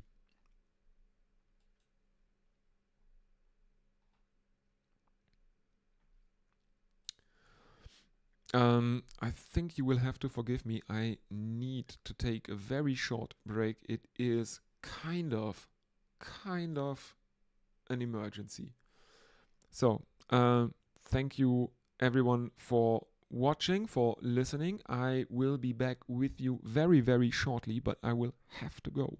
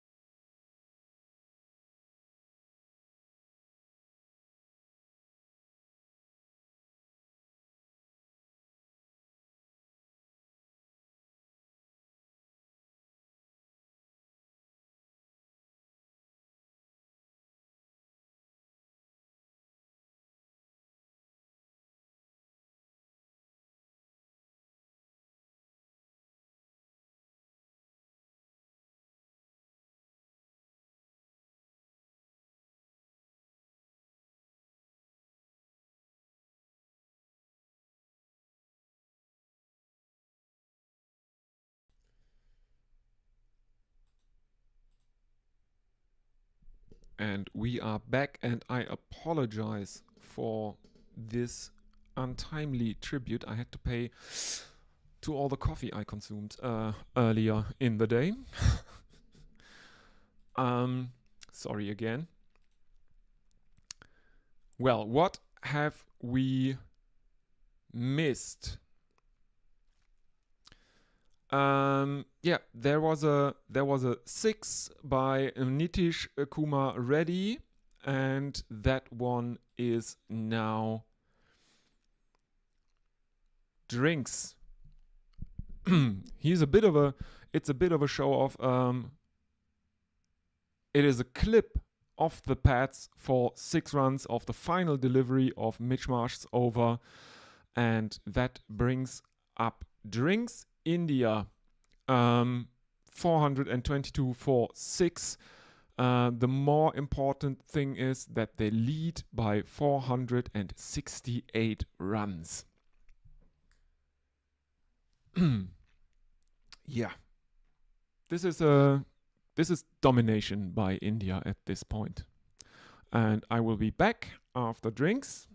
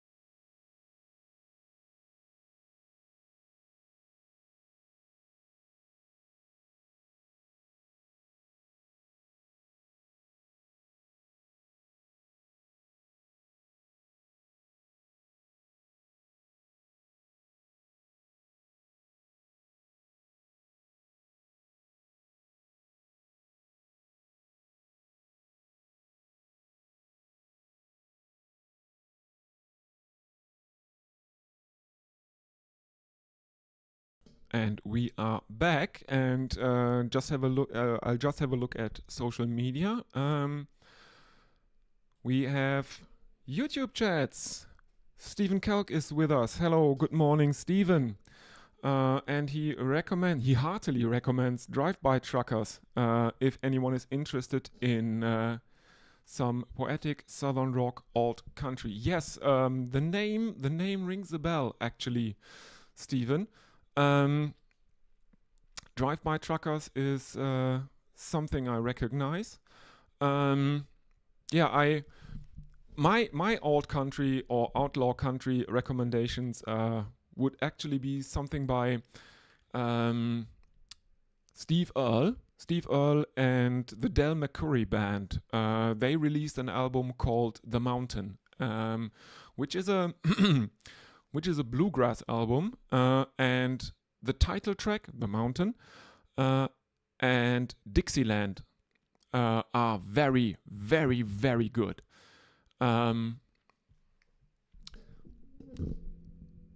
Basically anything by Steve Earle is very, very good. As we are continuing after drinks now, Nathan Lyon is set to bowl his 36th over, and he is bowling to Kohli, and the first delivery is played out for a dot. The next one is cut by Kohli, and Nitish Kumar Reddy from the non-strikers really wants the single. Kohli doesn't. He sends him back as he is almost halfway down the pitch. There is no chance of a run out though, as Kohli doesn't really leave his crease, and he cut it behind square on the offside.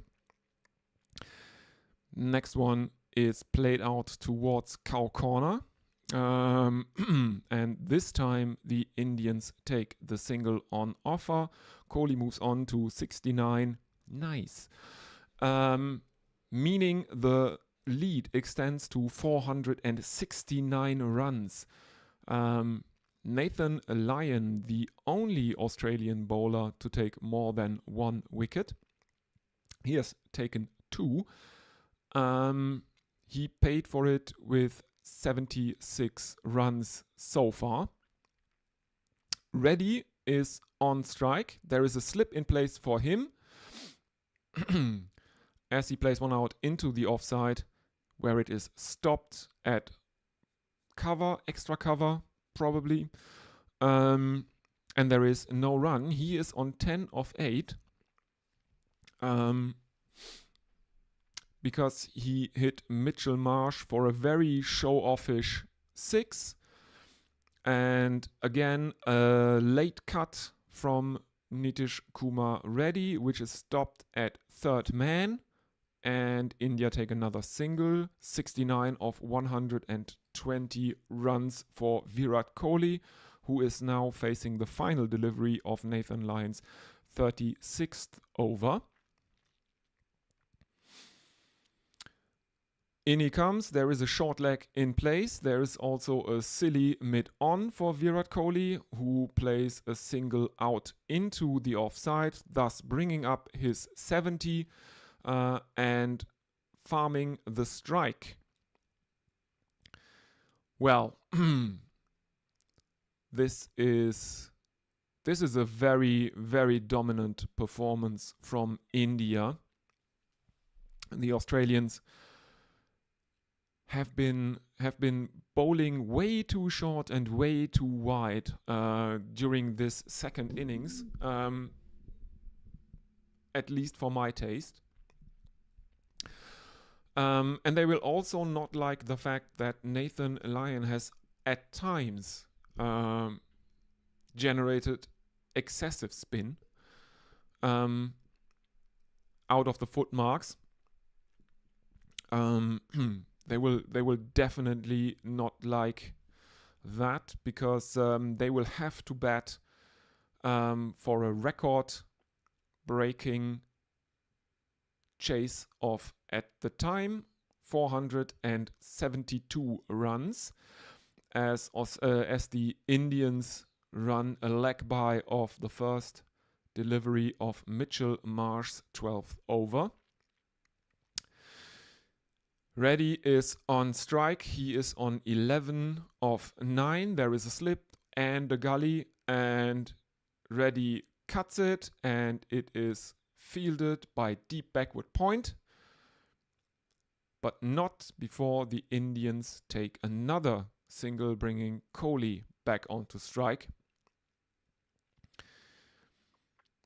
He is in 4th place for all-time test centuries for India. Tendulkar, obviously the first, 51. Dravid is in 2nd place with 36, then Gavaskar with 34, and Kohli is currently on 29. And he clips one off his legs. It is fielded at fine leg, and they take another single. The lead 473.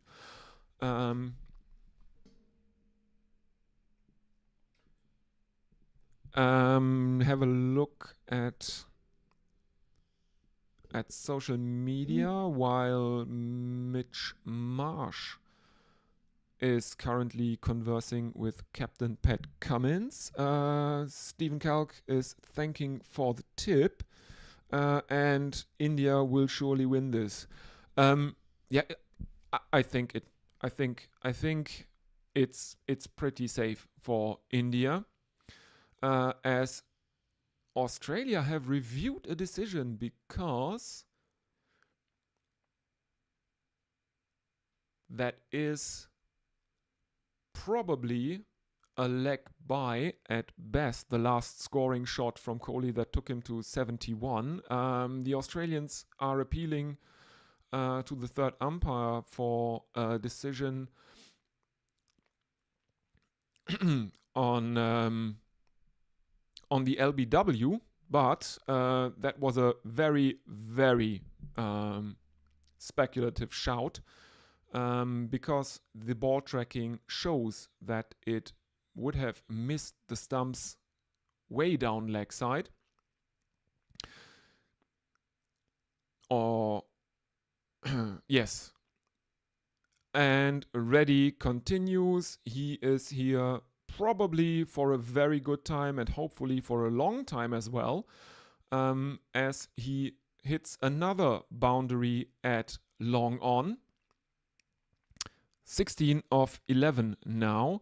Kohli is now on 70 again because the Australians reviewed, and it turned out that it was leg buys that would have the shot that would have taken him to 71 was actually leg buys. And Reddy is in the mood. This time it is into the offside, but the end result is the same. It's a boundary for Nitish Kumar Reddy, who has raced to 20. And looks like he has taken a liking to Mitchell Marsh. Bang. Final delivery of the over, and this one is pulled into the leg side, and it is rolling out into that very sluggish outfield, but it is hit with enough force to take it to the boundary at mid-wicket, and that means that poor Mitchell Marsh has been hit for 3 successive boundaries. And he paid, this over produced 15 runs for India.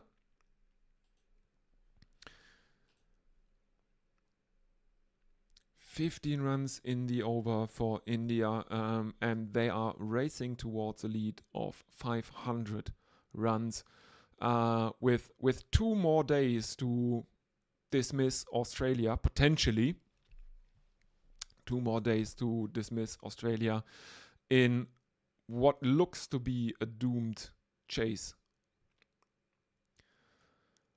The record for highest successful chase was set by West Indies. It's 418, I think. As Nathan Lyon continues, there is a short leg, there is a silly mid-on, and it doesn't matter because Kohli is going aerial and hits that one over silly mid-on, over silly mid-on's head, and he hits it for a 6. Kohli now 76 not out. This is looking like some declaration batting right now. Maybe the plan is to have the Australians batting for something like 20 minutes this evening, as Lyon sneaks the next one past Kohli's outside edge, and Alex Carey takes it, whips off the bails. There is a loud appeal for a stumping, but Kohli did not lift his back foot 1 inch. So it's just a dot ball, and Alex Carey will have to rearrange the wicket. Lyon coming in again. There is still a slip, there is still a short leg, and there is silly mid-on. And this one is clipped out into the leg side by Virat Kohli, but there is no run again. India 446 for 6. The lead is very, very close to 500, and there is a sweep shot from Virat Kohli, which goes out to mid-wicket. and there is a single taken, so India lead by 493 runs. Nathan Lyon has conceded 7 runs so far off the over, with 2 more deliveries yet to be bowled. Lyon has figures of 2 for 85. He's the only Australian bowler to take more than 1 wicket, as Kohli drives one out into the offside and they take a single, as the short leg that has been a fixture of the field set for Nathan Lyon has disappeared, and Kohli moves on to 77. Nitish Kumar Reddy is on strike now. Let's see what he will do. Oh no, it was Reddy. Sorry, Kohli is back on strike for the final delivery. He is on 77. I'm sorry. But the short leg has not returned. There is a slip, there is a silly mid-on, and that is the end of the over. 130 overs have been bowled. India lead by 493 runs. Let's have a look at social media. There's Muttley. Woof, morning. Only just woke up here. Love and sausages, peeps. Hello, Muttley. Thank you very, very much. May I remind everyone to subscribe and like. And also, if you have any money burning a hole in your pockets, this stream is not monetized, but friend of the channel, A History of Everything, is currently running a fundraiser for children in Ukraine. I have pasted the donation link down in the description, so if anyone is willing to help, that would be excellent. He is running this as a Christmas charity. So if you can't afford it, that is not a problem. But anyone who can afford it should look into that. We know that the money reaches the children there. Last time he bought them a van with a wheelchair lift, so disabled kids could go on field trips at the institution where they are housed. You can look it up on YouTube. He made a documentary about it, about his trip to Ukraine together with the Laser Pig. He is currently having a cold because he was actually kind of scheduled to make his test match commentary debut on the day's play. So that fell through. Maybe he feels good enough tomorrow, when he will, of course, be very, very welcome. So check him out. Look for his excellent series, The Russian Navy Sucks, which is a retelling of, let's call it catastrophic incidents in Russian naval history, including losing a naval battle to a landlocked country in Czechoslovakia, the Battle of Lake Baikal. Yes, it is as insane as that title sounds. You can go check it out after Stumps, as Manus Labuschagne is brought back into the attack for some more of his right medium fast filth. I didn't know before this test that Manus Labuschagne bowled pace. I always had him as a leg break googly bowler, but he is quickish enough. As the Indians take first a bye and then a boundary from Kohli, who moves on to 81. It is followed by a dot ball and another pull shot for 4. So Virat Kohli is now moving. He is 85 of 131 deliveries.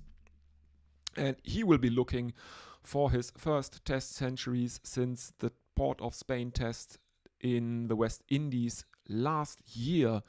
Yes, Virat Kohli has not made a century in 2024, and the last one was during the West Indies tour in 2023. Labuschagne coming in, right arm over the wicket, and Kohli slashes at one, misses it. It goes through to the keeper, Alex Carey. There are not even any slips in for Manos Labuschagne. There is a gully, but all the other fielders seem to be stationed somewhere close to the boundary.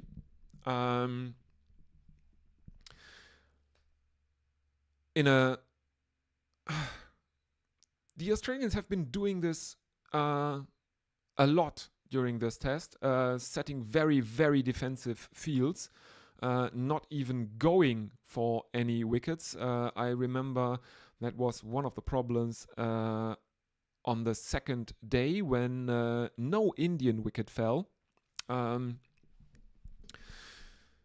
After 17 wickets falling on the first day, only 3 fell on the second day. All of them were Australian, and the Indians batted unbeaten for 2 sessions, basically, or 2 sessions and the extra half hour. There is a couple taken of Manos Labuschagne's last delivery of the over, and that means Kohli is now on 87 from 133 runs. The Indian lead is 505 runs. Reddy is on strike, and Nathan Lyon seems to be scheduled to bowl the next over, his 38th of the innings.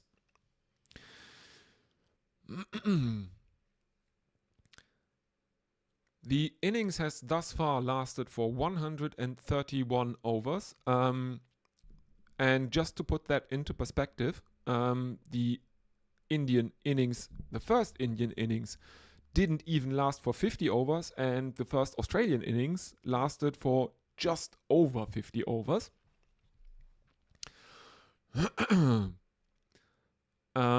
As Lyon bowls to Reddy, who takes him for a single of the first delivery, bringing Kohli back onto strike, and the Australians are again kind of wasting a bit of time because every time the striker changes, Pat Cummins is coming in towards Nathan Lyon and talking to him and resetting the field as Lyon comes in right arm over the wicket. Kohli attempts a drive, but it is stopped at cover. There is no run, which is quite the move, I would think. Wasting a bit of time to save a draw on day 3 of a test match. Reverse sweep from Kohli, and this one nutmegs the slip, and it runs away to the boundary at third man for 4 runs. So Kohli is in the nervous 90s now.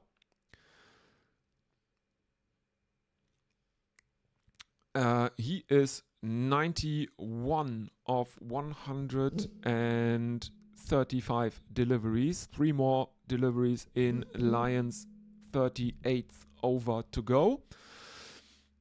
In he comes, right arm over the wicket, and this one is cut by Kohli, and India take a quick single. Kohli moves on to 92 from 135, and Reddy is back on strike. He is here for a good time. He is on 26 of 16. I think he is the only Indian batsman in this in this innings with a strike rate above. Let's have a look. He's the only Indian batsman with a strike rate above 60, I think.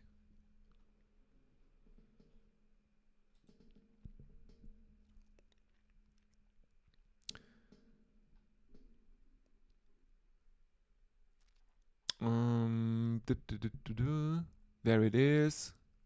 Yes, he's the only Indian batsman in the innings with the strike rate over 60.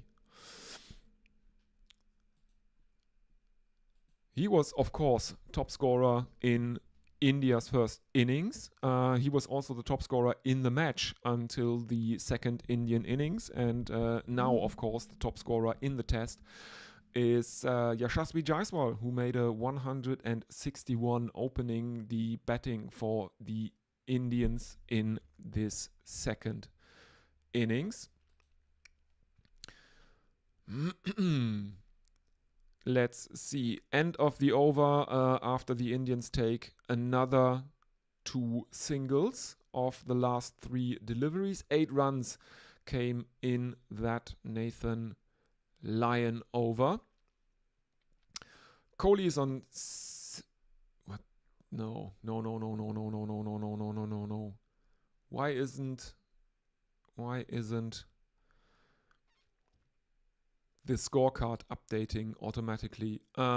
Yes, there were still 8 runs, but there are 3 singles of the last 3 deliveries of the of the 38th Nathan Lyon over. Kohli moves on to 93 and Nitish Kumar Reddy is on 27, and it is more Manos Labuschagne.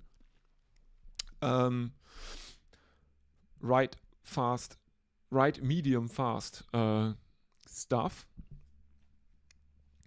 Kohli is on strike and Labuschagne is coming in to bowl.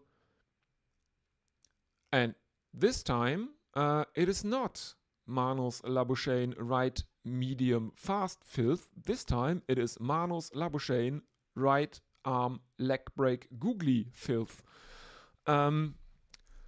He bowls right arm around the wicket, and Virat Kohli can't do much with that. And now, in addition to everything else, Labuschagne has been called for a no ball for overstepping. So, Labuschagne coming in, clipped off the legs by Virat Kohli, and it is fielded by deep backward square leg, and the Indians have run a single.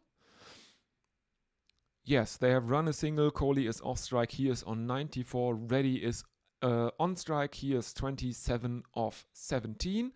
And Labuschagne comes in and he bowls right arm around the wicket. And there is an attempt at a sweep by Reddy. He misses the ball. Alex Carey gathers it and whips off the bails again. But Reddy hasn't lifted his back foot. So there is no chance of a stumping. There are no fielders in close for Manos Labuschagne. The closest is Pat Cummins, who is at square leg.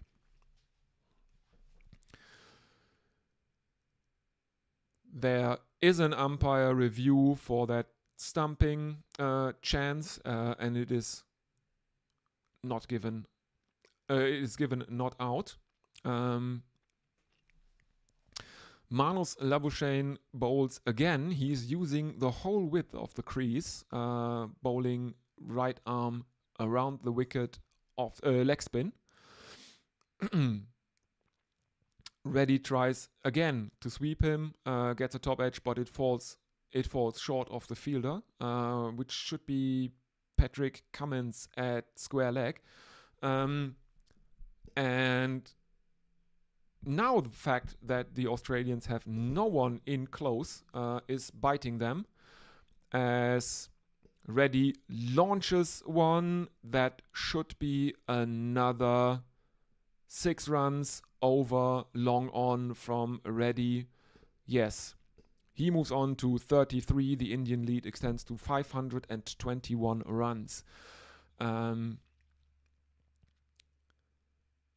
This is absolute filth. This is pure declaration bowling from the Australians, as Labuschagne bowls again, and Reddy steps to leg, exposing his stumps and hammering Labuschagne into the leg side, but he doesn't clear the rope this time, and the fact that the outfield is very, very slow means that the Australians can actually stop the ball or pick up the ball before it reaches the boundary, and the Indians will have to be content with taking only a couple runs of this delivery.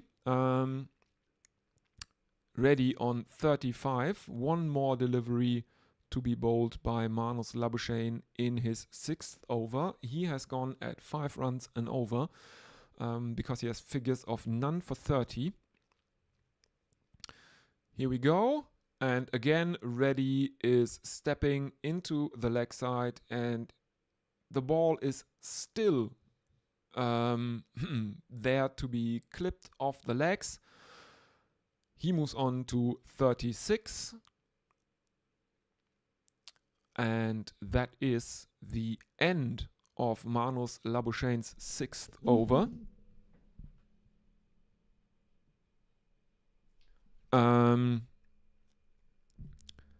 Nutmeg.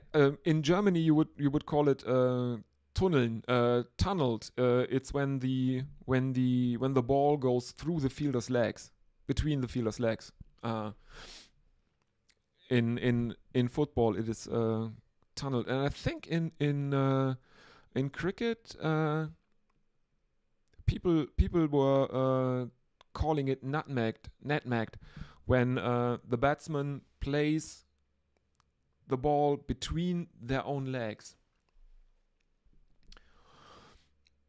So I just assumed it's a slang term for when the ball goes through your legs.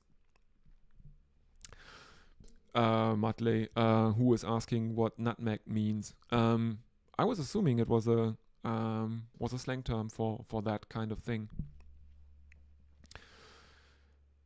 As Nathan Lyon continues his 39th over of the innings, and he is played out by Reddy for a single, first up, and Virat Kohli is back on strike. He is on 96.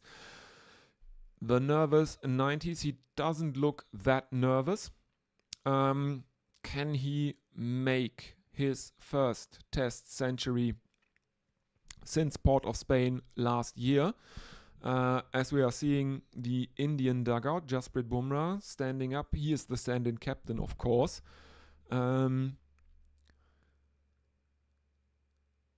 Will he declare just to spite Kohli now? No. Next delivery by Nathan Lyon is right arm over the wicket. It is wide of the off stump, and it beats Virat Kohli's outside edge. And there is again that inconsistent bounce, because that one kept very, very, very low. The Australians will not like that prospect. Playing Jasprit Bumrah, for example, on a pitch with inconsistent bounce, that's probably not very high on their list of good things to do. A single to Kohli, which takes him off strike again, but it also takes him to 95 not out, as Reddy is defending one that catches the shoulder of his bat, I think, from where it bounces up into his chest. But there is no run. 526 the lead, and Patrick Cummins is looking a bit tortured. again, Nathan Lyon bowls right arm over the wicket, and he beats Reddy's outside edge again as he looks for the drive, and Alex Carey again whips off the bails without Reddy having lifted his back foot, so there is no chance he is out stumped. And Nathan Lyon is just he's so far beyond everything. He's just indifferent at this point. An attempt at a clip by Reddy, but there is no run. I think that is the end of the over. Let's have a bit of a look. Yes, that is the end of the over. There were 2 runs in it. India bring up 480 during this over. Nitish Kumar Reddy is on 37 and Virat Kohli is on 95. And there is more filth to come. The only question is what variety of filth is to come. Is it right arm leg break googly filth, or is it right arm medium fast filth from Manos Labuschagne? He will bowl to Virat Kohli. I don't see any fielders in close. No, there is no one. There is no one in shot. And the first delivery is right arm around the wicket, and this has been called a wide by the umpire. So Kohli remains on 95, but the lead moves to 527, and second delivery from Labuschagne, right arm around the wicket, a clip into the leg side by Virat Kohli, which brings him another single. The lead 528 runs.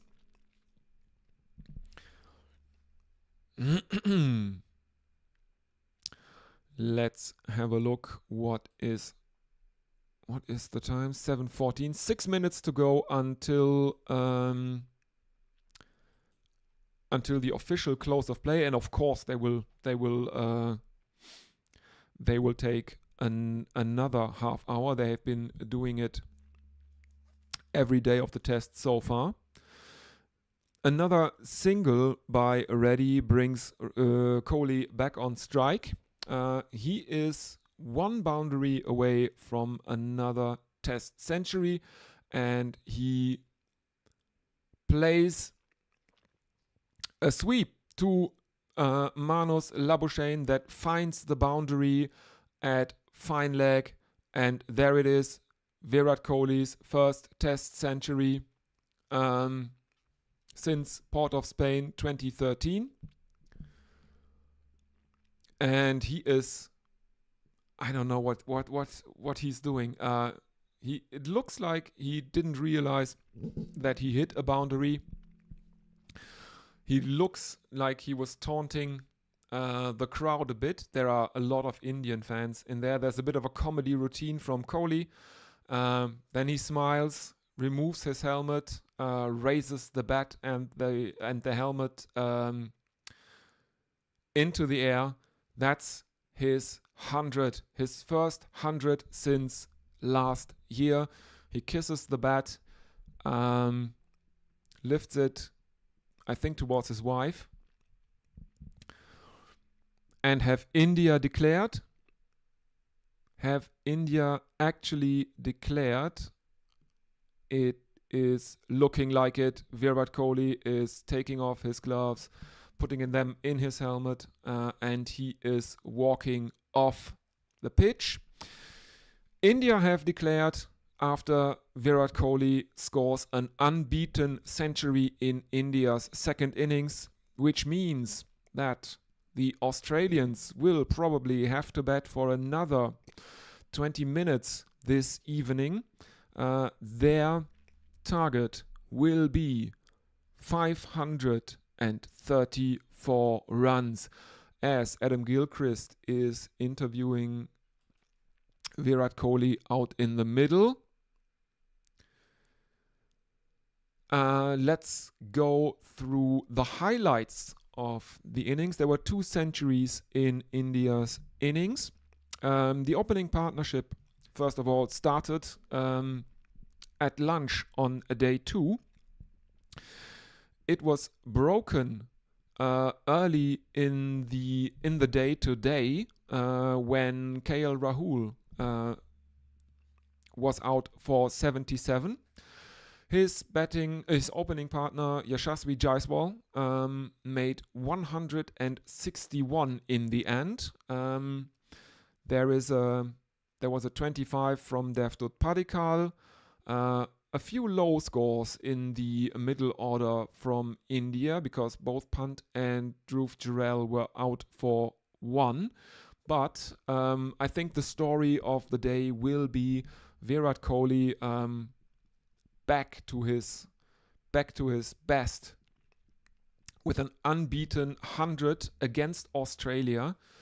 I will spare most Australians the pain of going into very deep detail on their bowling card. Let's stay with the positives. Nathan Lyon was the pick of the Australian bowlers. He was the only Australian who took more than 1 wicket. And he didn't make a century because he bowled 39 overs, took 2 wickets, and he allowed 96 runs. And I think that is that. Oh yes, I should say that India made 487 for 6 declared in their second innings, setting Australia a target of 534 runs. And I think they will have to bat for around 20 minutes later this evening. And I will be back with you for that one. I will take a short break. Don't go anywhere. There is an innings break currently on, and I will look for something suitable to entertain you in the meantime. And yes, thank you everyone for watching. Like and subscribe, and I will be back in a few minutes.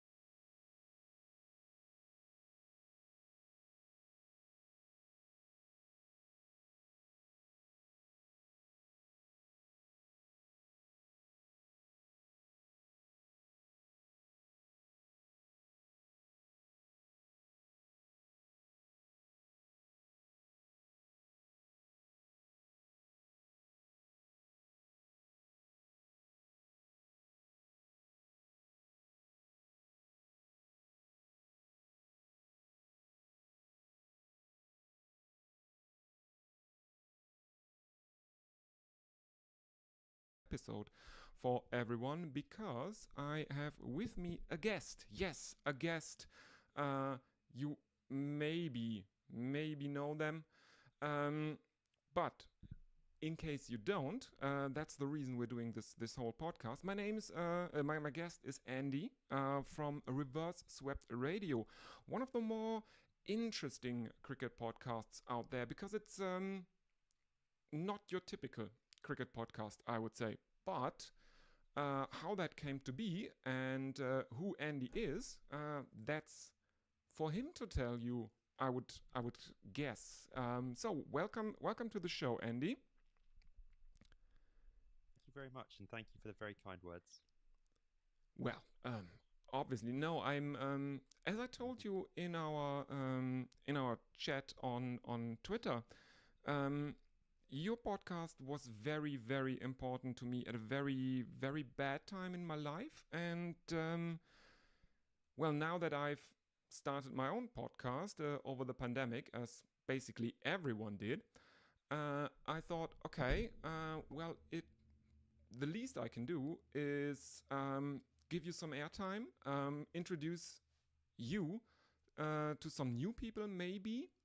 Um, yeah, and I guess we should start with who are you? What are you? How did you get into cricket and how did you get into podcasting? Because your podcast has been running a lot longer than this channel has. Yeah, it's funny. We started the podcast. It goes back to 2010, so 14 years now. And I would love to say there was this sort of beautiful origin story. Really, I personally just got very into podcasts around that time. I think the whole thing was just sort of kicking off, and I was listening to a lot. And I found myself at a phase that I guess a lot of us maybe do, where left university, I was working and enjoying work, but missing the chance to just sort of make things a bit on my own way and my own terms. So I kind of like the idea of making a podcast. Um, and as I guess you found, and I'm sure lots of your listeners have found, it's obviously a very free medium. If you want to have a go, you can have a go. Cricket, I guess, felt obvious because it was a love. It has always been a love and a passion. And yeah, well, that's a sort of basic intro, but I'll stop there if you, yeah. No, I don't want to go on. it's all fine, but because of course you need passion for your subject to make a good podcast, and you obviously have that passion for cricket. But I think I will just describe the podcast for people that have not yet listened to it. It's relatively unique in the landscape of cricket podcasts, I would say, because it has a relatively rigid structure. It's basically 3 parts every episode. There is a brief update of what's happening in the cricket world, what is happening in your lives, because you're not doing this alone. You are doing it with a friend of yours, Toby. And yeah, and then that is relatively brief, and it is followed by a section called From the Archives, where you talk about something, some maybe obscure little story from cricket's past. Sometimes it's only tangentially related to cricket. Something like talking about exporting a painting from England that was called The Cricketers, and stuff like that. Pick one basically. of my favorites there. I loved doing that. That was one of I had so much fun with that. So, Yeah. You've got great taste because you picked one of my all-time favorites. So.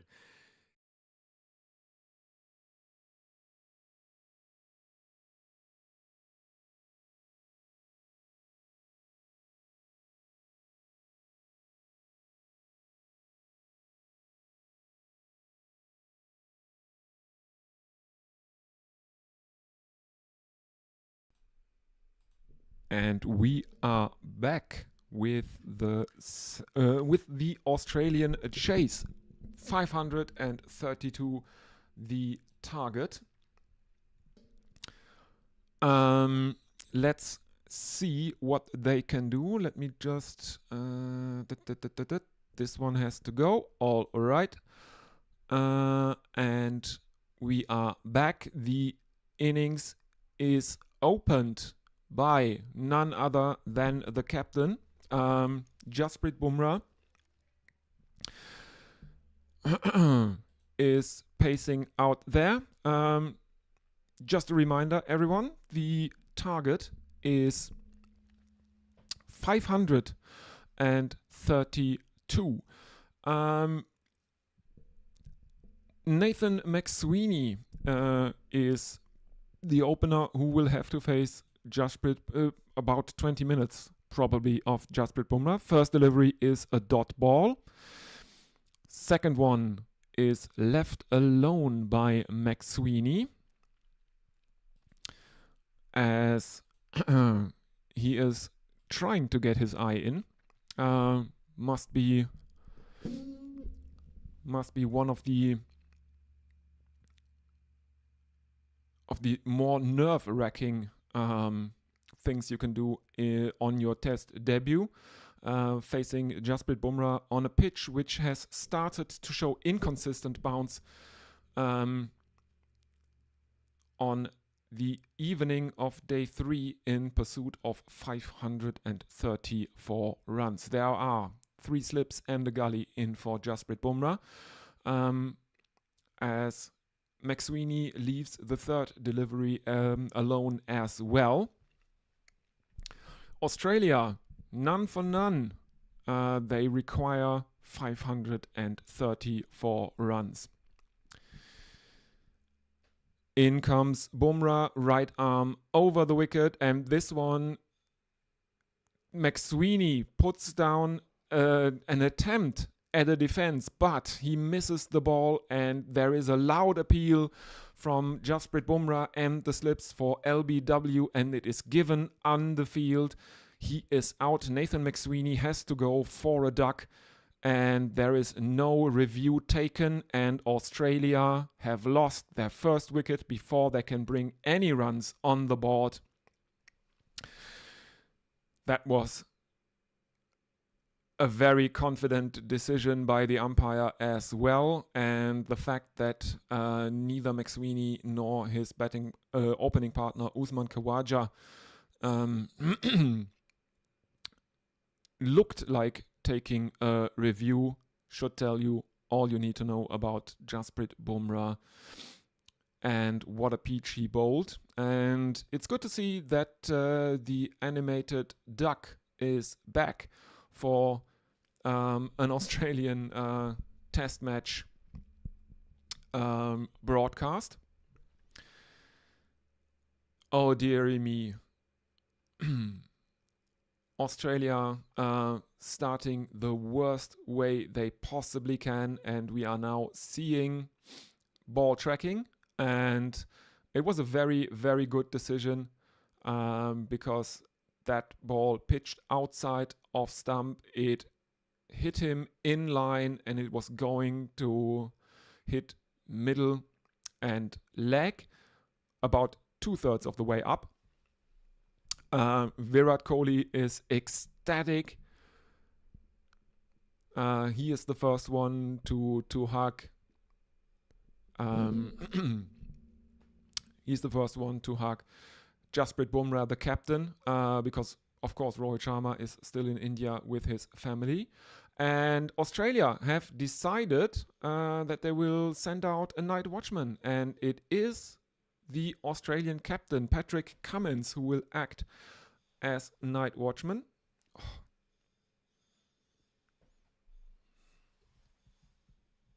Ooh, I'm sorry, my shoulder is killing me.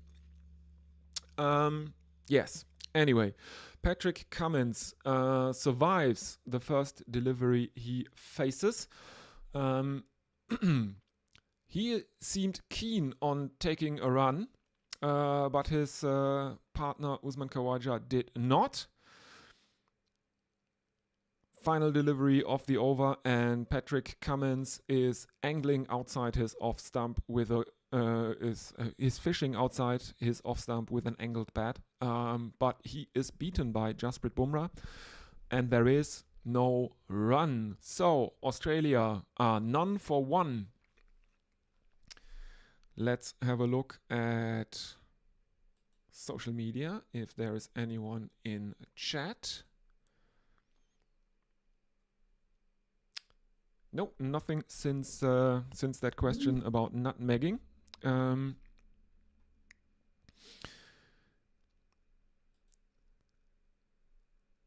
Let's see if anyone is writing in on social media. As I said, or as you can see on the screen.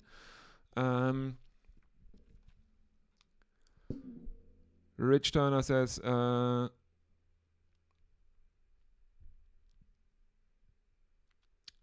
listening to the ABC radio feed via the BBC here, it would be great if Gorilla Cricket were covering the Border Gavaskar, perhaps from Melbourne for the early morning sessions. Rich, it's basically Gorilla Germany here.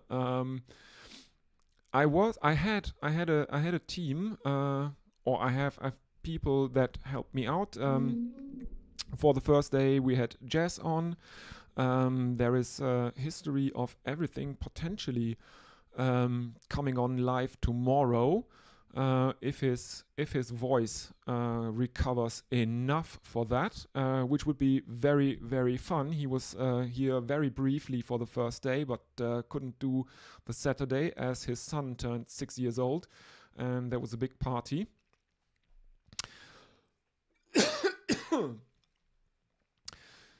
Yeah, so I'm doing this because I was also very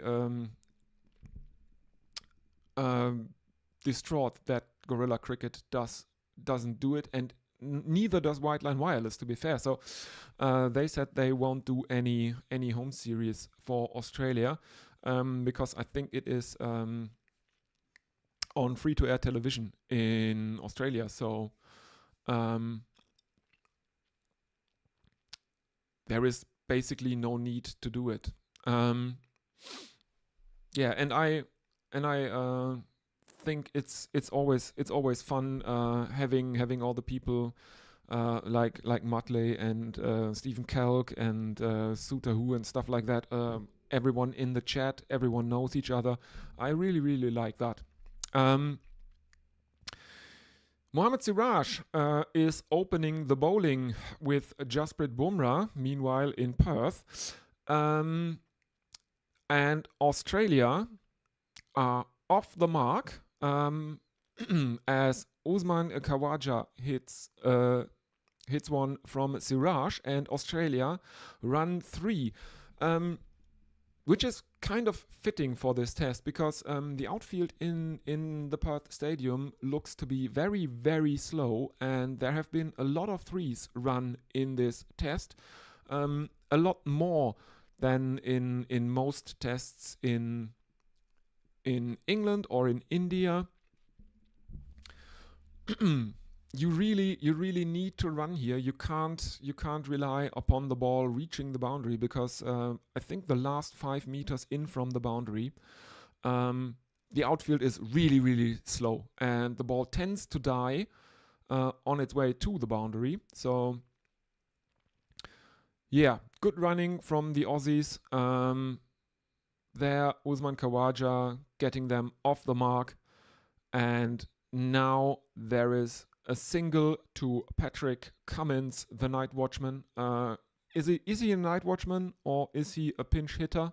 And how many pinch hitters have there been in Test cricket? I know they were kind of all the rage for a time in one-day internationals. As Mohammad Siraj aborts his run-up, there are 3 slips and a gully for Usman Khawaja. Final delivery of Mohammad Siraj's first over. He has thus far conceded 4. He comes in, right arm around the wicket to the left-handed Khawaja, who looks to cut it, but can only get it towards gully, and there is no run. Australia, after 1 overs, are 4 for 1. Nathan McSweeney, the batsman, dismissed. He had to go for a duck of the 4th delivery that he faced. And I think he was dismissed in the same way in the second innings as in the first one. In the first one he made 10 runs though. Both times he was out LBW Bumrah, I think. Let's have a look at that. There's the scorecard.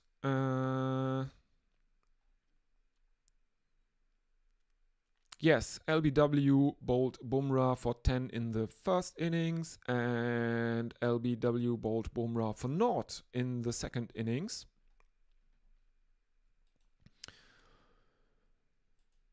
And now it is captain versus captain. Jasprit Bumrah is bowling to Patrick Cummins. As Cummins leaves one from a Bumrah, very speculative leave there, that flies about 2 centimeters above or 2 centimeters over the top of off stump, as Patrick Cummins steps half a step to the leg side, makes half a step to the leg side, and that would be probably that would be delicious for the Indian captain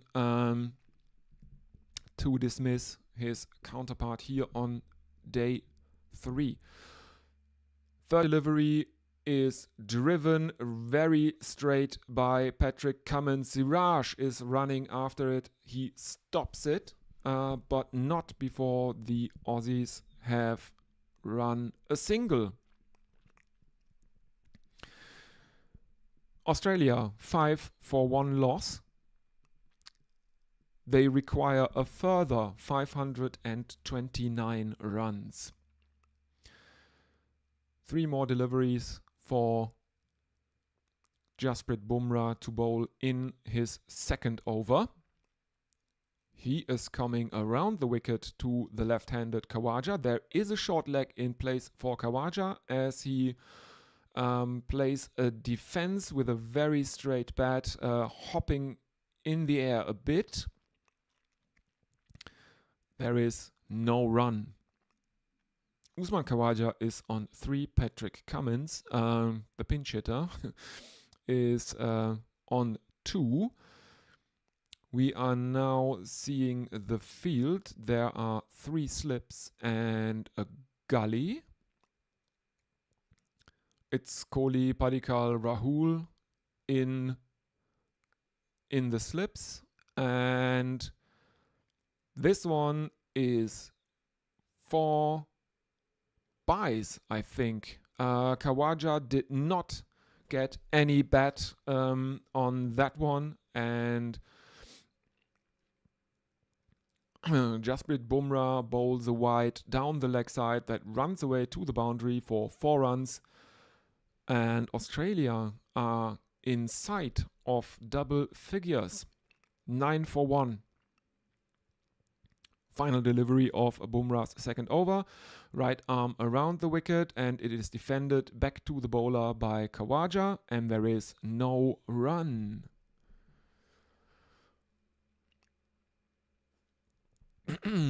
So, fantastic day to be an Indian fan, and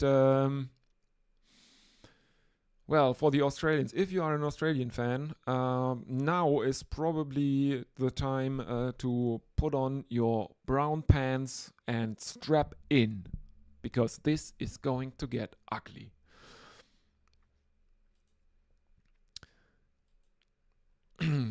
We are now seeing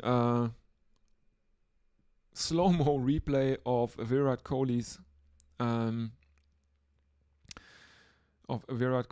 celebration of his unbeaten century earlier today, as Mohammad Siraj is steaming in to bowl to captain Pat Cummins, and he bowls one outside the off stump, and again Cummins is fishing outside his off stump with an angled bat. He gets a top edge and he is out caught in the slips.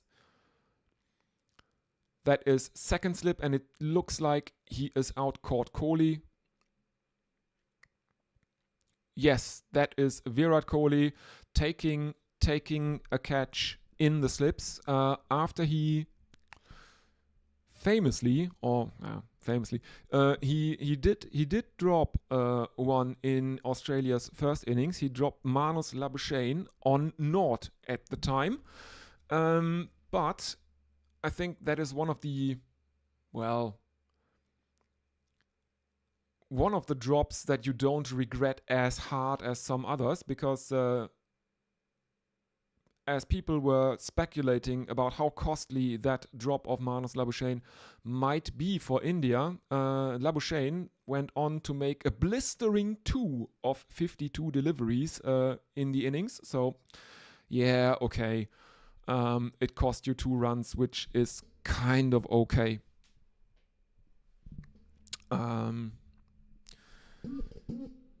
Let's have a look. I will have to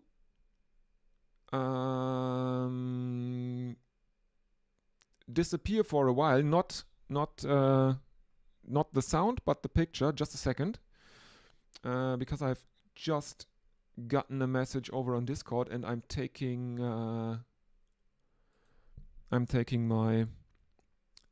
my video from Discord. General, I think. Let's have a look. I can only assume that this test for Australia. Yes, Jess, who was on the first day, says she can only assume that this means that the best opening option for Australia is Mitchell Starc, because Mitchell Starc batted really, really well, all things considered. They made a 10th wicket partnership that was worth 25, their best partnership of the innings, and it was the longest of the match at the time. They faced 110 deliveries. The 10th wicket partnership between Josh Hazlewood and Mitchell Starc, as Manos Labuschagne is facing Mohammad Siraj, and he is up to his usual shenanigans. There's the exaggerated leaves, the screaming. He's an annoying dude, Manos Labuschagne.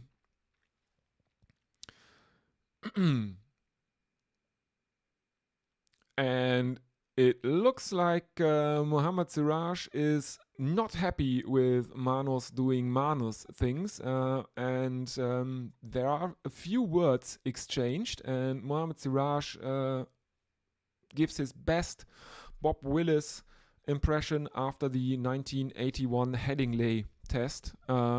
He's looking like he's going to punch someone's lights out.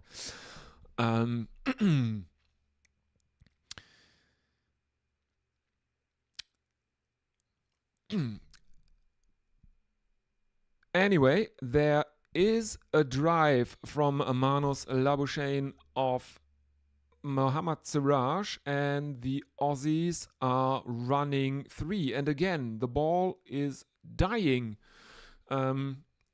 within the last 2 or 3 meters before reaching the boundary. So the Aussies are running 3 for a shot that would probably be a boundary on any other Australian ground. As Mohammad Siraj comes back in again, right arm around the wicket to the left-handed Khawaja, who defends it, and there is no run. One more delivery left in the 4th over. Khawaja is to face it, and there are 3 slips and a gully backward point, as Mohammad Siraj is steaming in, and Usman Khawaja steps back, and Mohammad Siraj aborts his run-up.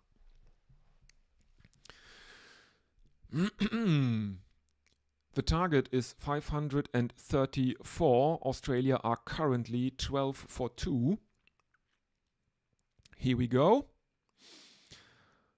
Mohammad Siraj, final delivery of his 2nd over, and it is again defended by Usman Khawaja, but Siraj is bowling with some pace, as it bounces back towards the cover fielder there. There is no run though, and we are seeing highlights of the bowling performance thus far. Nathan McSweeney, the first Australian batsman who had to go, the opener, he was gone. LBW bowled Bumrah for a duck. And then Captain Pat Cummins came out as a night watchman, and he was out the next over to Mohammad Siraj. Or, no, not the next over, but he was out very quickly to Mohammad Siraj as he was fishing outside the off stump with an angled bat, and he was out caught in the slips by Virat Kohli.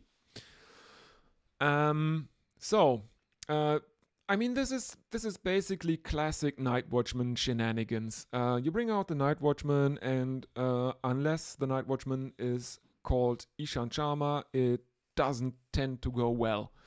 There are genuine night watchmen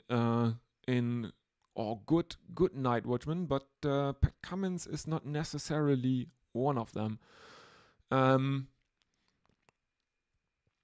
And I'm not saying he's not good with the bat. He can bat, but I think a night watchman is a bowler that isn't necessarily very good at batting. He is just good at blocking, at keeping it out.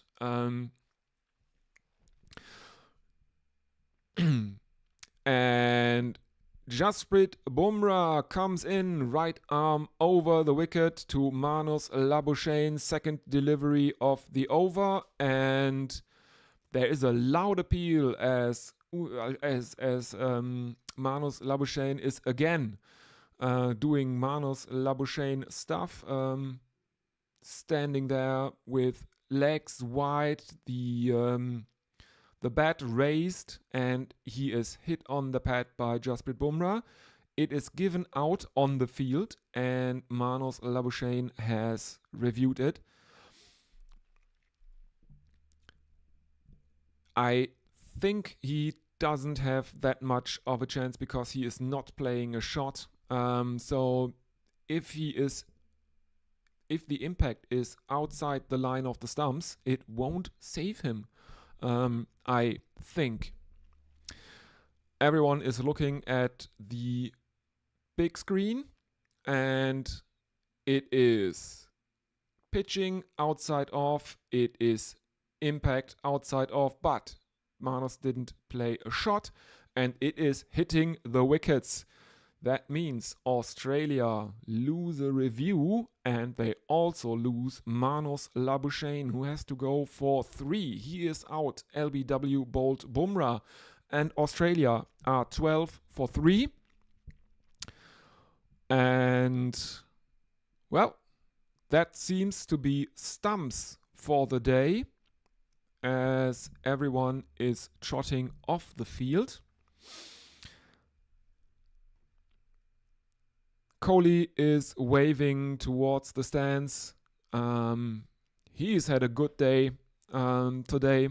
Unbeaten century. India declared the second that he completed his century. The first one since Port of Spain 2023.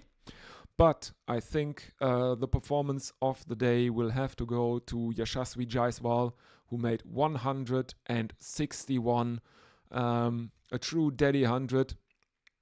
And he leads India off the field, deservedly so, I would say.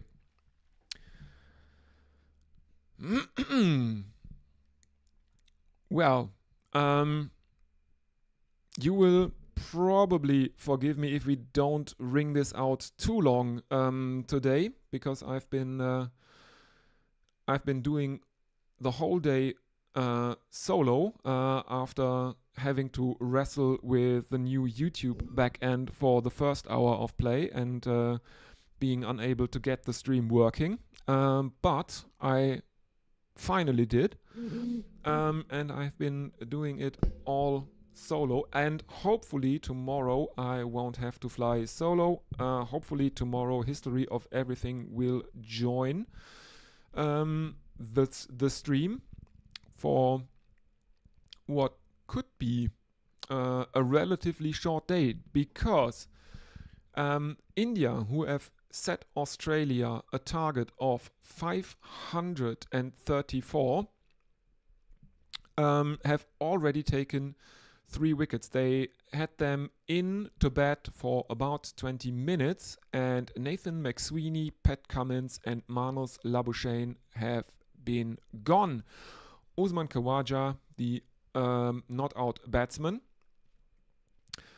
Bumrah has already taken 2 wickets. Manus Labuschagne was Pat Cummins was caught by Kohli, bowled Mohammad Siraj.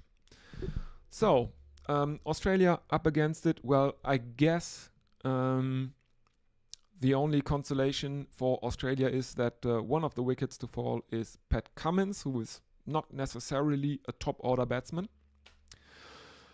But, yes, that is it from me. Thank you everyone for watching, for commenting, for using the YouTube chat. Please like and subscribe, and I will be with you again tomorrow if you want. So thank you very, very much, and bye bye everyone.